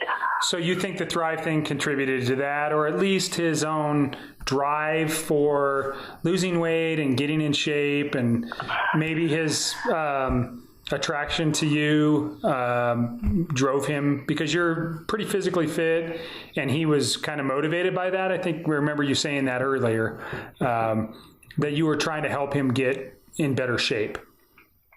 Well, and I mean, he was already in good physical shape, and he was already taking care of his health and his diet in the gym. I just think he was like, hey, since you're already in this live a healthy lifestyle, would you be willing to just give me some input? Okay. Maybe I can fine tune it. But do you think that was some of the motivation for him to stay awake long hours and use maybe multiple patches of Thrive to try to impress you, for lack of better terms? No, I think it was the Thrive, and I think his body wanted to sleep. I think it really wanted to sleep. I think he legitimately was trying to lose weight, and I think that's what was keeping him up. Cool. Because at the end of the day, like, I wanted to sleep, but he just was, like, really restless and didn't seem like he wanted to. But he always seemed, like, really respectful of my wishes, so you would think that he would be on board with that. But it was almost like he, like, couldn't calm his brain, you know. And like I said, he wasn't acting high energy. He just, like, wouldn't sleep. And I almost think that's what it was. It was almost restless, where it's like, hey, I can't turn off at the end of the night. Stay up with me. And he never said that, but that was kind of the impression that I got. Okay. And so, and again, the double Thrive patches, I mean, maybe, but I don't really think he was trying to impress me. I mean, he told me, like, I had plateaued on this stuff. So I think maybe he was like, well, what if I double dip? Mm-hmm. So right. So he's trying to get over. I get it. Okay. Yeah. So I don't think that was a any demotivated thing for him. I think that was because he was already working on the Thrive thing, and like I said, in his fitness, he was doing all that prior to me being in his life. Okay. So and I don't know if he was double patching before I met him. He double patched the whole time I knew him. So I don't know if like that occurred once I came into his life, or if he had already started doing that once he plateaued. I never asked. Okay. All right. I just found that really interesting, so I just wanted to bring that up. Yeah, and I appreciate it. And that's the kind of things that I want, when we talked prior, just to get you to recall things that didn't seem out of place then, but when you reflect back may have seemed out of place now with what you know. So what's next? I mean, it was scary to me. Like, it was scary that he lost that much weight on that stuff, but I guess a lot of people do, and I keep thinking about it. I'm like, it almost seems like it's a drug. If you look at any diet, though, I mean, I'm not a fitness guy, but if you read about Atkins or any of these other diets, people lose excessive amounts of weights in short periods of time. So, yeah, but whatever. I think it's interesting that this Thrive played a part in it. And quite frankly, I am going to get one of these patches to try to figure out what it is. So we'll figure that out at some point. So what's next on your list? Let's see. Okay. So this is Saturday. So this Saturday would have been... This is Saturday, the 11th of August. Okay. Was that the 11th? Yep. Okay. This is the night that we attempted to go to the Lazy Dog on 120th and Federal, and we walked in, and I looked at their menu. They tried to feed us, and I looked at their menu, and I was like, I'm not eating here. Right. And because, so we went to the other Lazy Dog, which is actually owned by somebody else, so they have a different menu. So we went to the Lazy Dog off of, I think it's 144th that I told you guys, and we sat down and we ate, and it's on Highway 7, right? What's up? Is it on Highway 7? I don't think so. It's on I-25 and 144th. Okay. I mean, I can look it up. No, that's okay. Screenshot it. I think there's two of them, and I think there was some confusion. One of our guys went, and I just want to make sure he went to the right one. I don't know the Lazy Dog, but I'll ask him tomorrow. 144th is right by Highway 7. Okay, well, I don't know that. I don't know. Yeah. I had never been to that one. So I think it's 144th. It might be 136th. I will look it up tonight, and I will screenshot you the address, and I will send it so that if you guys need to pull those videos, you can find it. But one thing that I noticed about this is that, so normally when we went out, I try to keep things pretty cheap just to be respectful. I never went to expensive places or anything, and sometimes I would pay for things, sometimes he would, but when he paid, he would always use these Anadarko gift cards, these little gray gift cards, and they were always $25 or $50, and they always came in denominational increments that made sense. And he told me that he got these from Anadarko as rewards for doing really good stuff at work. And is that true? I don't know. I don't know if, I know that him and his wife had a lot of financial issues, so I don't know if maybe he's the one who actually wanted to spend all the money, and maybe he was cashing his paycheck in via gift card so that his wife couldn't track it. I don't know. I don't know. But I think it's something you guys will need to confirm with were they Anadarko. Actually in the name of Anadarko? Do you remember, or did he just tell you that they were gift cards? No. I've seen them. They say Anadarko on them. They're little dark silver credit cards, but they're gift cards. So you're just suspicious that potentially he was hiding money from his wife with these gift cards? Honestly, no. I think Anadarko legitimately gave him these. The oil industry is pretty good about when our operators do things that are safe, or they do a really good job at something.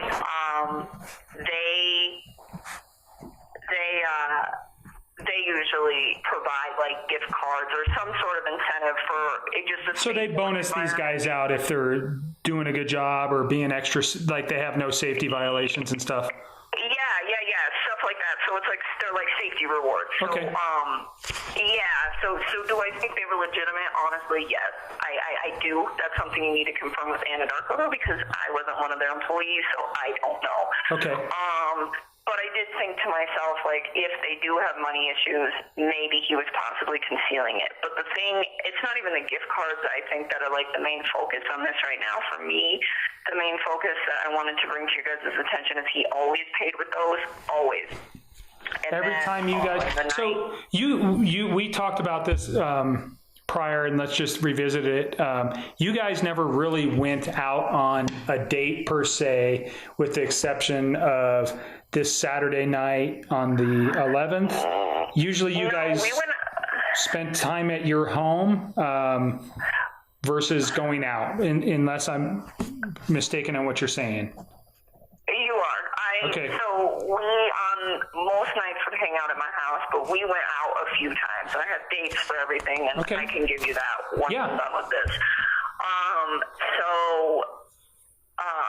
The reason that this caught my attention was not because of the gift cards, it was the lack of the gift cards. So when we went out to dinner, he went to pay the check, and I noticed that instead of using one of the Anadarko gift cards, he had a baby blue credit card in his hand that he used to pay.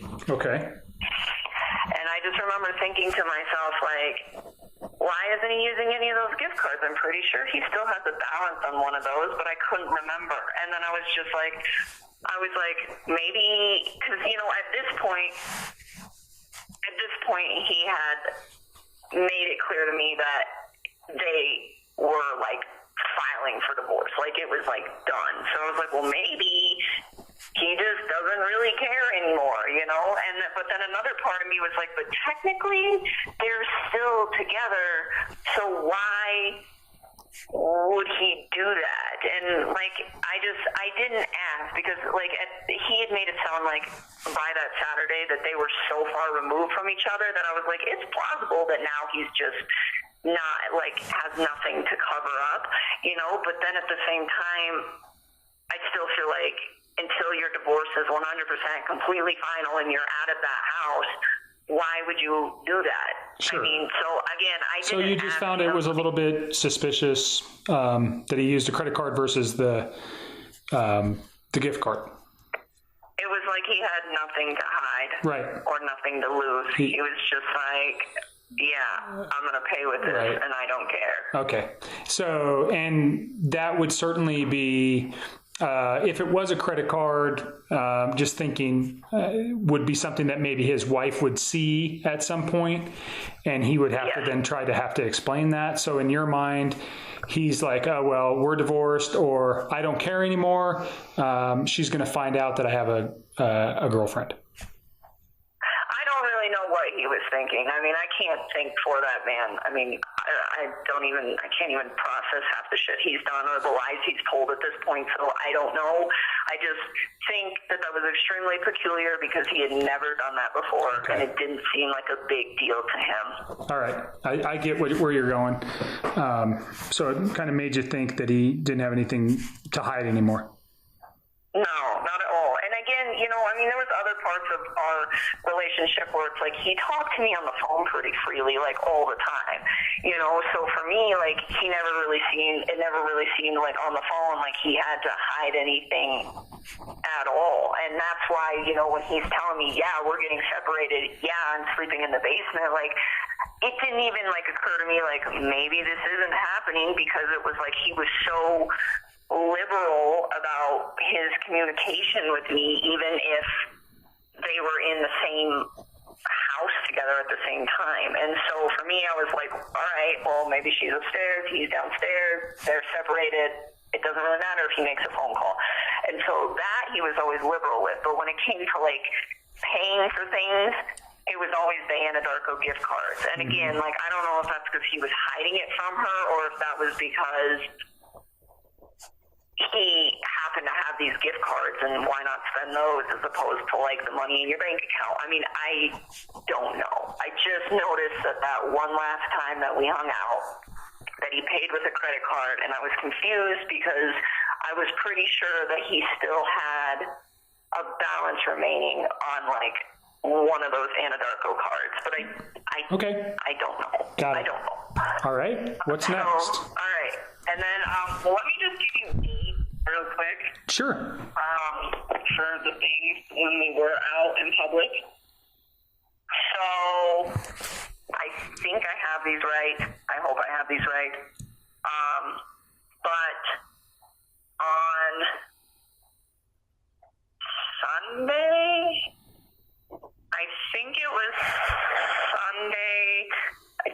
Sunday the 5th, I think. July 5th?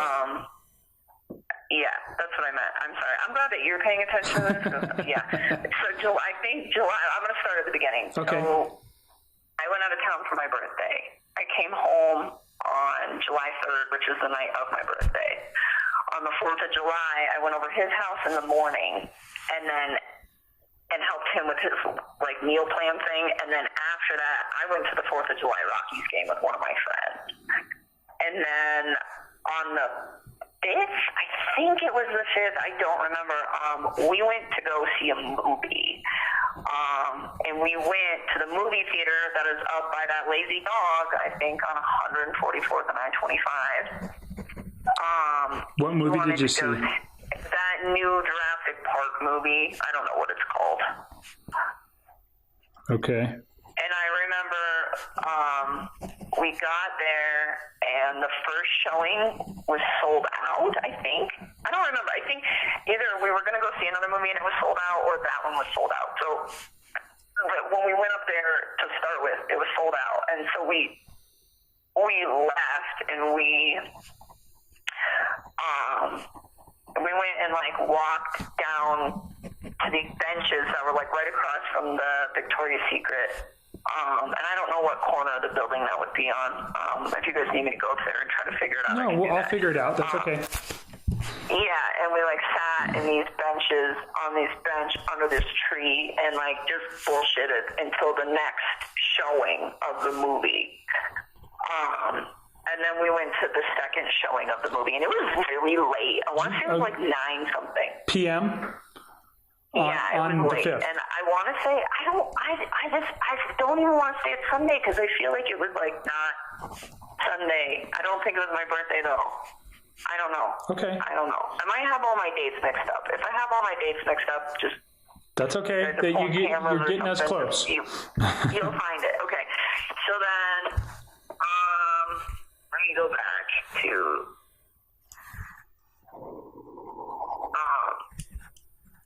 no, I was looking at August. That's why the date sounded weird. It was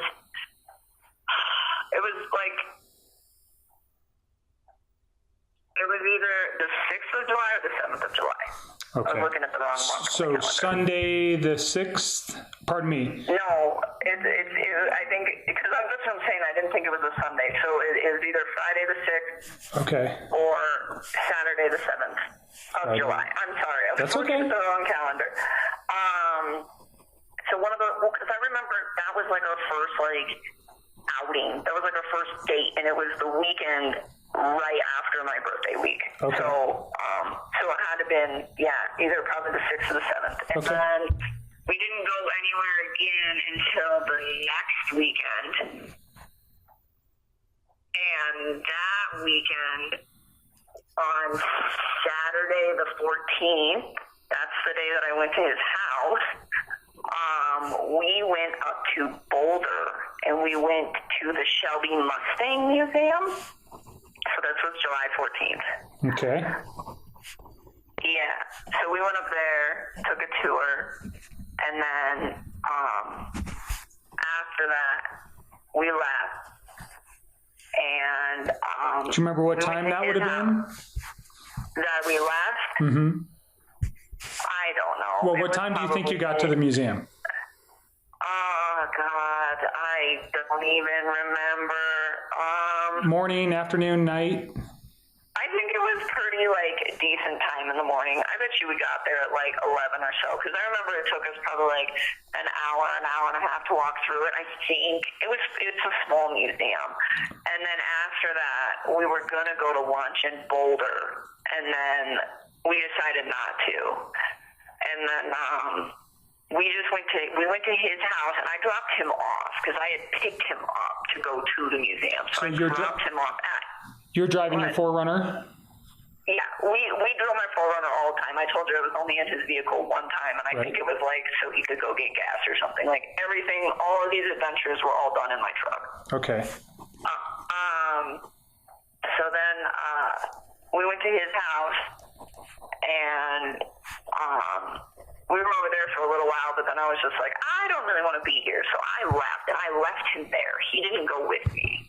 At his home? Yeah, like I left him there. Okay. And I left by myself. And then the weekend of the 21st, and this is how you'll know if my dates are lined up. I would base it off of this date and work your way backwards. But like this weekend, I went to Bandimere Speedway with him, and I went and saw, I think it was called the Mopar Mile High Nationals. It might have been called Thunder on the Mountain. I don't know. It was the drag races though, and it was Saturday the 21st. Okay. And we were there like the majority of the day. I think we got there like early afternoon, and we were there till it ended pretty much. Was that late in the evening? Yeah, those things go pretty late. Like it gets dark. Okay. So you drove, did you pick him up again and then drive your truck or your 4Runner, right? It's a 4Runner? Drive your 4Runner? I didn't pick him up. No, I didn't pick him up again because I never went back to his house. Like he came to my house and then we carpooled. Okay.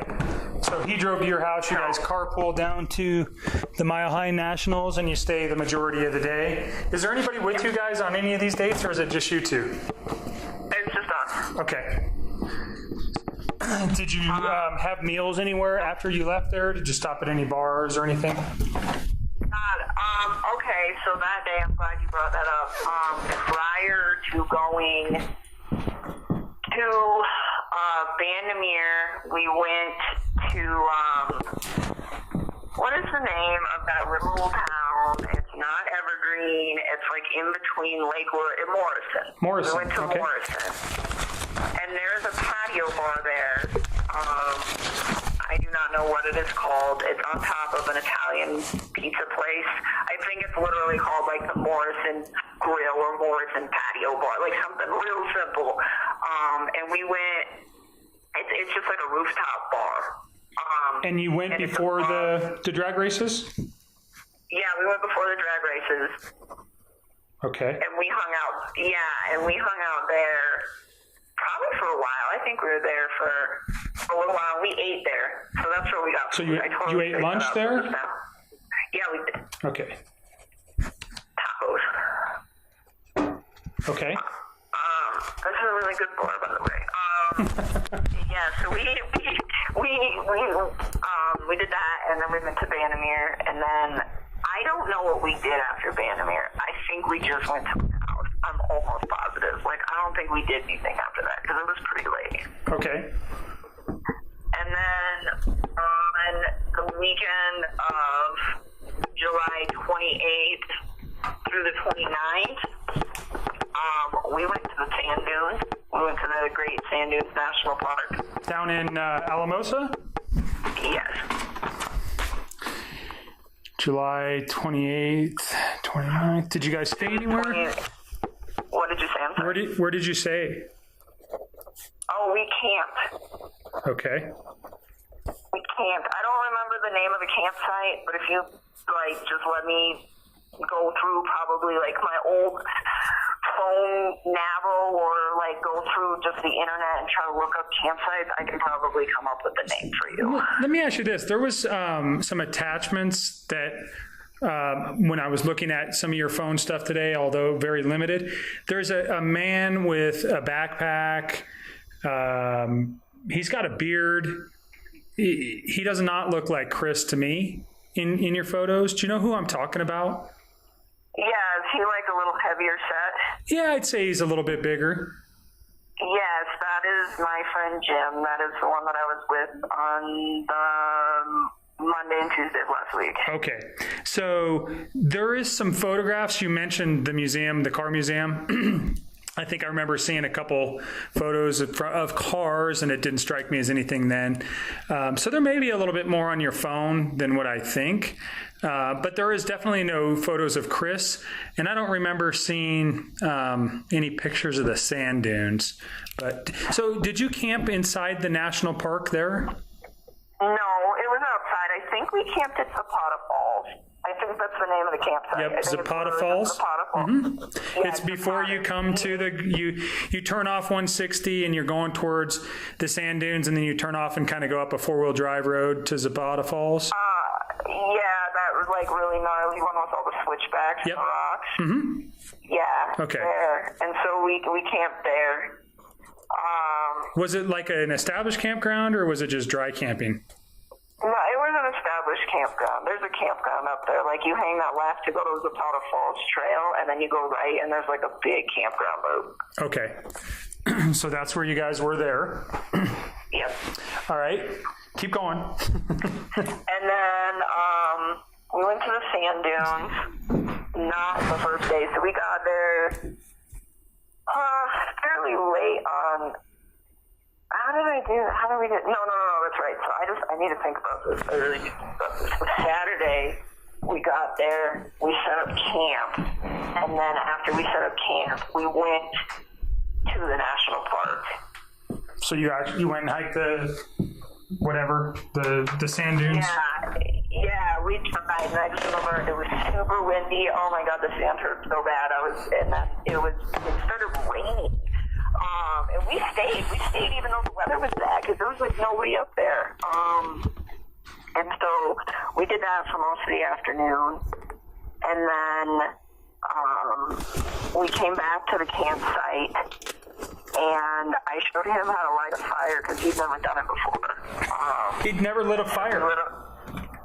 No, he's never been camping before. He told me he'd never been camping before, and I was like, well, if you want to go, I'm trying to go to sand dunes, so that's why we went, because he said he'd never done it. Okay. So did you guys visit any? There's not really very much stuff around there. There's no restaurants or anything in that area. No, we did stop at I think it's called like the Oasis or something. It's like on the way to the dunes. It's not in the park, but it's like on that road that you take to get to the dunes. And it's almost like a little gas station. And we stopped there and we rented a sandboard to go sandboarding on. And we got more ice for the cooler, and we got firewood for. So it's like a gas station? Kind of, but it's like the one-stop shop that everybody goes to, because there's like nothing else around there. Right. Like I'm almost positive it's called the Oasis, and they actually have their own campground back there too. Okay, I know on that road. Mm-hmm. It's right before you get to the entrance to the park. Yep.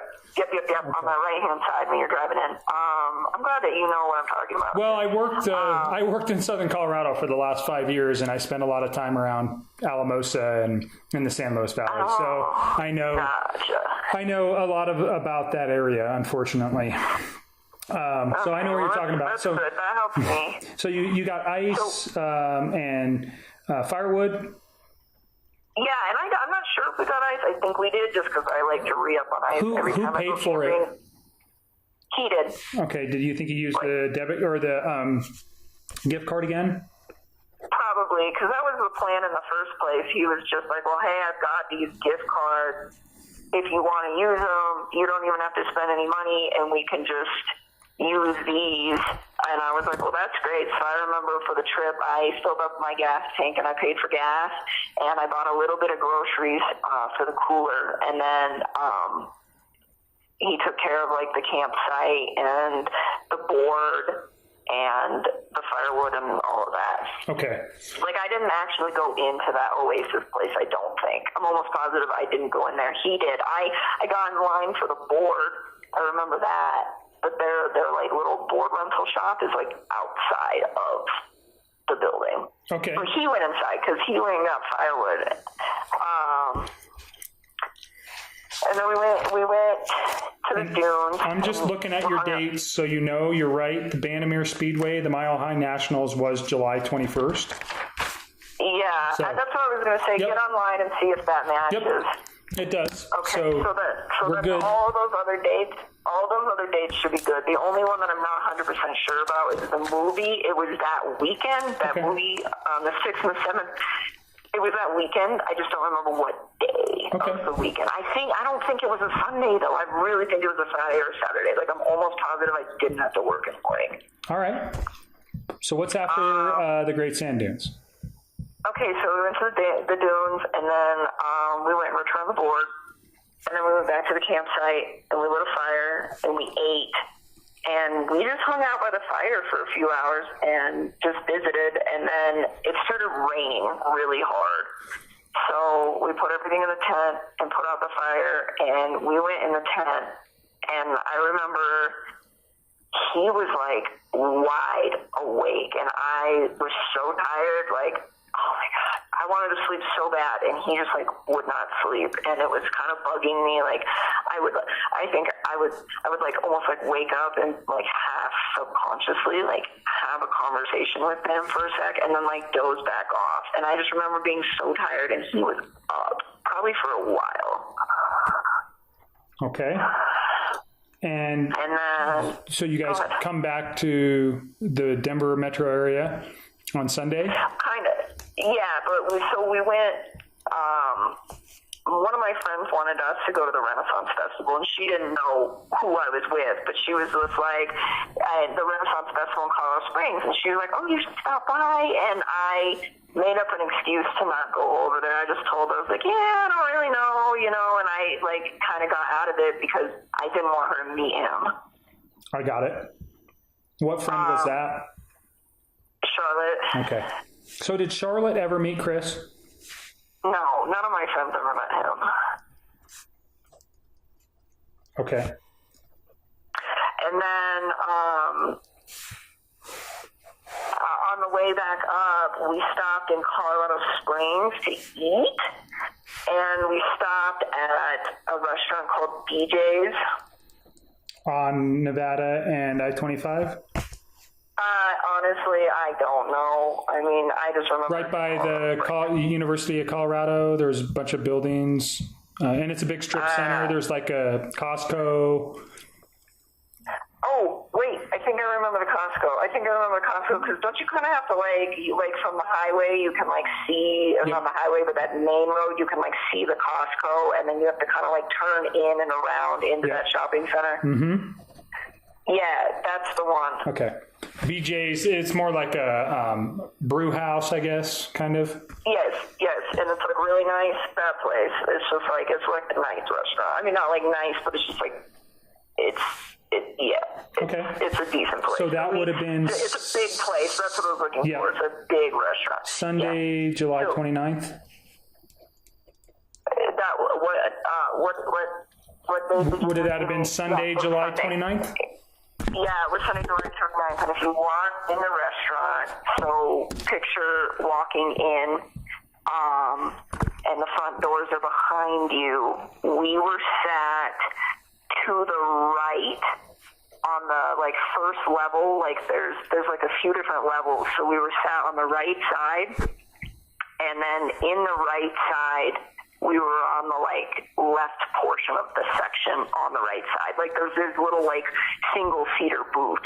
They're really small. Okay. So almost, like, in the center of the restaurant, almost, but just, like, kind of on the right section of the main floor. Okay. Okay, so did he again pay with a gift card at that time? Yes. Okay. All right. And then we went home. Okay. Did you see him the following weekend?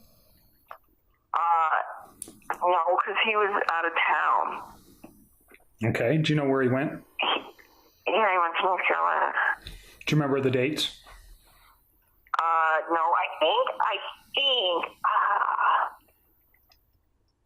I want to say that he left on the 31st of July. I'm almost positive because we hung out the weekend prior at the sand dunes, and then he went to work on Monday, the 30th. I remember that. And then I think he left on Tuesday, the 31st of July, I think. And I don't remember when he got home. Okay. Next time you guys go out? Was that Saturday. The 11th. And you guys. And that was the lazy. Yeah, the story. Yeah. Okay. So we got that all down. What's next on your list? Sorry, I forgot about all of that stuff, and I didn't. That's all right. So we ran through something that the first time we talked, you were really tired. The second time you were overly stressed, and you had thought of some very important stuff that you wanted to talk about. So it's fine. And I don't mind talking to you as many times as I have to talk to you to get everything down that could at some point be very important. It's fine. Understood. So just don't worry about that. My job is to talk to you and make sure that this stuff is, placed in a report so it's there forever. So it's fine. Again, I just keep telling you every time. When you remember things, just call me and we'll get it down. All right? Okay, yeah, and I hope you guys pull cameras and all that, because I'm trying to help you. I'm really honestly disappointed that you guys don't have all my text messages or don't think that you do. It makes me sad. I want you guys to have them. You need them, and it's frustrating to me. But it's I'll just tell you everything I know, and we'll go from there. That's right. Hold on.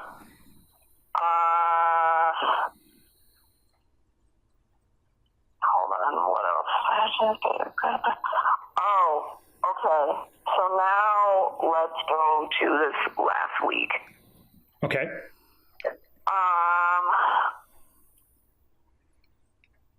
Let's see. Depends. Okay. So Monday, I think probably the most important conversation that I had with him after all of that took place was that first phone conversation on Monday night, the later one. Remember I told you were telling me there's two big ones? Right. And the first one was the one where he mentioned the sheets, the smelly sheets with his kids, and that was also the one where he was telling me he was going to go get his wife's wedding ring appraised. That same conversation, I don't remember exactly how he phrased this. I don't remember what led to this, but he told me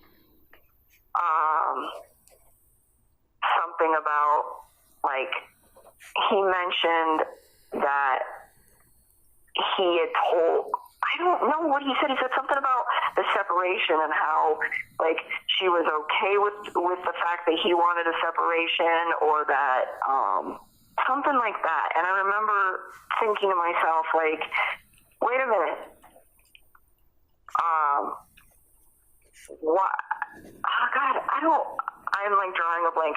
Here's the deal: is he had been telling me the whole time that I was spending time with him, that he was getting separated, and he kept saying that he was the one who initially initiated the separation, and then that it was more of a mutual thing. He said that he was the one who had initially brought it up, okay, before we had met, and then she was on board with it, where she was just I'm not happy either, let's do this.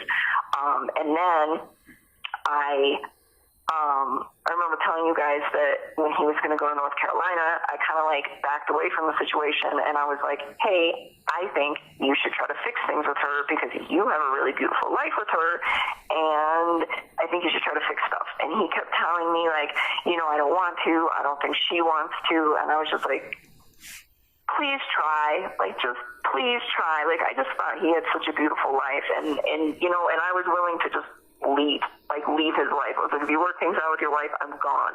And and that's fine, and he'd always be well, what about us? And I'd be don't worry about us. Try to fix stuff with her. And he said, okay, I will. And then when he went to North Carolina, he told me that he sat down and had a conversation with her and that he told her that he wanted to fix it. That is what he said to me.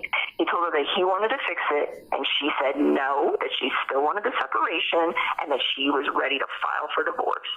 So I was under the impression when he got home from North Carolina that the divorce was filed. That was what I was under the impression. And so then on Monday, when we were on that one phone call where he was just saying all sorts of weird stuff, he again, I don't remember exactly what was said, but it was something along the lines of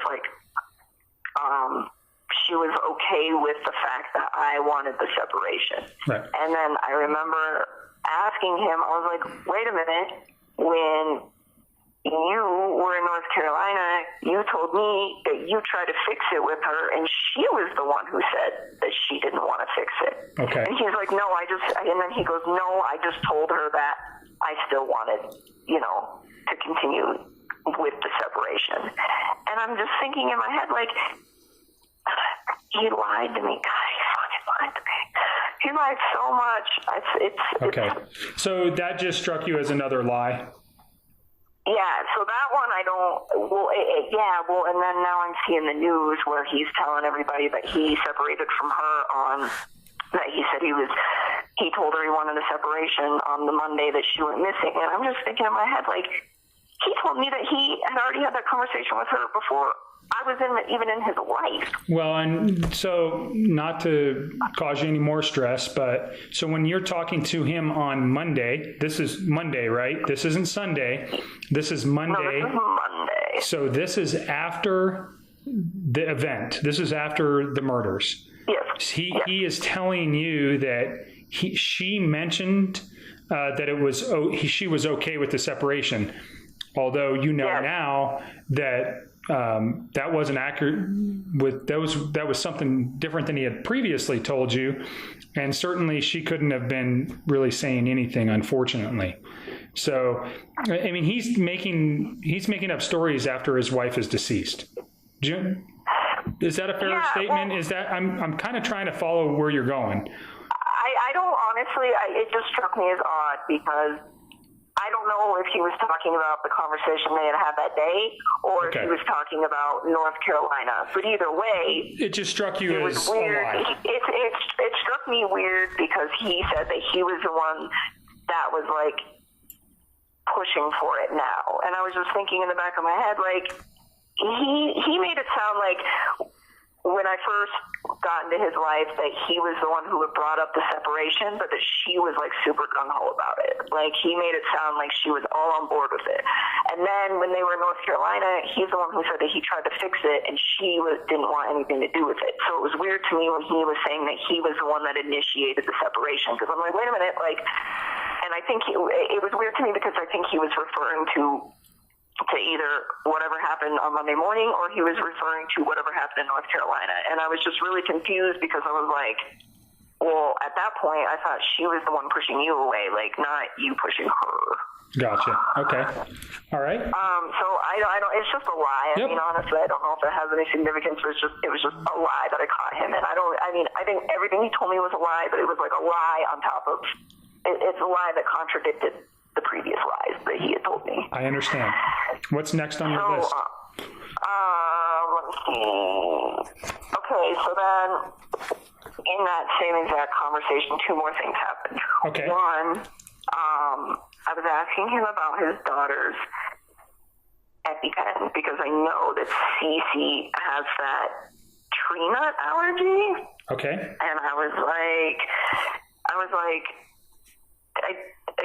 I don't remember word for word, but it was something along the lines of she didn't take your daughter's EpiPen, and he was like, no, and I was like, well, aren't you a little worried? Because I was trying to do my own reconnaissance, and I was like, aren't you worried about that? And he's like, well, we have a stash of them in the basement or something like that, and he's like, she probably just took one of those.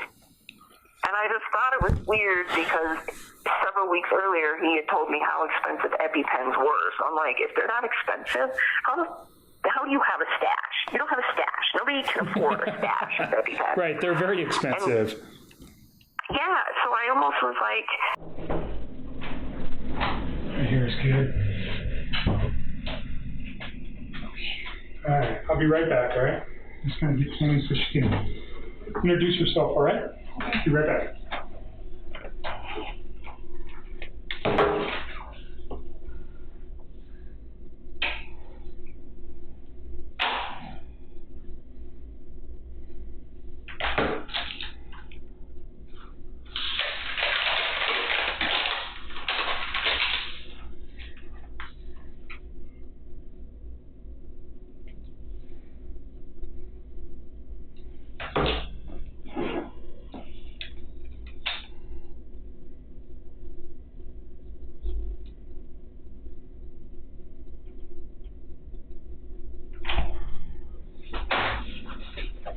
You alright? Yeah. These rooms are recorded. Okay. So anything saying here is subject to recording, just so you know. Okay. And you said on your text that you might have remembered some more stuff. Yeah. So let's do your phones first. I need to. They gave me a piece of paper to transfer my contacts. Wouldn't do it for me, but. You should be able to just put them on the iCloud. I don't know how to do this. They said to follow this app. I can't even find the app store on this phone. Is it Android? Yeah. So strange. I tried to transfer all the stuff from this phone to this phone last night and started thinking up like old text, like stuff I don't even have saved in here. Or any of them from Chris? Yeah, a few, but not many. It's pretty short. There's like 10 or 12, and there's like a few from those days, but most of it is. Hi. Hello. Nikki. This is Tammy. And come in, Nice to Stacey. meet you. Yeah, I'm Stacey Galbraith. Nice to meet you. How are you doing? All right. Getting through it? Trying. Yeah. Stressing out. Stressing out. Yeah, you look stressed out. Did you get some therapy figured out? I'm waiting for the goods to get back to me on that, but I'm trying. Yeah. Yeah. Does Hazel need to? Yeah, we're going to see if Hazel comes in. So, Weld County's just, I had to write a letter yesterday for Weld County to approve, to pay for her treatment. Oh. And then it's got to go through a board because it's kind of unusual. Yeah. Since she's not an eyewitness. Right. But it sounded like there was not going to be any opposition to it. It's just a process. Yeah. Okay. So when you go through the text messages, Tammy and probably Stacy will be there. Okay. So you guys know each other. Or if they reach out to you, you know that they're not the media. Yeah. Can you guys give me your cards? Yeah. I got grab you one. Okay. I just Thank now you. with this new phone, it's like I got so many numbers that I'm sure I can figure out whatever, but I need to just deal with that. Like if you guys can help me get all of my contacts from this phone. So I can get a tech guy maybe to help me because I'm bad at it Give too. me instructions So on. this is your old phone? This is the one that I use for communication. This is the one that's going to you guys. Okay. This one's mine This now. is nicer. I know. iPhones suck. I'm kind of relieved to have this back. Okay, so you want to move contacts from there to there. That's all I want to do. Once you guys do that, then you guys can have this phone. I mean, he gave me a way to do it, so I think I need to connect to Wi-Fi, and then I need to download this app, and then I think once I download it, I can sync it up. And I need to just download the app on both phones. So let me get a guy who knows about Wi-Fi. Is your password still 653038? Yes, that hasn't changed. So that's going to be that one. And which one is getting all the new text messages? Your new phone? I've only got a few, and they're like, now I get what you're saying, like they're out of order, they're scrambled, they're missing. They don't make sense. I got super excited when I saw them because I was like, maybe it'll be all of them, but it's not. So maybe what I'll ask, we have a device that maybe we can download that too. This one too? Sorry. I mean, I don't know if that'll work, but we can try it. Here's mine. Thank you for, thank you. And then Kevin knows how to get a hold of us after hours or whatever. You can do that too. I appreciate that. I'll be right back. Okay. Oh, okay. Are you giving her a spare phone? Is that what She you has her own spare phone, but when she linked her accounts, a bunch of messages between her and Chris were recovered on her new phone. Oh, okay. So I'm going to probably just celebrate right now Oh, okay. on her new phone, so we don't have to take all her phones. Yeah, no doubt. Are you good here for a bit? Okay. Do you have some water or anything? Please. Okay.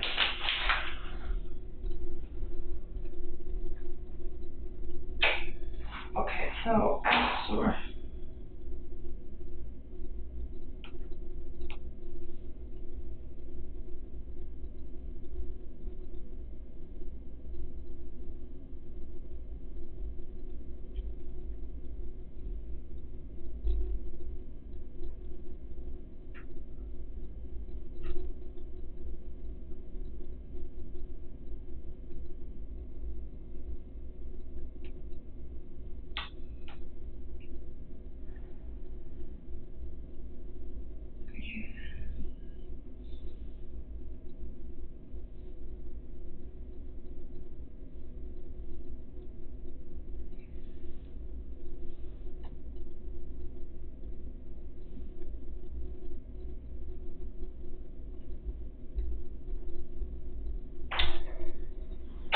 Thank you. Flattered.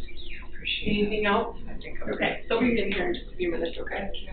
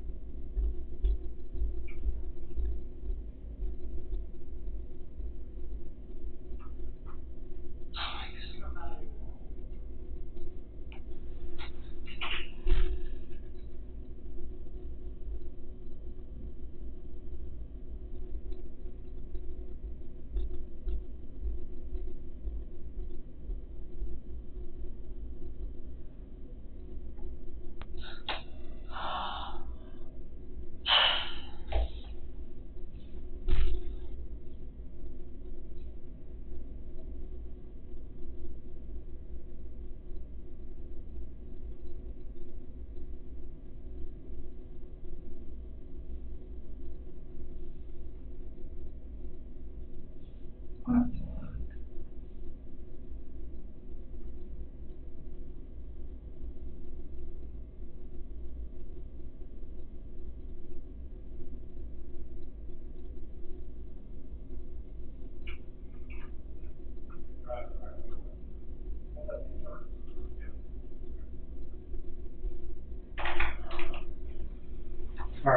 Tech guys coming to help us.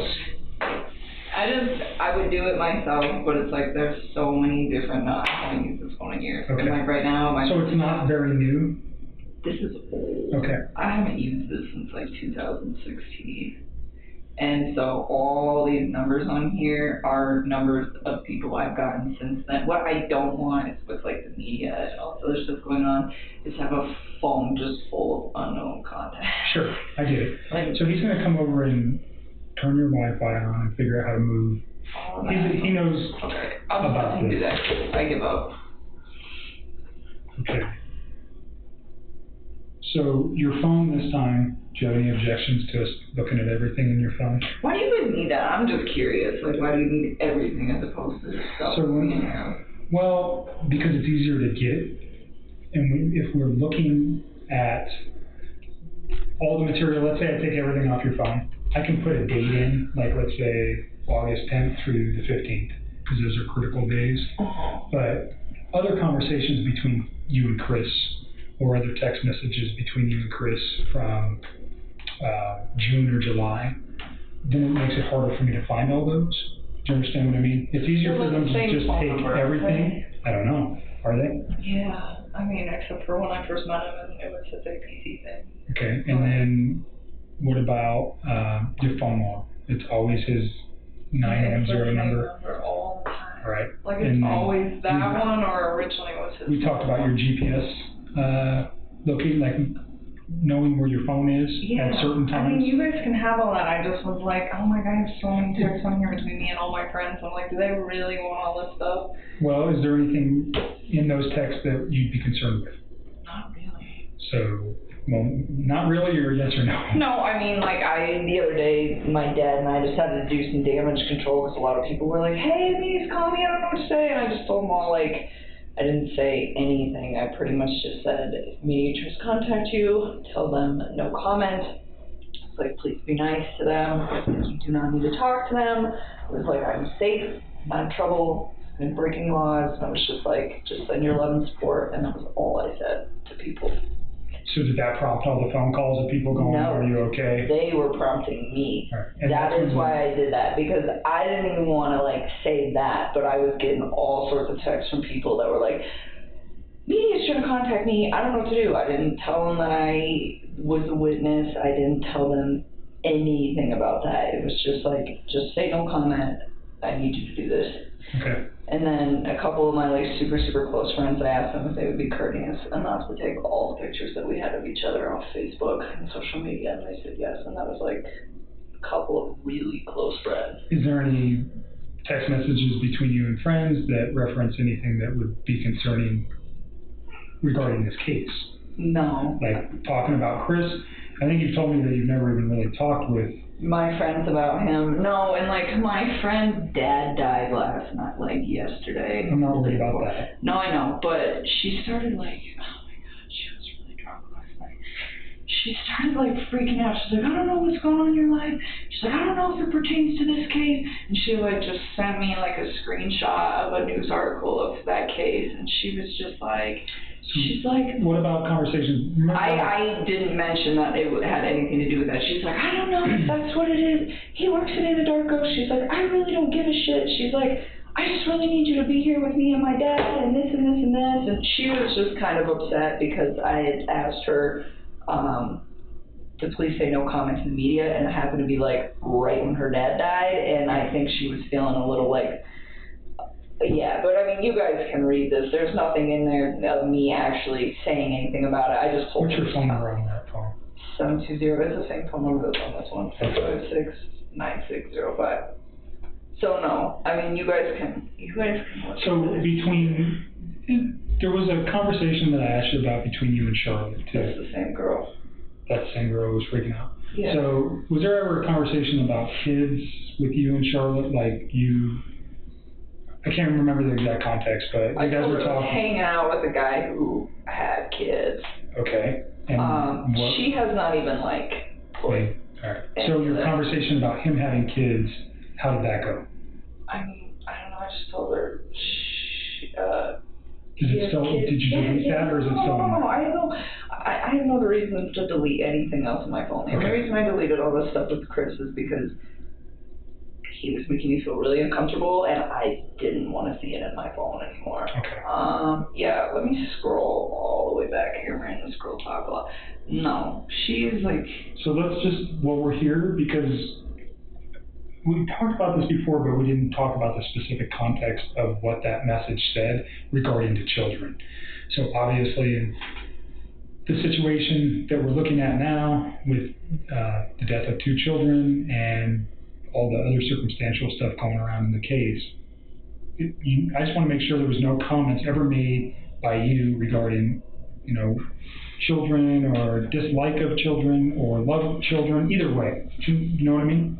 I guess. Let me find it. I think that's where this starts.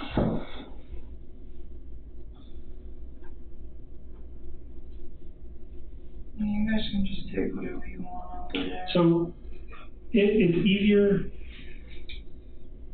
for me to just take everything than it is to single it out. Plus, for the purposes of this case, the less exposure, we already have, initially you drew concern from me when you told me you deleted everything from Chris. I've already told you that. You understand why. There's no question as to why that might cause concern. So if there's anything else that ever comes up, I have it, and then we can just discuss it. Do you understand what I mean? All right.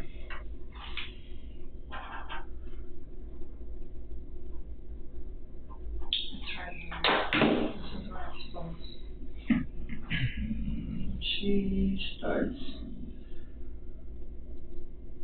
right there. She starts talking about her and her fiance. So that was like weeks ago.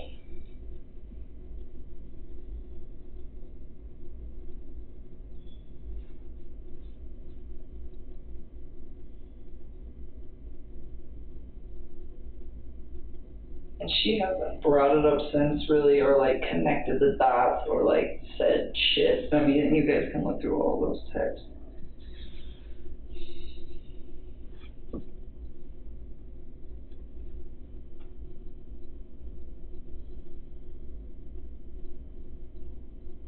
And I don't know when that was.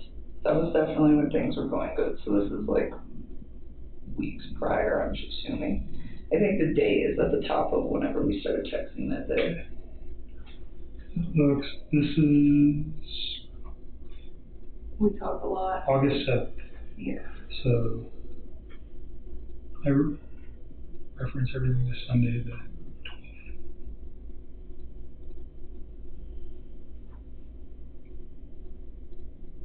So that's the only conversation like that on there, I believe, on my phone. I don't think there's like anything else.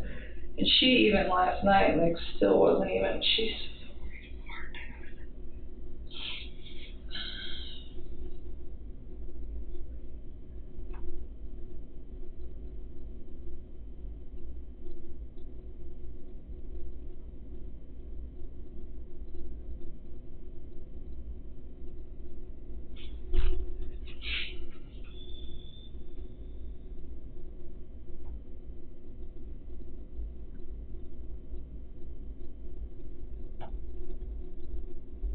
Other than that, there shouldn't really be anything on with other people. But you guys can just pull everything off that phone. As long as you're okay with that, that's what would be I mean, my if that preference. makes your life easier. It's not just about making it easier, it's just less. So if there's any question, like I told you before, like the 2 girls you just met did a lot of interviews in this case. They've done a lot of work. They may know things that I don't. There's no way we can all know everything. So they might go, oh, because somebody else was the one who told me about Charlotte and this message. So I've never read this. Well, that's probably why. Potentially, I'm assuming that that's Yeah. what that is. Because I said his name. I And I don't even think she's put two and two together, because last night it was just like the way she was talking. She wasn't like, this is him, this is it. She was like, I don't know what's going on. I just assume this is it, because this guy worked in a Darko, but she is not even like processing.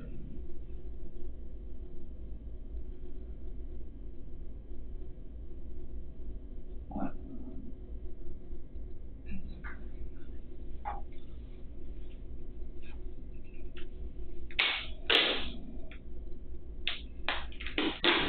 What do you mean by can tell he has a lot to take care of in life? What did you mean when you said that? He has a mortgage and he has kids. Okay. Responsibility. I mean, he's a father of a house.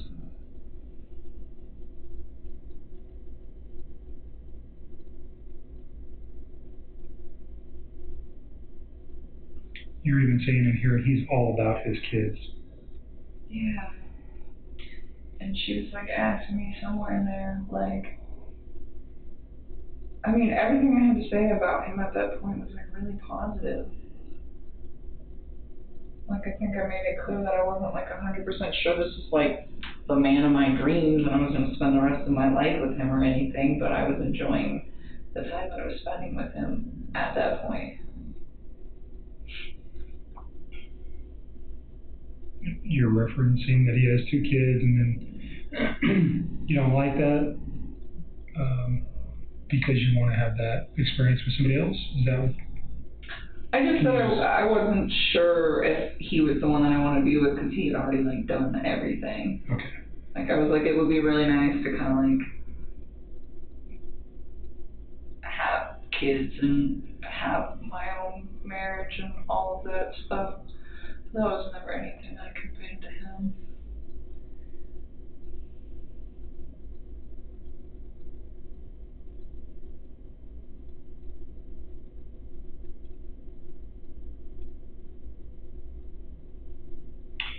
So you said he's handsome, huh? Did you send her a picture? Mm-hmm.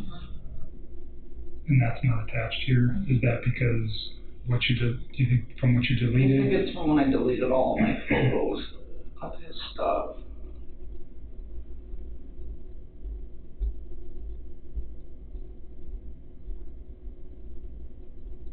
He's kind of short.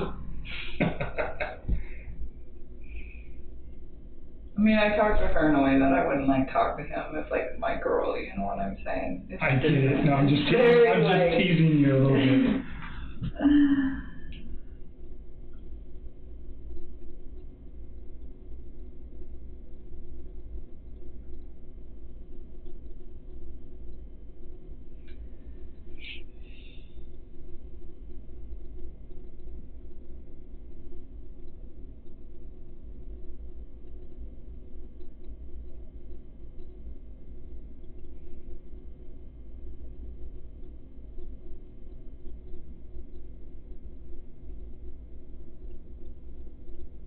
So now you're just talking about shoes and other stuff. Okay. But then she brought it up again last night, but she didn't brought up what? That case, but she didn't like connect the dots. She was like freaking out like her dad just. And she was really upset. She wanted me to come see her on Saturday because it's his week. So unexpected. Kind of, sort of. He had Parkinson's.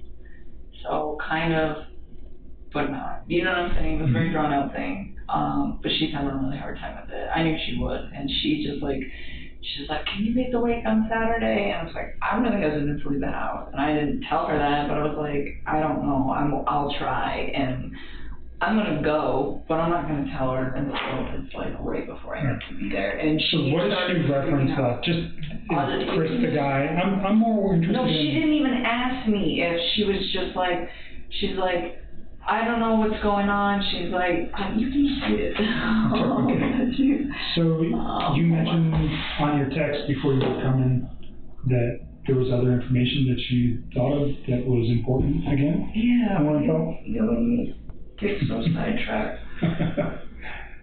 I'll look at this, will you do that? And then I'll show you where it is. Yeah, There's show so me much in here. Like, I'll just say. You guys talk a lot. Oh, yeah. She is like not right here. So first she sends me this, And she's not even asking me about him. She's saying he looks like her ex. That's when she first brings him up. She doesn't even mention me at that point. I don't even think she realizes it's the same guy. Like, legitimately. I think this girl is so wrapped up in all the stuff that she's got going on right now that I don't think it's even processing. I mean, you can just tell by the way that she, like, talks.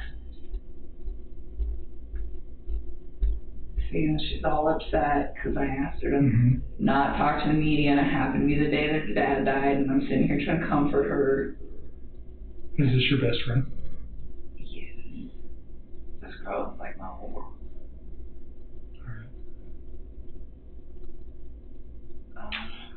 But you're not talking about children or your relationship with Chris or anything like that? No, the only time I ever mentioned him was like that one day. Okay. And I didn't even remember that I even had like said that to her because I just... What's her phone number? 720-425-7330. So I'm not going to call her, but at some point you might want to talk to her, just so you know. I mean, sooner or later she's going to connect the dots, or you're going to tell her, right, if she's your best friend. I'm not going to tell her. If she figures it out, she figures it out. Okay. If we were going to talk to her, I'd let you know beforehand. Is that fair? Yeah, just so I can give her a heads up. Yep. And she apologized to me because she was being kind of crazy. She was. So tell me about the new info that you remembered. Okay. See right here. Hold on. She says, look, man, I know you work at Anadarko. He did too. I know he murdered his wife and kids. I know he was a dog. I know you're my best friend. I know you have a good heart. I know that that guy needs to go to jail, and he will. I know you don't want publicity, and neither would I. I know that as a witness, if you say anything, it can cause a mistrial. I know you don't want that, neither do I. Fuck the media. I want my best friend here. I never fucking said anything to her about a trial. Okay. So, but see, look, she goes, I don't even care if you flirted with him or more. I know you had nothing to do with what happened, and I don't care if your job is having an open investigation. I'm not going to ask you a single question, but my pop's died and you're my best friend. Okay. I said, please stop talking about that. And she said, what, are you on house arrest? And she just keeps saying, my father died, what the fuck? She was not okay last night, and I was just trying to, like, understandable, mitigate this. And I was like trying to calm her down. And I said, Charlotte, I'm trying so hard to be the best friend I can to you right now. I said, I want to talk to you about that case. I didn't say the case. I said that case. Like I wasn't even affiliated with it at all. And you need to respect that. I'm here for you regarding your dad, and you know this. And then she's freaking out and freaking out. You guys never had a conversation except for this past text messages about Chris and his children? No, that was it. Okay. That was it. That's fine. I mean, because he wasn't really something that I like super wanted everybody to know about, and I shouldn't have even mentioned it when she brought up what she had like going on sexually with her fiance, and it happened. But at that point, you guys are best friends. It's understandable. Yeah. See, and she keeps trying to talk about it. She says, if you're not under investigation by the police, I don't care. Why can't you attend your so-called best friend's father's death? It doesn't make sense to me. And all I told her was stop. She just like, yeah, and she just is like freaking out. And finally I just told her, you know, getting mad at me isn't going to bring your dad back. And that is when she chilled. Okay. Well, she kind of went on another rant, but it had nothing to do with Chris. And then she apologized to me this morning for being drunk and sad and angry after her dad died. What other new information? Okay, see, we got so much going on, I didn't even think I had this thing off. You need to make sure before you leave you see Hazel. You need to get some help. I know, I'm gonna ask him. So he was talking for a few weeks, like he mentioned. Give me a time frame. Okay. So he went to North Carolina. When he came back from North Carolina, I was informed sometime either when he was on the trip or when he was like getting back, but in that area, that they filed for divorce and that they were gonna put the house up for sale, and he was like, she's the one that called the realtor because he told me that he had spoke to her when he was in North Carolina about it, and then the next day she was the one who called the realtor. When you say she, Shannan? Yes. And when you say the time frame they came back from North Carolina, you don't remember the specific dates, but it was like the first or second week of August? Yeah, I think I told you guys when they left. I think he left on Tuesday the 31st of July. I do remember you saying that. And I don't remember when he came home. I really don't. I don't remember if it was like... So is this a phone conversation or is this a text conversation? No, this happened over the phone. And he told me that, that was when I had said, hey, when you go to North Carolina, I really think you should try to fix things with your wife.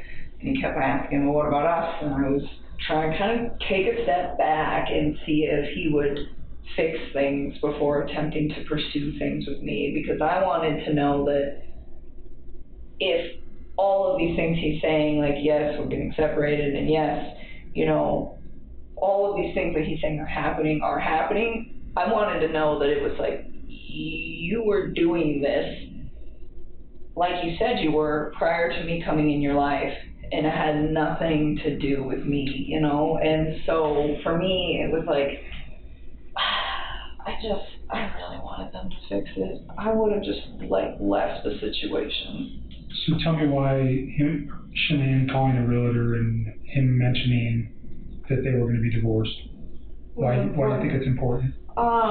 Because, so after that, he was like, she's the one who called the realtor. And I remember, I was like, damn, that was fast. Because I knew he told me, like, we were going to put the house up, but they said, he was like, we didn't know how much to offer for it, and we were kind of trying to find somebody. And it, like, so for the first few weeks that I hung out with him, he kind of, like, dragged his feet on, hey, this is happening. And then after North Carolina, he's like, yeah, she wants to put the house up. She's the one that called the realtor. And I was, like, kind of taken back, not necessarily at the speed of it, given how long he said that they'd been separating, but the fact that she did it, like, the day after he supposedly sat down and had a conversation with her about, hey, do we fix this or do we not fix this relationship?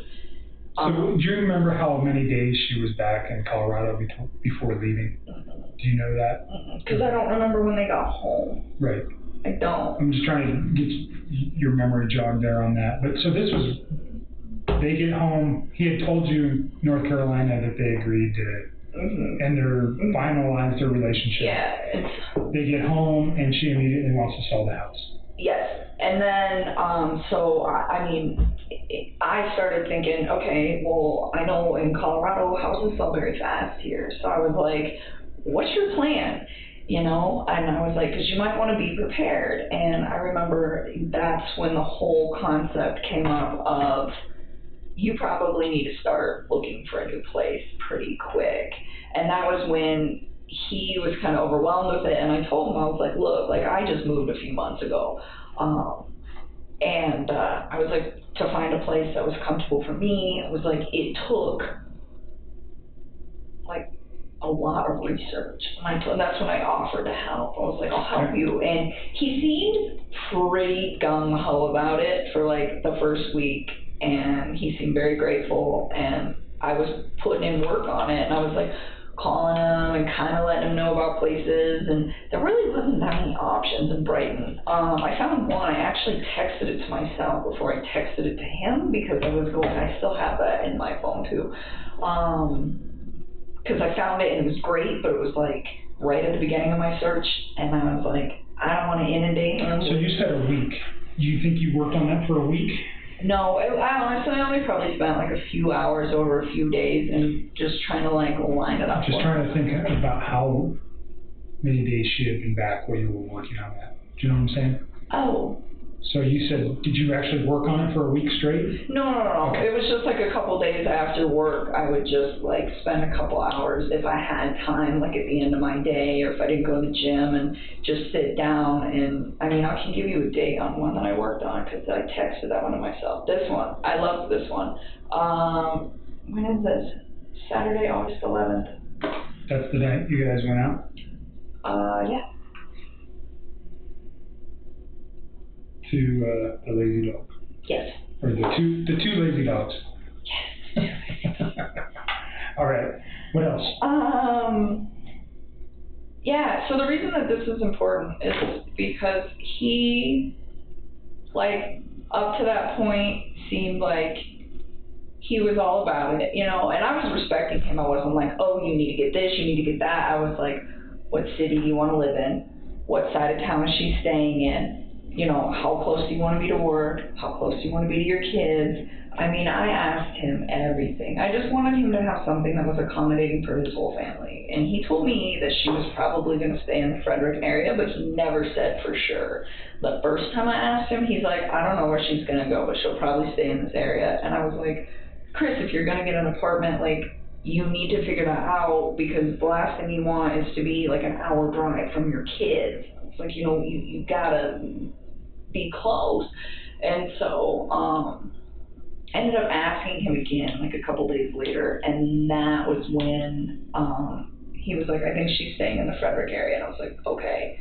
And that's when I was like, starting to get details, like, where, and if you guys find my text, you'll see it, where I'm asking, like, where do you want to live? Like, how close do you want to be to work? Those things, like, you know, do you care what gym you go to? Like, what are you looking for? You know, talked about this previously. Yeah. So the thing was he was like super gung-ho about it, and then on Saturday, that day, I remember being outside with him when this conversation happened, but I don't know where. I don't know if we were like walking into the restaurant or walking to the car, but I like vaguely remember being outside with him. And I was like, he had told me that he wanted to go look at some places the upcoming week. And we were supposed to go do that on Wednesday. And I was like, I asked him, I was like, what places do you want to go see? And I was like, did you really like that place that I showed you? Because it was just like super convenient for everything. And I had a little playground and I had a pool. Like, it would have been awesome for his kids. And it was cheap. And so, and it was like close to Frederick. It was like, it was close to the gym. It was close to work. It was close to me. It was close to everything. And it was in Brighton, which is what he wanted. And so, I was like, did you want to go check that place out? And he's like, yeah, I guess. And he like didn't seem sure anymore. And that was the part that I wanted to tell you. I just figured I'd give you all the backstory. Sure. So he's not sure about the particular apartment or about even leaving? So he told me that he looked at it and he told me that he thought it was nice, but it didn't really seem like his interest was that piqued. And I was like, well, did you find anything that you really wanted to look at? And he told me, yeah, that he'd found a few, but nothing that really, really piqued his interest. And I was like, well, you might want to get started. And he's like, well, I found one. And I asked him, I said, which one is it? Because I think I've looked at like every apartment in Brighton and maybe I'll remember it. And he's like, I don't know, I don't remember the name of it. And he kind of just like disregarded it. And it was kind of strange to me because like the whole week prior, he was like so excited that I was trying to help him because he's busy, I'm busy. So I was like, you look, I'll look, let's see if we can try to narrow it down to like 4 or 5 spots, and then we'll find something that's good for you and your girls, you know? And he seemed like very enthusiastic about it, like during the week when the conversations first really started ramping up about like, you probably got to figure something out because that house is going to sell really fast, you know, or at least be prepared. And so why do you think he was removed or not interested on your Saturday night, wherever you guys were? I don't know. I mean, sometimes like I think about these things and I feel like they're all assumptions, but at that point, like maybe he already knew something that I didn't. I don't know.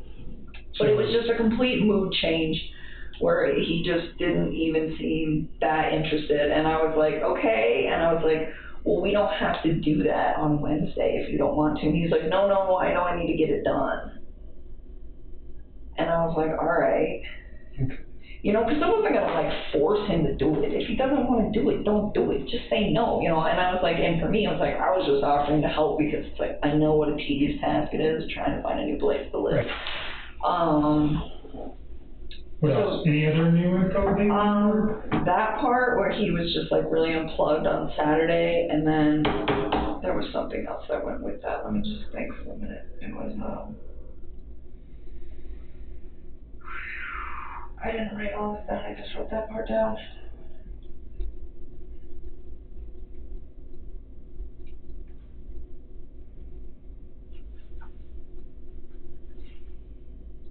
I can't believe I can't remember all this stuff. Yeah, you remember so much stuff already. Slowly comes to me all the time. Well, some of this stuff is just things that you would never think about. And now that I'm like, hindsight's 20/20, I'm like starting to go back. There was something else that happened on Saturday that had to do with all of this. Think about it for a minute. I'm going to see if my tech guy has his equipment charged. And we'll get your phone taken care of. Okay. So again, I'm going to have you sign this voluntary consent. Yep. It's the same thing that you signed in Thornton, saying that, you know, I didn't threaten you, intimidate you. You have a right to say no. I want you to read the document again. We're going to take your phone. We're going to use a program called Celebrate. If you go to your phone store, that's what they use. Sometimes they used to do this. They used to move your stuff back and forth. It's the same thing. They're going to take that information, and then an examiner who is skilled in looking at cell phone data is going to look at it to try to recover the deleted material that we're after. I hope they can get the deleted material is what I'm after. Obviously. I know it is. I feel so bad that I did that. I didn't even honestly, like, that's not even what I was thinking about. I was just so, did not want, like, any presence from him. So you're okay with us doing just everything? Just take the whole phone. Awesome. Just take it. Because I feel like we've been trying to do I'm going to put all data on here just for ease, okay? So read that and make sure you sign it, that you understand that we're going to take all the data. Once I have all that stuff, I'll get your phone back to you. Okay? That's okay. I mean, I'm not even going to use it anymore. I'm going to just use this. Okay. I'm going to still get it back to you as soon as we're done. Okay. All right. So next week sometime maybe. Okay. Or the week after or something like, somewhere in that time frame, okay? Okay. All right. Relax for a minute. I'll be back in a sec.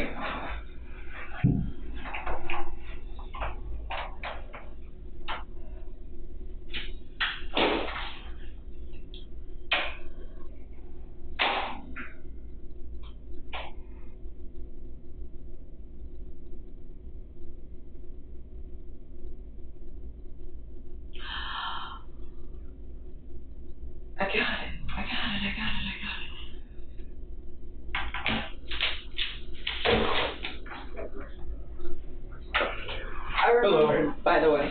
I got it. Remembered what? In my head, what I needed to tell you. Okay. Okay, so, hi. Hi, I'm Matt. I'm Nikki. Nice to meet you. Hello. So this is my original phone. Okay. That these guys would like to have. Mm-hmm. I have a lot of contacts on here that are not on the phone that I'm currently transferring to. Okay. Like a lot of them. Uh-huh. I need some of them. Right. It would be greatly appreciated if we could get the contacts from this phone to just go to this phone so that all the text messages and everything have like names and things linked to them, okay. so that I can. That's all I want to do. And I went to Verizon to switch to this phone, and all they did was give me this little sheet of paper to follow, which seems very simple, and I'm usually pretty tech savvy, except for the fact that I can't get the App Store to work on this phone, and I can't get the Wi-Fi to work on this phone. Okay.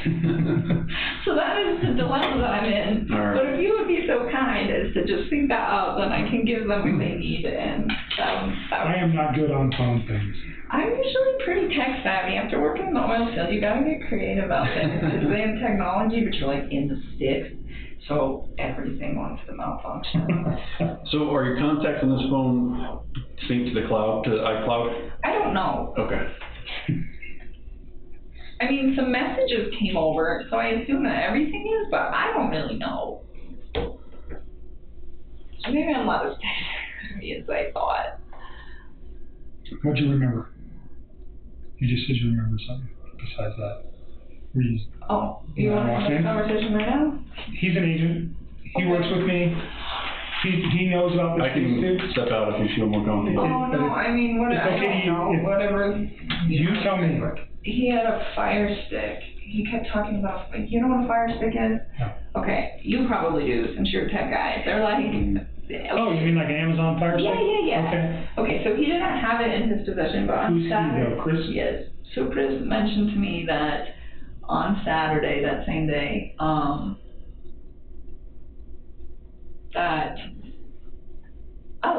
because this kind of went hand in hand with the whole, like, apartment talk, because I was like, oh, that apartment that he said he found, that he was like, I was like, well, what's it called? And he's like, I don't remember. And I was like, well, how much is it? He's like, it's close to $1,100. And I was really taken back by that, because I pay more than that, and I don't really have that nice of a place, and it's not a 2-bedroom, it's a 1. So that part kind of seemed odd to me, but I'd seen a few things online that were kind of cheap, and I was just like, all right. And he's like, I'm just trying to cut costs. And I was like, that's cool. I was like, how else are you doing that? And it was just out of curiosity. And he's like, well, I decided to get rid of cable. And I was like, okay. And I was kind of taken back by that too, because he loves sports. Dude, like, lives and breathes football.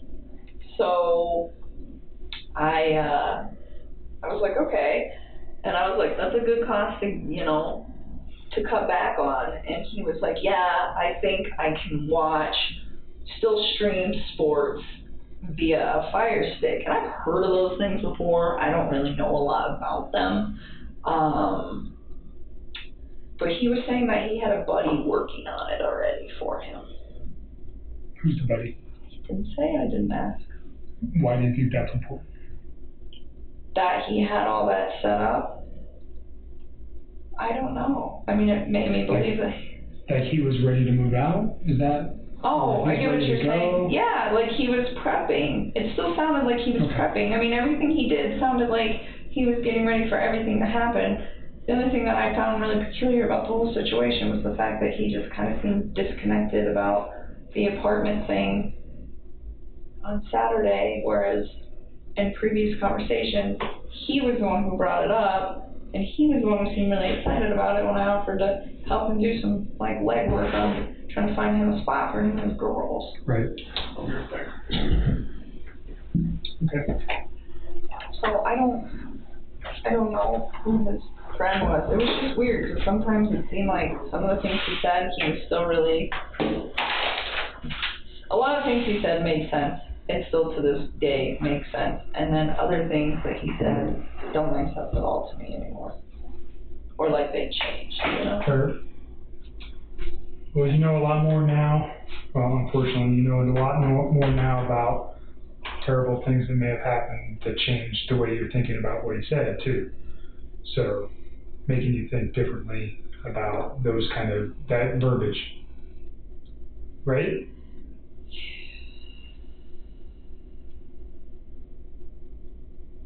Definitely. So, we've talked a lot about a lot of different things. I hope I'm helping you guys. You certainly are.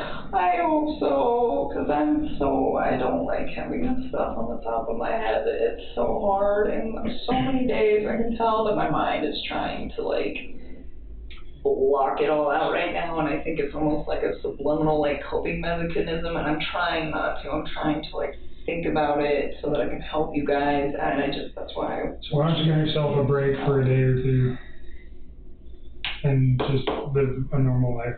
Stop thinking about this stuff for a day or two and then revisit it. Maybe that'll help you, because you look like you're tired again. I lost my job yesterday, so that's where that comes from. You lost your job with the geosciences place as well? Okay. Sorry to hear that. I think you mentioned with your skill set though, you should be easily employable in another locale. I don't know. I hope somebody hires me. I hope people don't see my name on a resume and just not hire me. Well, your name hasn't even made it in the papers yet. Not yet. So, remember you said that you had some locations you could go out of state? Maybe. Yeah. I don't know if that's what you're thinking or whatever's going to work for you. Yeah, I'm thinking a lot about all of that. It's just a matter of timing and trying to figure out when to do it. Hesitant to do it all too soon and then have to do it all over again. Tell me the name of the geosciences company. I forget. Tasman. That's right. I think I was just so bummed because they told me that they would keep me, and then they called me back and let me go, and I was just like, man. So did they essentially fire you for lack of a better term.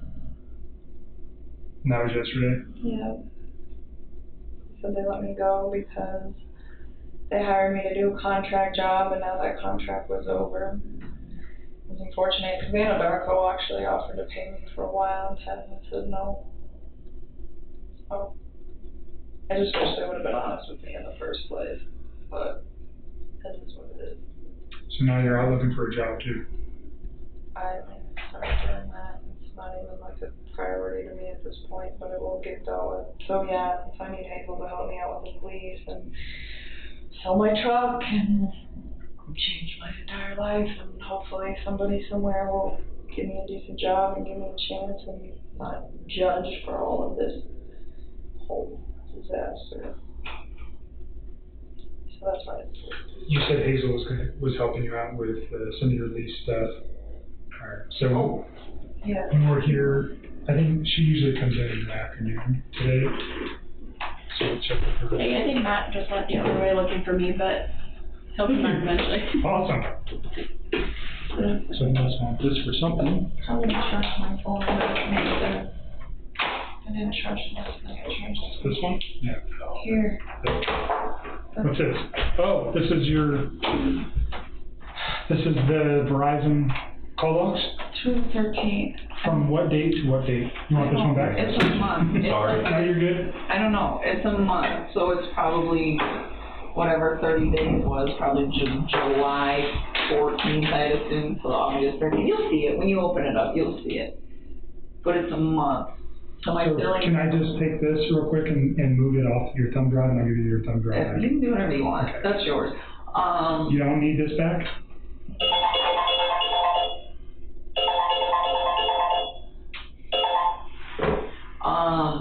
No. I mean, you can give it back if you want. Yeah, I'll just go download this to my computer real quick. So it's a month. It ends on the 13th, and that's why I was saying, when they bill me next month, then I can give you the 14th and past that. And I could have given you the 14th now, but because they haven't billed me for it, like this is in a nice PDF, but the unbilled one is like in this janky Excel format, and you could like manipulate the data. I don't want to give. What is on here specifically? PDF of your complete phone bill for your cell phone. That ends on August 13th. Everything after that, you can go put this on my phone. Or okay, go put it on my computer. My lease agreement is on there, and I told Hazel that you had it. Okay. So I'll share it with her because she needs that. Yep, and then there's also like a computer record of me talking to the Verizon wireless people, asking them if they can restore my text and what they had to say about it, just so that you guys know that I did the due diligence to attempt to do that. So those are the three things that are on there. So there were the messages that synced up when you started are on this phone, right? Mm-hmm. So when she started it, this phone's like 2 years old. Okay. But when she turned it on, a bunch of deleted messages from Chris that were on that phone synced up with that phone. Okay. So that's the one I want to try to rip. Okay, so we're going to download this phone, but this we want one's to get coming the context. Yep. Exactly. Okay. So this one's going to be coming with us as evidence. That one will just rip, so she has a phone. Okay. I need you to log into Google. I was trying to figure this out. I don't know. Oh, okay. That might be an issue. I know. I mean, if you guys really can't do it, I'm sure I can go through and figure out. There's another way we can do it, or we can try. Man, I'm usually really good about passwords, but this one.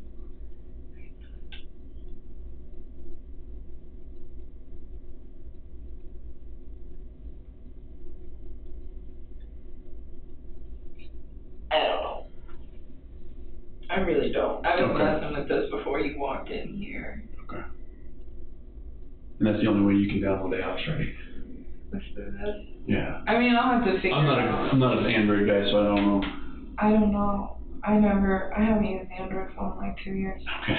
I guess I'll have to figure this out. That sucks, but it's okay. Well, there's another thing that we can try. Sorry for the inconvenience. Did you have a text message on? So when I looked up to Wi-Fi, I think you got a couple more extra. Oh, I got these. Yeah, this came in on my other phone. This was like right when I transferred.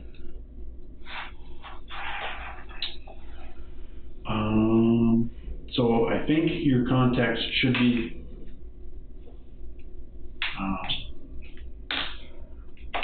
connected to iCloud now, so shouldn't lose them. And we can try and use the machine that we use to download the phones can also transfer. I've never done that, so I don't know how it's going to work, but we're going to give it a shot. Okay. That would be so nice, because I was looking at these messages and I was like, oh my god, like, don't know. I mean, again, I'm sure I could figure it out pretty quick if I read the text. I'm like, oh. Yeah. They're all different. Okay. And so you would just save me a lot of time and stress. Okay, and then we're keeping this one, Yes. downloading it and giving it back. Yeah, and then this one I think he only needs one number off of, and that one you guys have taken everything. Okay, but we're keeping this phone, right? It is. Okay. That's yours. Okay. Thanks. All right, let me go see if I can transfer the contacts. Do you want the wall charger that goes up? I'll just put it here so I don't forget, but I don't need it right now. I'll be right back, or in a little bit.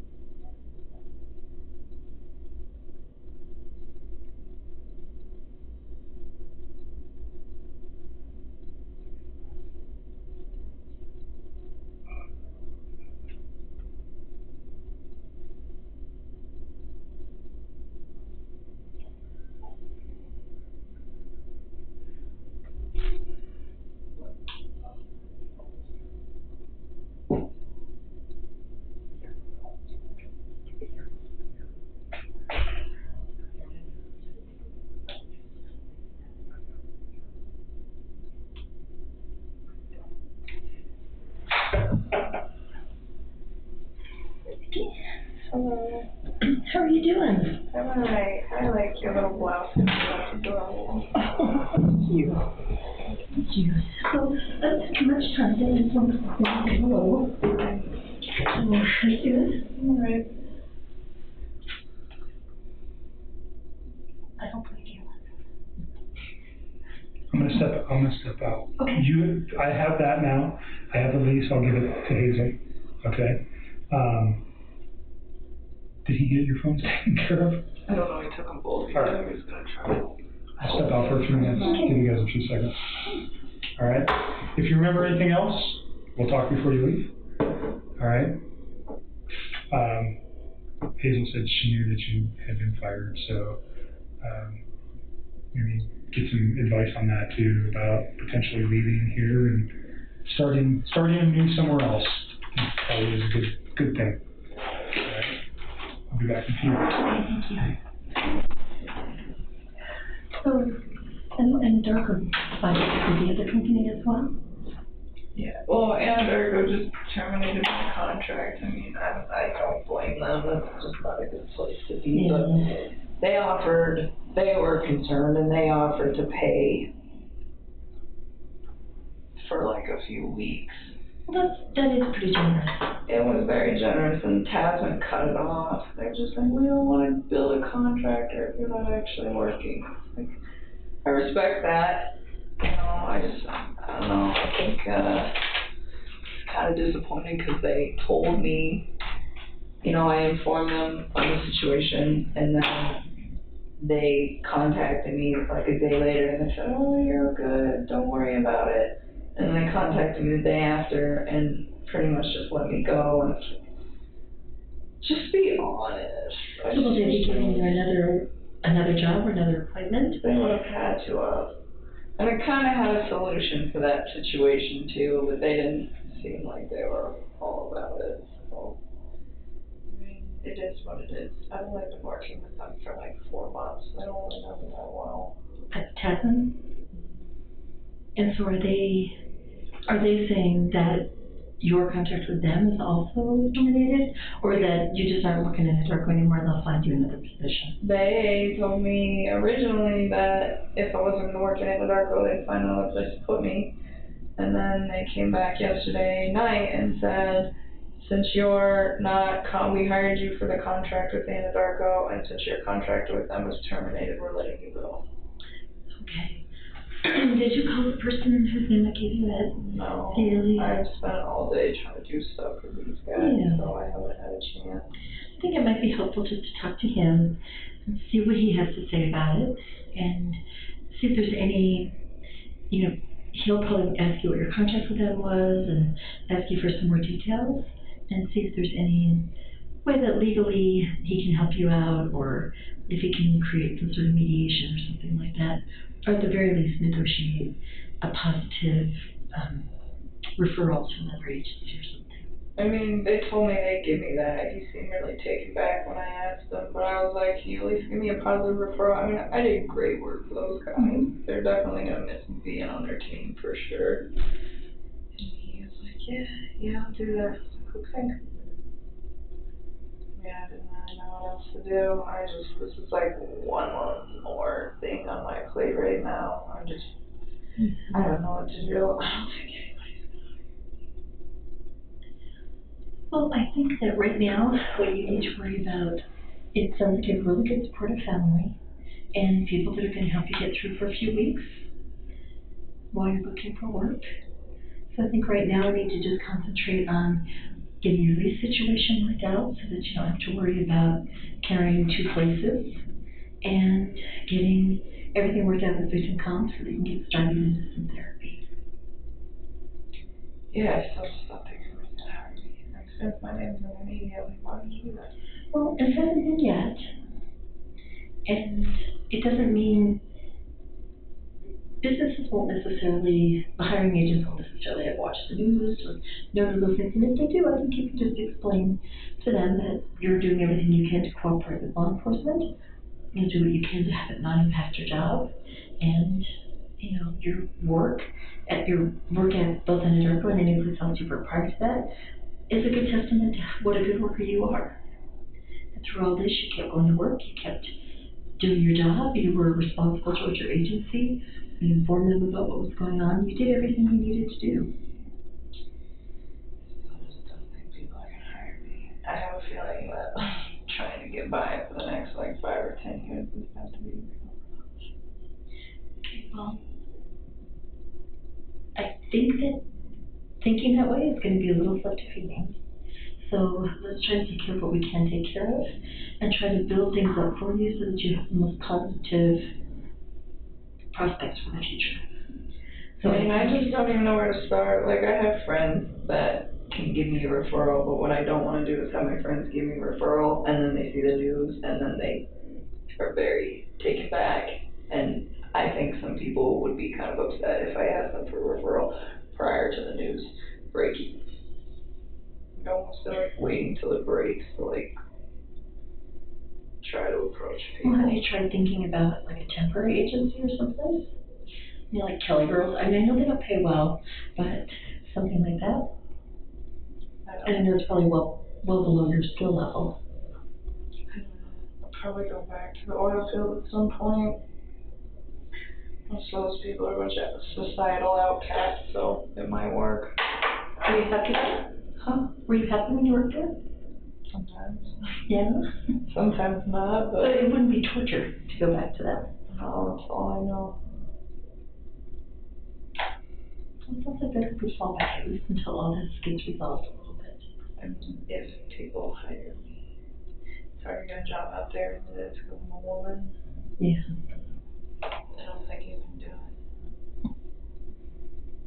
Well, you have the history to show that otherwise. And that goes a long way.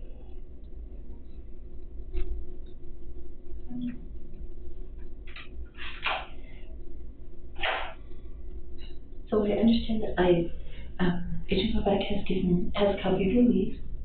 So I'll talk with your landlord and see where we can get as far as getting you out of that. And then I have a list of referrals for you for therapists. Thank you. Did they approve it? They haven't yet, but they said they should by the end of the day or early tomorrow. They just have to go through a procedure. You know, it's the government. Everything has a procedure. So it's just going through the procedure. But you could get started in the meantime calling the therapists and just doing little interviews with them. You know, like we talked about, just making sure that it's somebody that you feel confident with and that you feel comfortable you can say anything to. And then I would also ask them, just because I know you have a hard time sleeping and I know that this bothers you all the time, that you could wake up in the middle of the night having some issues, you want to also talk to the therapist about what kind of after-hours support you could get.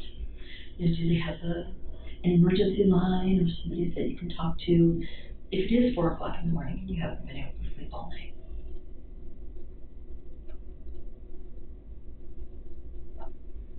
And if you need some help making those phone calls, let me know and I can help you.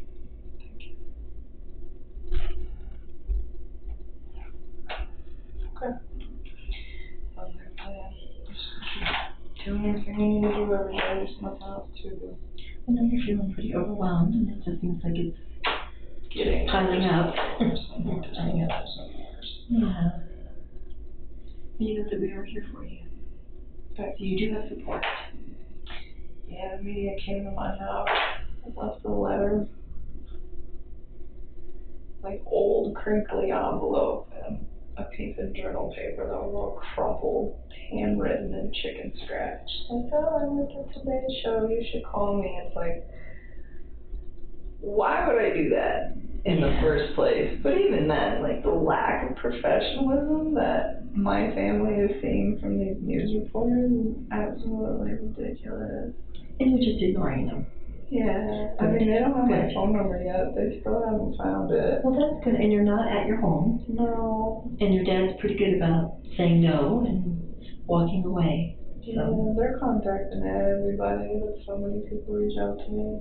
The media called me today.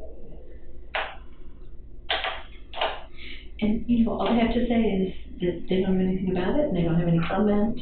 That's what I told them. Just I don't want to talk to you or yeah, whatever. no comment or you don't know. And I was was like, you don't have to talk to them. It's like, you don't have to call them back. You don't owe them anything. I just send you love and support. I haven't said anything else. I don't really know what else to say. No, that's good. But I had to do it with a lot of people, and it wasn't something I wanted to do. I was trying to avoid that situation, but I've just been like inundated with phone calls and texts about it. So I was like, all right. Talked to my dad, and I was like, do we do damage control on the rest of these people so that they're prepared or not? And he was just like, yeah, we'll do it. So I just called like my closest friends, and I didn't say anything about the case or that I was a witness. I just told them, it's like, hey man, I need you to do this for me. Like, me comes to your door asking you questions, just tell no comment. Please take all the pictures that you have of us off of social media. I love you, and I'm safe. And I didn't break any laws. Oh, that's good. Well, because they start freaking out. Like, what did you do? And I'm like, no, it's okay. You just help me, please. So, Yeah. I mean, so far. Well, let me talk about that. How you believe that your friends and your family would, at least for a while, be supportive, not knowing anything, just knowing that you needed their love and support. I mean, it's been 4 days that they've been searching for me, and they haven't found me yet. I'm sure they will eventually, but I think 4 days it's not a bad start. I think you're right, and they still haven't found my phone number. And you do have a plan. You have the plan to just say no, to hang up, don't answer the door, don't answer the phone. You'll have caller ID, so you know if it's your family or your friends. And you have a voicemail that they can leave a message and just say what they want if it's family. Everybody else you can just ignore. You don't have any obligation to talk to any of them. Right. That's pretty much where it's at. It's just like one task at a time. Every day is something else. But I'm here, and they got my phone, so hopefully they can get what they need. Good. Hopefully it will help. I'm just trying to do everything I can, but at this point, it's like I don't even know what to do anymore. I just like really want to just start taking care of myself and not everybody else, and I feel like it's just not happening. Well, I think that's all you do have to do right now is take care of yourself. There's really no one else that you have to take care of right now. You know, let your friends, let your family take care of you. Let them offer you support. You're doing everything that we've asked of you, and you just need to now take care of yourself and get yourself through this. And let your family support you, and let your friends support you. You don't have to take care of them. You've done what you need to do for them. You've told them, I'm in a situation in which I just need you to support me, unconditionally support me. And that's all the taking care of them that you need to do right now. There'll be plenty of time for the rest of your life to take care of people. Right now, you just need people to take care of you.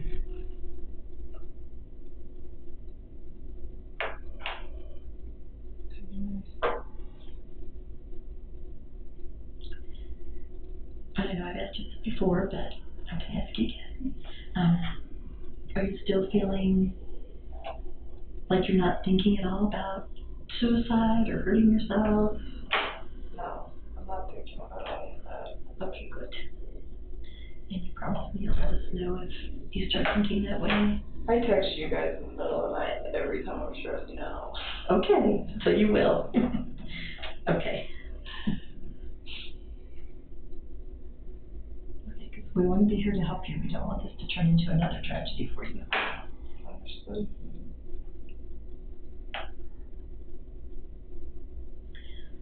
Well, I didn't know what time you were coming in today, and I have another appointment that is coming in. So I'm going to do it and go back to that too. That's okay. So that you're not sitting in here all by yourself? Okay. Because it's not a pleasant room to be hanging out in. No, not at all. This is awkward. They have my phone, kids' phones ringing, I'll just sit here. But you don't even well, actually, I don't have to go and find out where it is. We're trying to get your phones to work, but you don't remember your Google account? I should, to be honest with you. It's like programmed into the two places I use it all the time, and so I don't have to remember. So the only way to transfer your contacts from that phone, from your iPhone to that phone, is with your Google account. I mean, if I need to, I know. We're gonna print we downloaded them So we have the file available. We can print it for you. Can you do that? That would be nice. But we can't move phone because That's okay. your phone is essentially, you won't be able to download apps or anything like that without your Google account. Okay. So, but you do know it? Do you know my Google account? Yeah. No, if I did, then we wouldn't be in this. But do you have it somewhere else? Yeah, I'm sure I could like reset it and figure it out at some point. Just making sure you have a phone that's going to be usable. Yeah, I mean, I can make incoming and outgoing calls at this point. That's all I really care about. So he's going to download the messages that uploaded when you redid your phone. So that's it shouldn't take too long. Yeah, there's not much on there. Yeah. It's pretty short. Should take just a few minutes and then we're done. They're all like, they're not even on the right date, some of them. It's really weird how they're time stamped. Okay. Like there's one on there on the 13th and I'm like, I'm pretty sure that was a conversation. Between you and Chris? Yeah, but it was like not that same day. The 13th was a Wednesday. Or the 12th, I don't know. All right. It's We'll not in look the at right them. spot. They're not in the right spot. Maybe the date on the phone is messed up. I don't know. I'll look at the phone and we'll see. Well, it's out of order. Like, unless I'm confused, but I'm pretty sure the last text on there between me and him was actually probably somewhere in the middle of the text. So when you say out of order, like it's saying, oh, hey, this happened on like Tuesday, but really I'm like, I'm pretty sure that happened at a different point. Okay. All right. So it's only about if one. it's critical, we'll talk about it. I need to look at the text first, though, before I know. Of course. Okay. Understood. You probably want to go. Yes. Well, Because you have your next client coming in. Thank you for your time. I appreciate it. Oh, yeah, you're welcome, and I'll send you those therapists, and then, just get started and giving them a call and seeing who you think is going to be a good fit for you. So this we can have it ready so that when the comp says yes, you can get started right away. Thank you. And if you need any help making those calls, you start making them and realize you just can't do it on your own. Just call me, Bob Joe, and I can just call with you and be there with you for you with those calls. Thanks. Okay. And if you want to, try to give the guy from CDLA a call. I will definitely call him. That is on my priority list at this point. I just not on the top of it. Yeah, no, I understand that. I understand. And I'm sure he'll say it depends on what your contract said. So if you have your contract with them where your dad can get to it, because it's probably at your house, if you can have it where your dad can get to it or something to get for you to send to him, that'd probably be really helpful. I have it. It's all remote. It's all electronic. Oh, okay, good. I don't have to go back to the house at all. Okay, good. Okay. Thank you so much, Hazel. And call me or text me anytime, okay? I appreciate it. Awesome. All right. I'm going to see where he's at. What else? Anything else while we're here that you can think of or you want to address or you remember? Sometimes I feel like I remember stuff, but it's like vague, Like I'm like, I don't know. And not everything's important, obviously. I know I tried to get you to remember as much as I could because a lot of the stuff that you have told me over the last couple conversations is relative and it's important. And I appreciate you going back and looking at calendars and doing all that stuff. But stop thinking about this for a while. I think we've got everything. I don't think you can remember anything more. We've had a lot of conversations about this case. So just give yourself a break. Go have dinner with one of your friends and nobody knows who you are. Not yet. So even better to make that happen. Whoever you trust in, like Charlotte or whoever your other friends are, go have a normal night and not sit at your house and dwell on this. It might do you wonders, okay? Are they gonna post anything if they don't find out anything? Because I'm just surprised they haven't. About what? Yet about me. I mean, it's been 4 days. You know that they are dying to find out who you are. I know. They haven't even reached my inner circle yet. It's been 4 days. You got good friends. Yes, I do. So be thankful for that. And we've had this conversation. Is it, you said you're thinking about going somewhere else? Go. I don't know when I'm gonna do that. And can you guys help me with a name change? You like do that? I'm serious, please. So I can't do anything for you. That's a legal process. It's really not that difficult. There's just paperwork that needs to be filled out. I think your best bet would just be to call and maybe ask an attorney to help you with that, or seek advice from, I don't even know who you'd call, honestly, but people change their name all the time when they get married, so it's probably the county clerk, but I would think it would have to be at a state level to make a name change, but I don't know specifically how to do that. I don't. Does that become public? Because that would defeat the purpose. I don't know. I know it can be done. I just don't know how to do it, and I wouldn't even know who to reach out. I mean, I could find out and let you know, but I don't know how to do it. The witness protection thing is very, very rare. I'm not expecting that. Yes. He's not going anywhere. He's not going to hurt you, all those things. So. No, I'm not expecting that.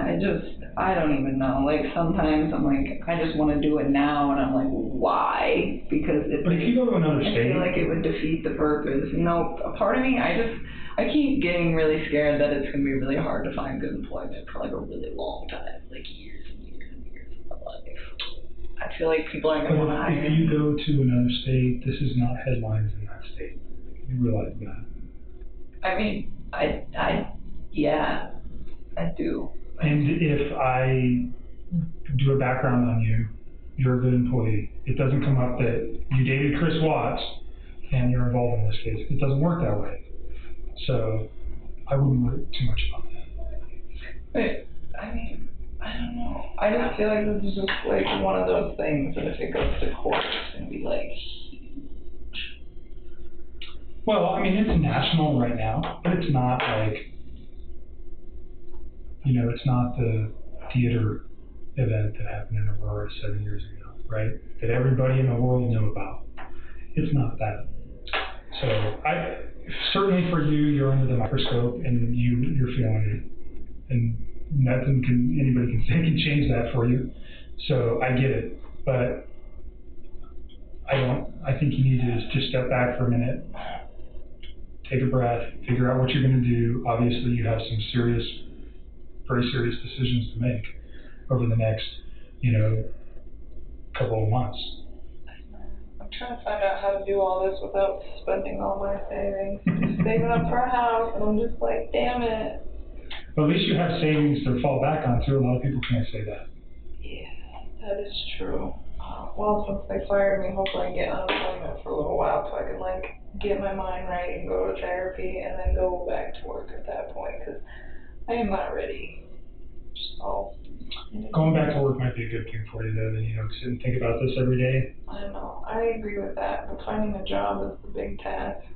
That's why I told her, she's why don't you reach out to some of your friends, about a job? It's well. They don't know what's going on. No, they don't now, but what I don't want is somebody to give me a reference and then they find out what's going on. I think that's really disrespectful. I think you reach out specifically to an employer, not a person. I don't know anything about the oil industry, but other companies like who you work for. I have this skill, and I'd like to come to work for you. Thinking about reaching out to some old employers. I've always been a really good employee to those people. Everybody when I leave is pretty disappointed. This is the first time I've ever been terminated from a job. Sometimes that can be tough to get over too. It's hard. This was the dream job. I feel awful about all of this. I wanted that for so long to get out of the oil field. I was so tired of living on oil rigs. It's such a rough life. I just want to be in the office and work environmental for an oil company, and I finally got it. All this happened. Well, you have that skill set now, so maybe you can move back into I hope so. We will see. I forgot what I was thinking of. Are you guys... Am I in trouble because I related to sex? You're not in trouble. I didn't know what was going on at that point. So, I know does that cause questions? Of course it does. There is, but is it criminal? No. Is there concern that you're hiding something? Potentially.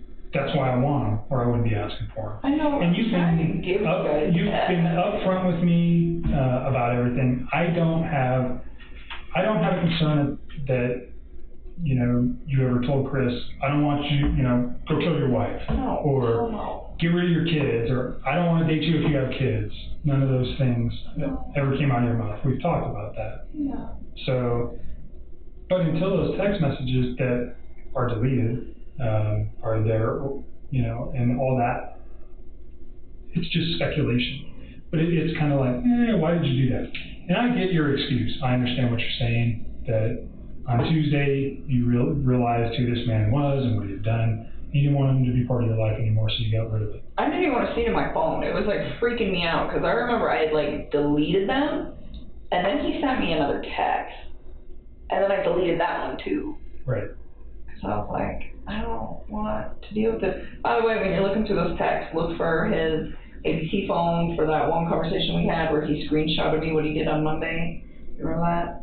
Mm-hmm. Yeah. And you said that's his Anadarko phone. Okay. And that should be the only recent. There's probably stuff if you guys are able to pull up from way back that we talked, but nothing. The thing we talked about was him proving that he went to the oil field. That he went to work. That he went to work that morning at whatever site he was supposed to go to check on the so that'll be in there. release. Okay. Yeah. All right. And then I don't know. Am I allowed to address my friends and tell them please no comment to the media? I mean, I haven't been telling them anything else. I would not talk with anybody about any of this case. Except, I know you need to talk to a therapist, and you need to talk. I'm sure you're talking to your dad. To some extent, I mean, the closest person. When he's not in here for this, I don't tell him about this. I tell him I'm coming down here, but he doesn't need to know anymore. You're an adult. You made some decisions that caught you in a bad situation. But there's nothing wrong with you talking to somebody. I just wouldn't go into details. No, I haven't even been telling people I'm a witness for anything. Certainly your best friend, if I was you, I'd be confiding in my best friend, hey, this is what's happening in my life and I need help. Is there anything wrong with that? No. That's about as far as confiding has gone, was me telling her about some guy that I was hanging out with, but that was way before any of this. Yeah, and you need support right now too, so you're not in trouble, there's no charges against you, you're simply a witness. I just don't want to get in trouble for talking to my dad or about asking a friend for help. Well, what my dad already knows, you know what I'm saying? There's nothing to get in trouble for. Okay, I don't know how that works. That's why I'm asking. I don't want. There's just one more thing I don't need on my plate because oh my God. You're not in trouble, and talking to your friends and family about what's going on isn't going to get you in trouble.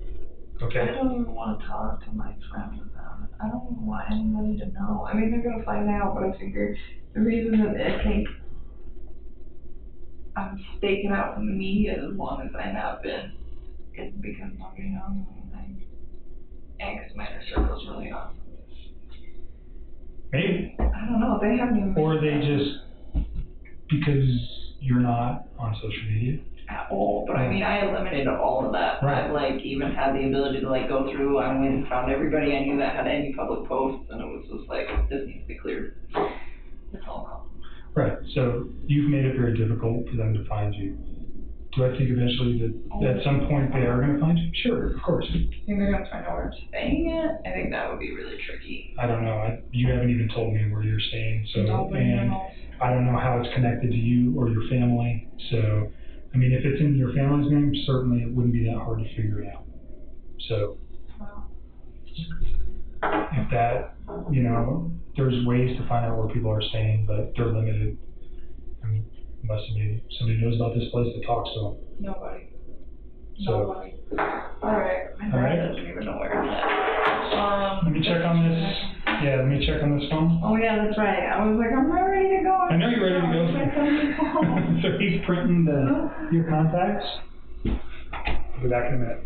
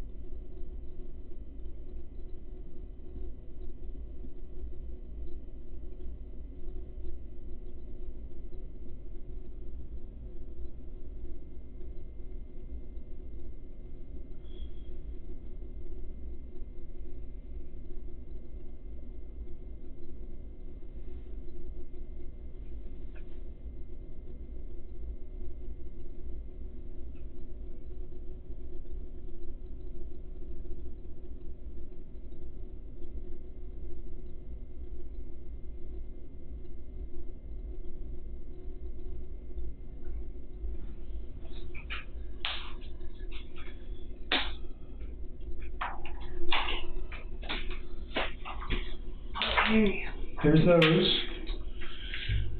And he's still messing with your phone. Give me a few minutes, okay? Yes. Back in a minute. Did you sign this? Yes. It should be good. That's cool. Do you want a copy of that? Sure. That would be fine. Back in a minute. You guys got this all.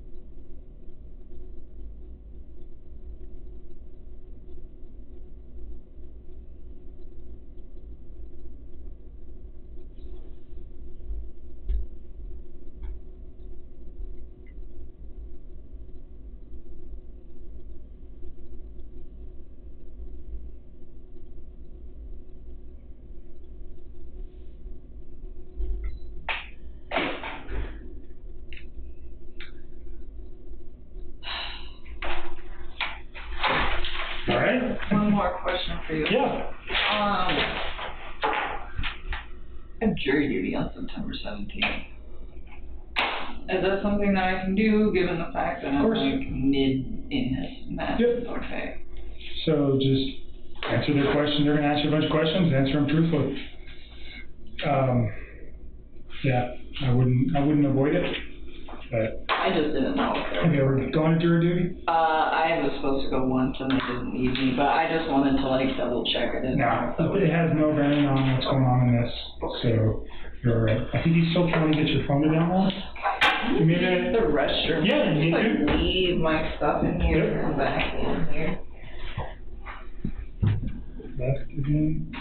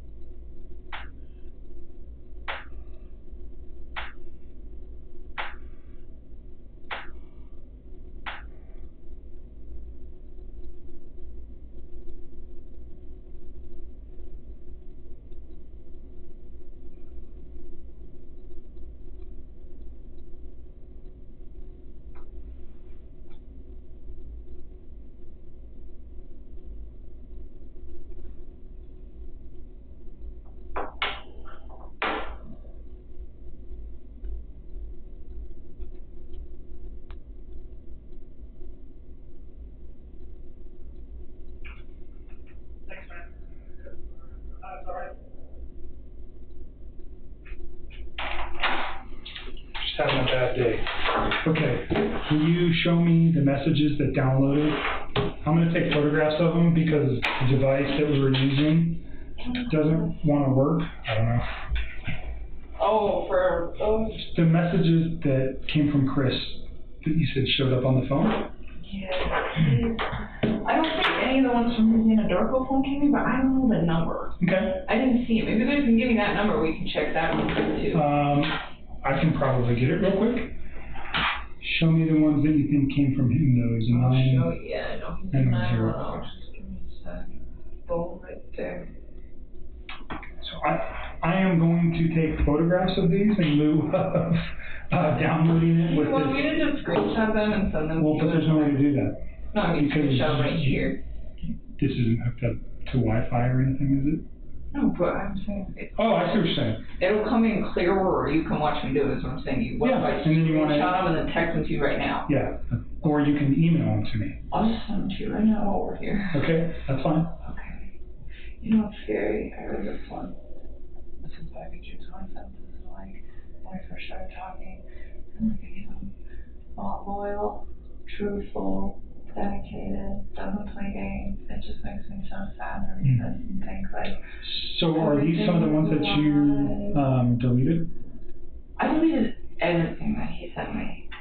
But these are just old. Like, look how old. And was there any from those dates? Yes. So look, like these 627, 629, and these are old, and then they seem to be, and then we're missing the second and the third, and then there's the 4. Okay, so there's a lot of messages. Kind of, but then then there's no 5th, 6th, 7th, or 8th, and then there's the 9th, but it's only one text, and then the 17th, one text. And you guys text how many times all the time. I bet you guys have hundreds of messages that Okay. you need to recover. But yes, so here's the 11th. But look, there's only one from the 11th. Can I just see what he said? Yeah. And then the only text I think might be out of order, is the one at the very end.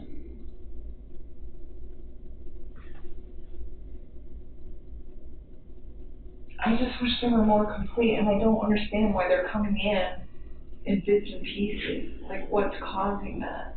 So the 10th, oh, you went to the Rockies game. Yeah. Okay. I didn't see him that day. I was with my friends, but I stayed with him.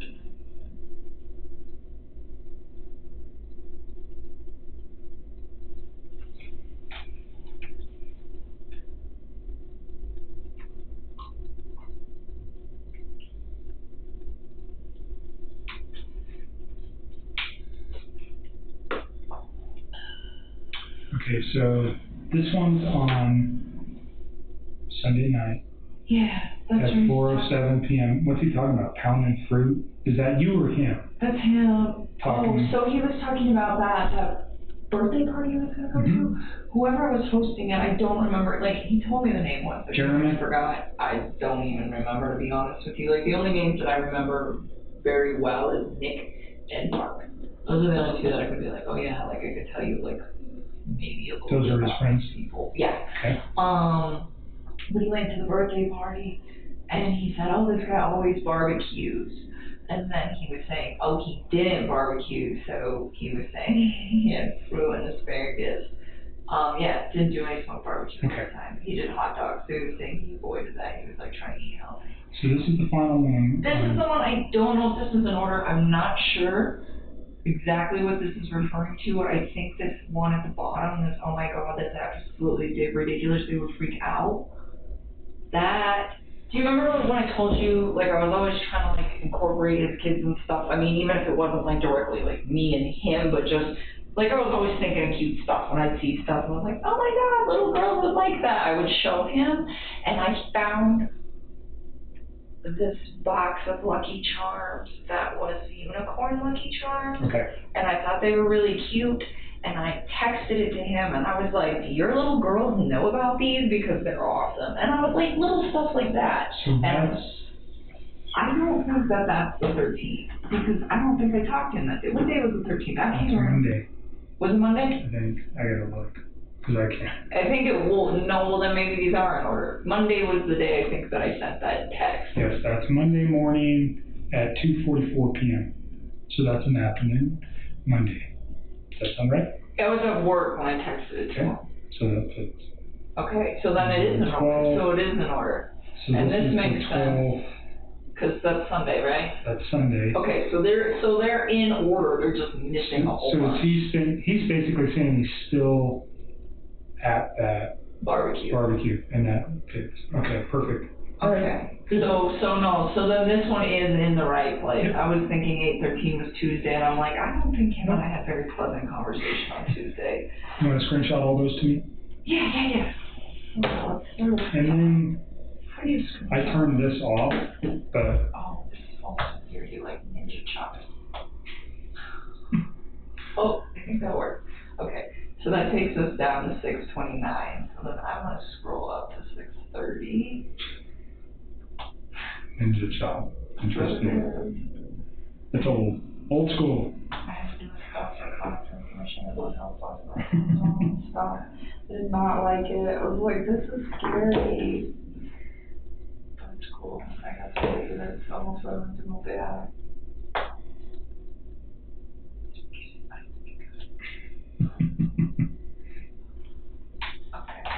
So what you're doing now, let me ask you about the text with you and Charlotte. Yes. You talk about children, and he's got his own kids, and that makes you kind of uncomfortable because you'd like to have your own family. Put that in context for me. Is that a fair statement the way I'm saying it? I mean, I guess. There was never anything I said to him though. Okay, that's what I want to know. Did you ever say anything to him about Never. anything about his kids being a problem? Anything about his wife being a problem? Never. I always try to be so inclusive with them. And even with her, when I was talking to her, it wasn't that his kids were an issue. It was just, this man already has a life. Should I go build my own, with somebody who hasn't done that yet? And then she was the one that was saying,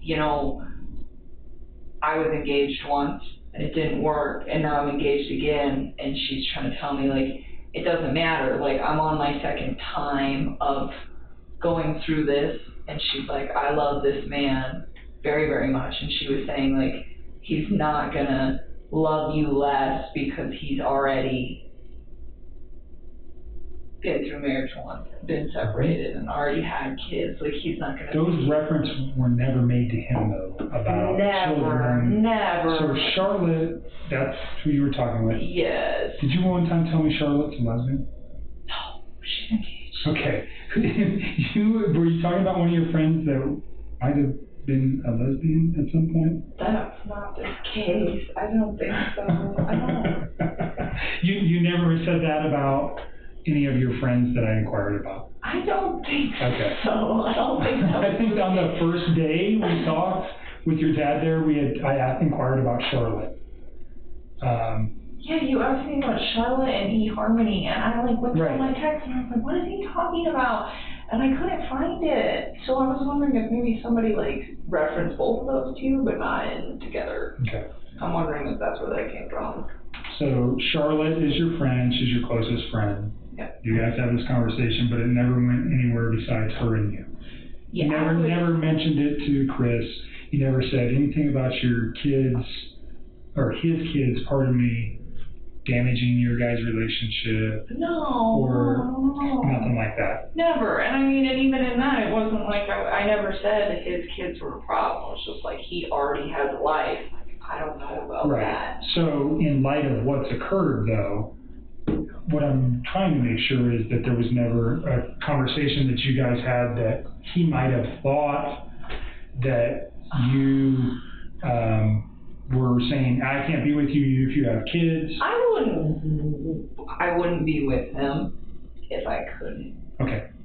So I'm just making 100% sure that those... I promise you. Okay. I really want you to pull these texts because all the stuff I've been telling you will sync up. And I hope we can. I haven't been very lucky with your phones yet.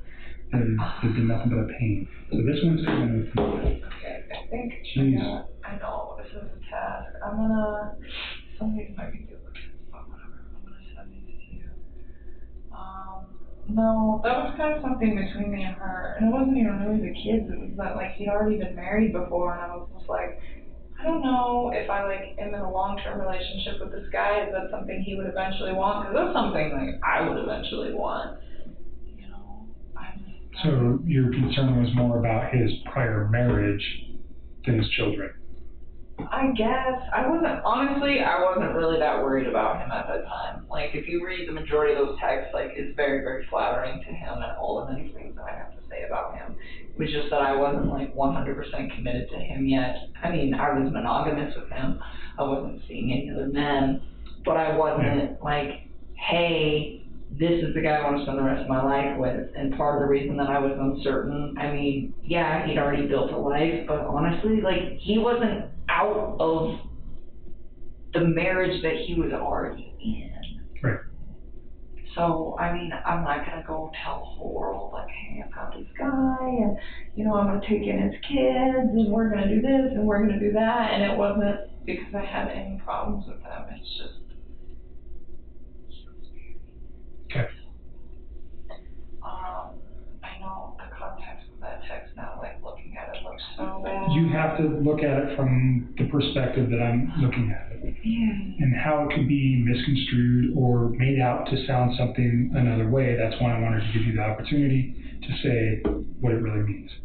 Okay? No, I don't mean any harm towards those kids. I always thought they were so cute when he showed me those pictures. He was all about them, you know, and not only that, but it's like, once you guys get those texts, you will see, like, there's not very much mention of his children. And if there is mention of his children, it's always, like, cute stuff where it's like, hey, you should show them this, or hey, this apartment's great for them, or, you know, what do you think of bunk beds? And, you know, like, those little girls, like, remind me of my little sister. They're, like, the same age. Right. Yeah, I mean, like, it was so cute. Like, he would call his little daughter, the younger one, Cece, he'd call her Rampage. He's like, she's wild. And it used to just make me smile because my little sister was totally Rampage. And it just was kind of, like, spot on, you know? And so, like,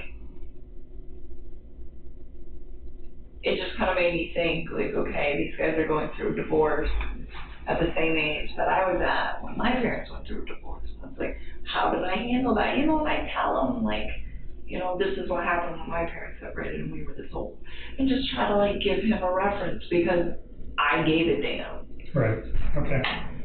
I mean, but just because I care about him and I care about his kids and all of that doesn't mean that I'm ready to turn around and, like, commit everything. Did he ever say anything like that? Like, do I have to get rid of my kids? Or no. Do I, you know?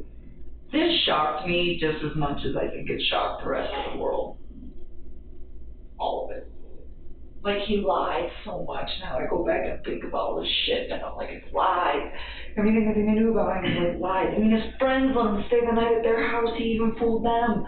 It's not just me. He lied to everybody. He had all of you fooled. And everybody stood up for him. His friends stood up for him.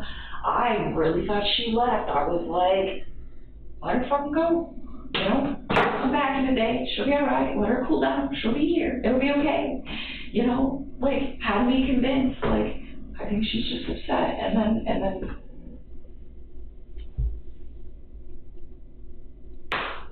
never would I, yeah. I mean, even now, when I go back through this stuff, that I'm like, it doesn't make sense, you know, or it, like, seems a little off. That stuff still doesn't send a red flag to me, like, hey, this guy's gonna murder his family. Sure. I don't think there was any, you didn't have any indication, and by all accounts, it doesn't seem like anybody did. No, I just, like, you know, sometimes I, like, try not to think what that man is thinking, because, like, you don't know, you know, but it's like, how long has his brain been, like, shifting to this paradigm shift where he feels the need to do this? It's like, I just don't believe that it's something that just happens in a day or 2 days. I don't think it happens in 2 months. I think that this is something that takes a very, very long time to develop, and I don't. Right. So that scares you when you look back at it? Yeah, because I think about it, and I'm like, he could have had that capacity to do that, whether I was in his life or not. He could have had the capacity to do that, maybe not even just for them. It could have been me. It could have been our coworkers. I mean, the more I think about it, I think a lot of people are going to probably assume that I was the catalyst for his movement, but I don't think, not me like instructing him, but him deciding to do that because he had me in his life and because he was so like infatuated with what we had going on. But I try to put the reason to it at the end, like, why would you wipe out your family to be with me? Like, it doesn't like compute. It's like, how would that go? Like, hey, my family just disappeared, and you think that I'm gonna just not be concerned about that? And not only that, like, he was so about those little girls, and I always try to like push him to do that. Like I told you, like, there'd be days where like he would want to come over my house after work. I'd be like, no, go hang out with your kids. Your kids are home. Like, that was me. That wasn't even him. That was me pushing that. And he would go do it, and he'd spend time with them, but he was never like, oh, I don't want to hang out with them. He'd just be like, can I see you for a few hours? And I'm like, if your kids are awake, go hang out with your kids. If they're sleeping and you want to talk, you call me, but don't do that while they're up. Like, spend time with them. And I just, oh my God. And that is the part that I have, like, the hardest part swallowing, where it's like, why would you take them out to spend time with me? Like, it doesn't fit. It doesn't fit at all. Mm-hmm. But you said he was infatuated with you. But even then, if he's so all about me, and I support him being with his kids, you would think that he would want to do what would make me happy. It's a good point. And so maybe what would make me happy was him hanging out with his kids. And it's in text, it's in phone conversation. I mean, so let's just say that doesn't... We'll look at it. It doesn't... That one particular context in that, it's so open, kind of an interpretation in whether or not you said it. That's why I wanted to address it in particular. Okay? Yeah, there's nothing like that in our text. I can tell you that right now. Never. Did you send those? Yes, I'm working on it. I'm sorry. How'd you ever get any work done? You get sidetracked. I actually got a lot of work done. I'm just teasing you. It's a lot easier in the open field than it was in the office, so. 871-956-9099. I am. Okay, I just want to make sure. Yeah, don't send those to anybody else, please. Let's see something I can do at a time. Screenshot. Probably send them all.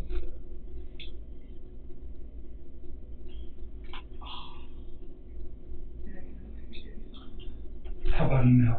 If you emailed it, could you select each one and attach it to the email? I mean, I just want to do it here so you know that I like do it and I'm tired. Okay. That's right, you don't have Wi-Fi on the phone, right? No, I don't have anything on here. Okay.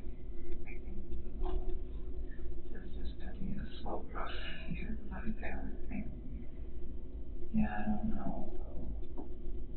Sometimes I just feel like, sometimes I legitimately think that man's cheese was sliding off of his cracker long before I came into his life.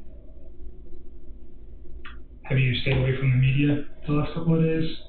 Yeah, I guess they know where I live. Know what they're reporting about him or the case. No. So you've been watching that?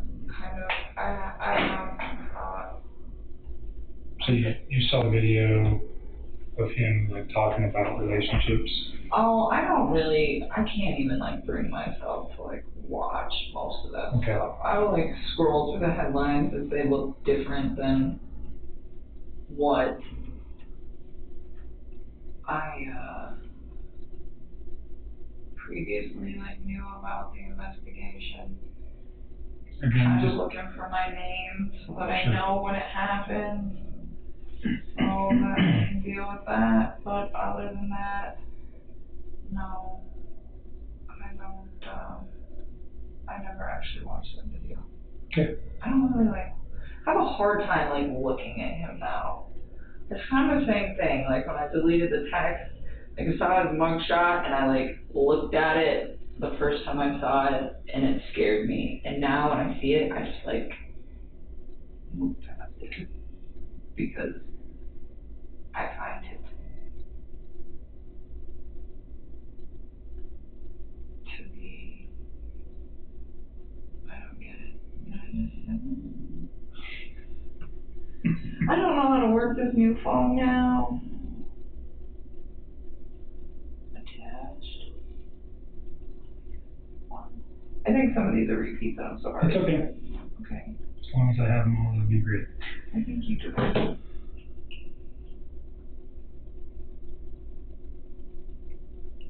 Look like you've been drinking way too much coffee. I'm shaky. Yeah. Oh, I think it's some sleep loss. 8:12. They're coming. You don't have the one at the very bottom. I'll take one. Oh, you do. No, you don't. No, you don't. You're missing the last one. Send me the last one and then we'll send you out of here. And then don't think about this stuff for a while. I'm trying. All right? It's hard. And It's so then much easier. when I'm done with your phone, I'll get this back to you. I mean, if you guys need to keep it, just. No, we won't need to keep it because what it's going to do, if I take everything, then it's just easy. I get it back to you. Okay?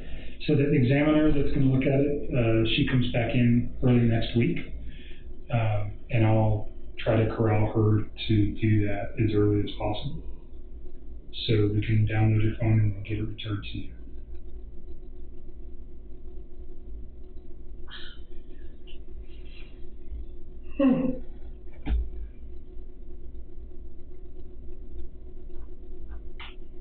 Alright, I guess. This phone is so different. Totally different than an iPhone, I know that. It's just been a long time. It's been years and years. Actually had this phone. So, let me go see if I can find his Endarco number real quick too. I'll be right back. Yeah, then I can put that on here. Totally forgot about that. Right back.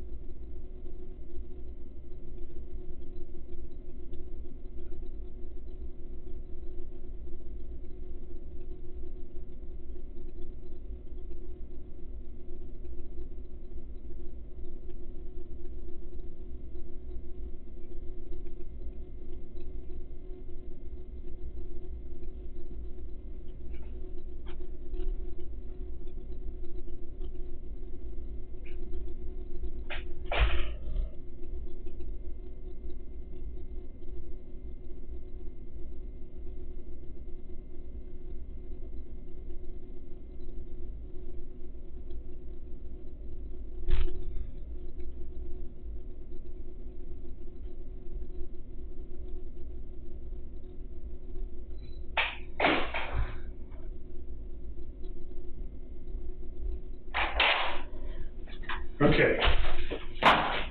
720. You just reading those? Look for his Darko stuff so then you can get out of here.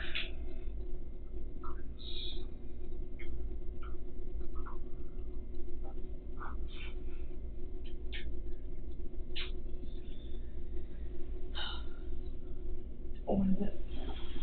Can you read my handwriting? Looks fine. I just resent you all of those. It's fine. So that would have been on the 12th or the 13th. What day was Monday? 11th was Saturday. So the 13th would have been Monday. Okay, so it would have been on the 13th. That was the day that I got downstairs. I see one of my contractors. I see him.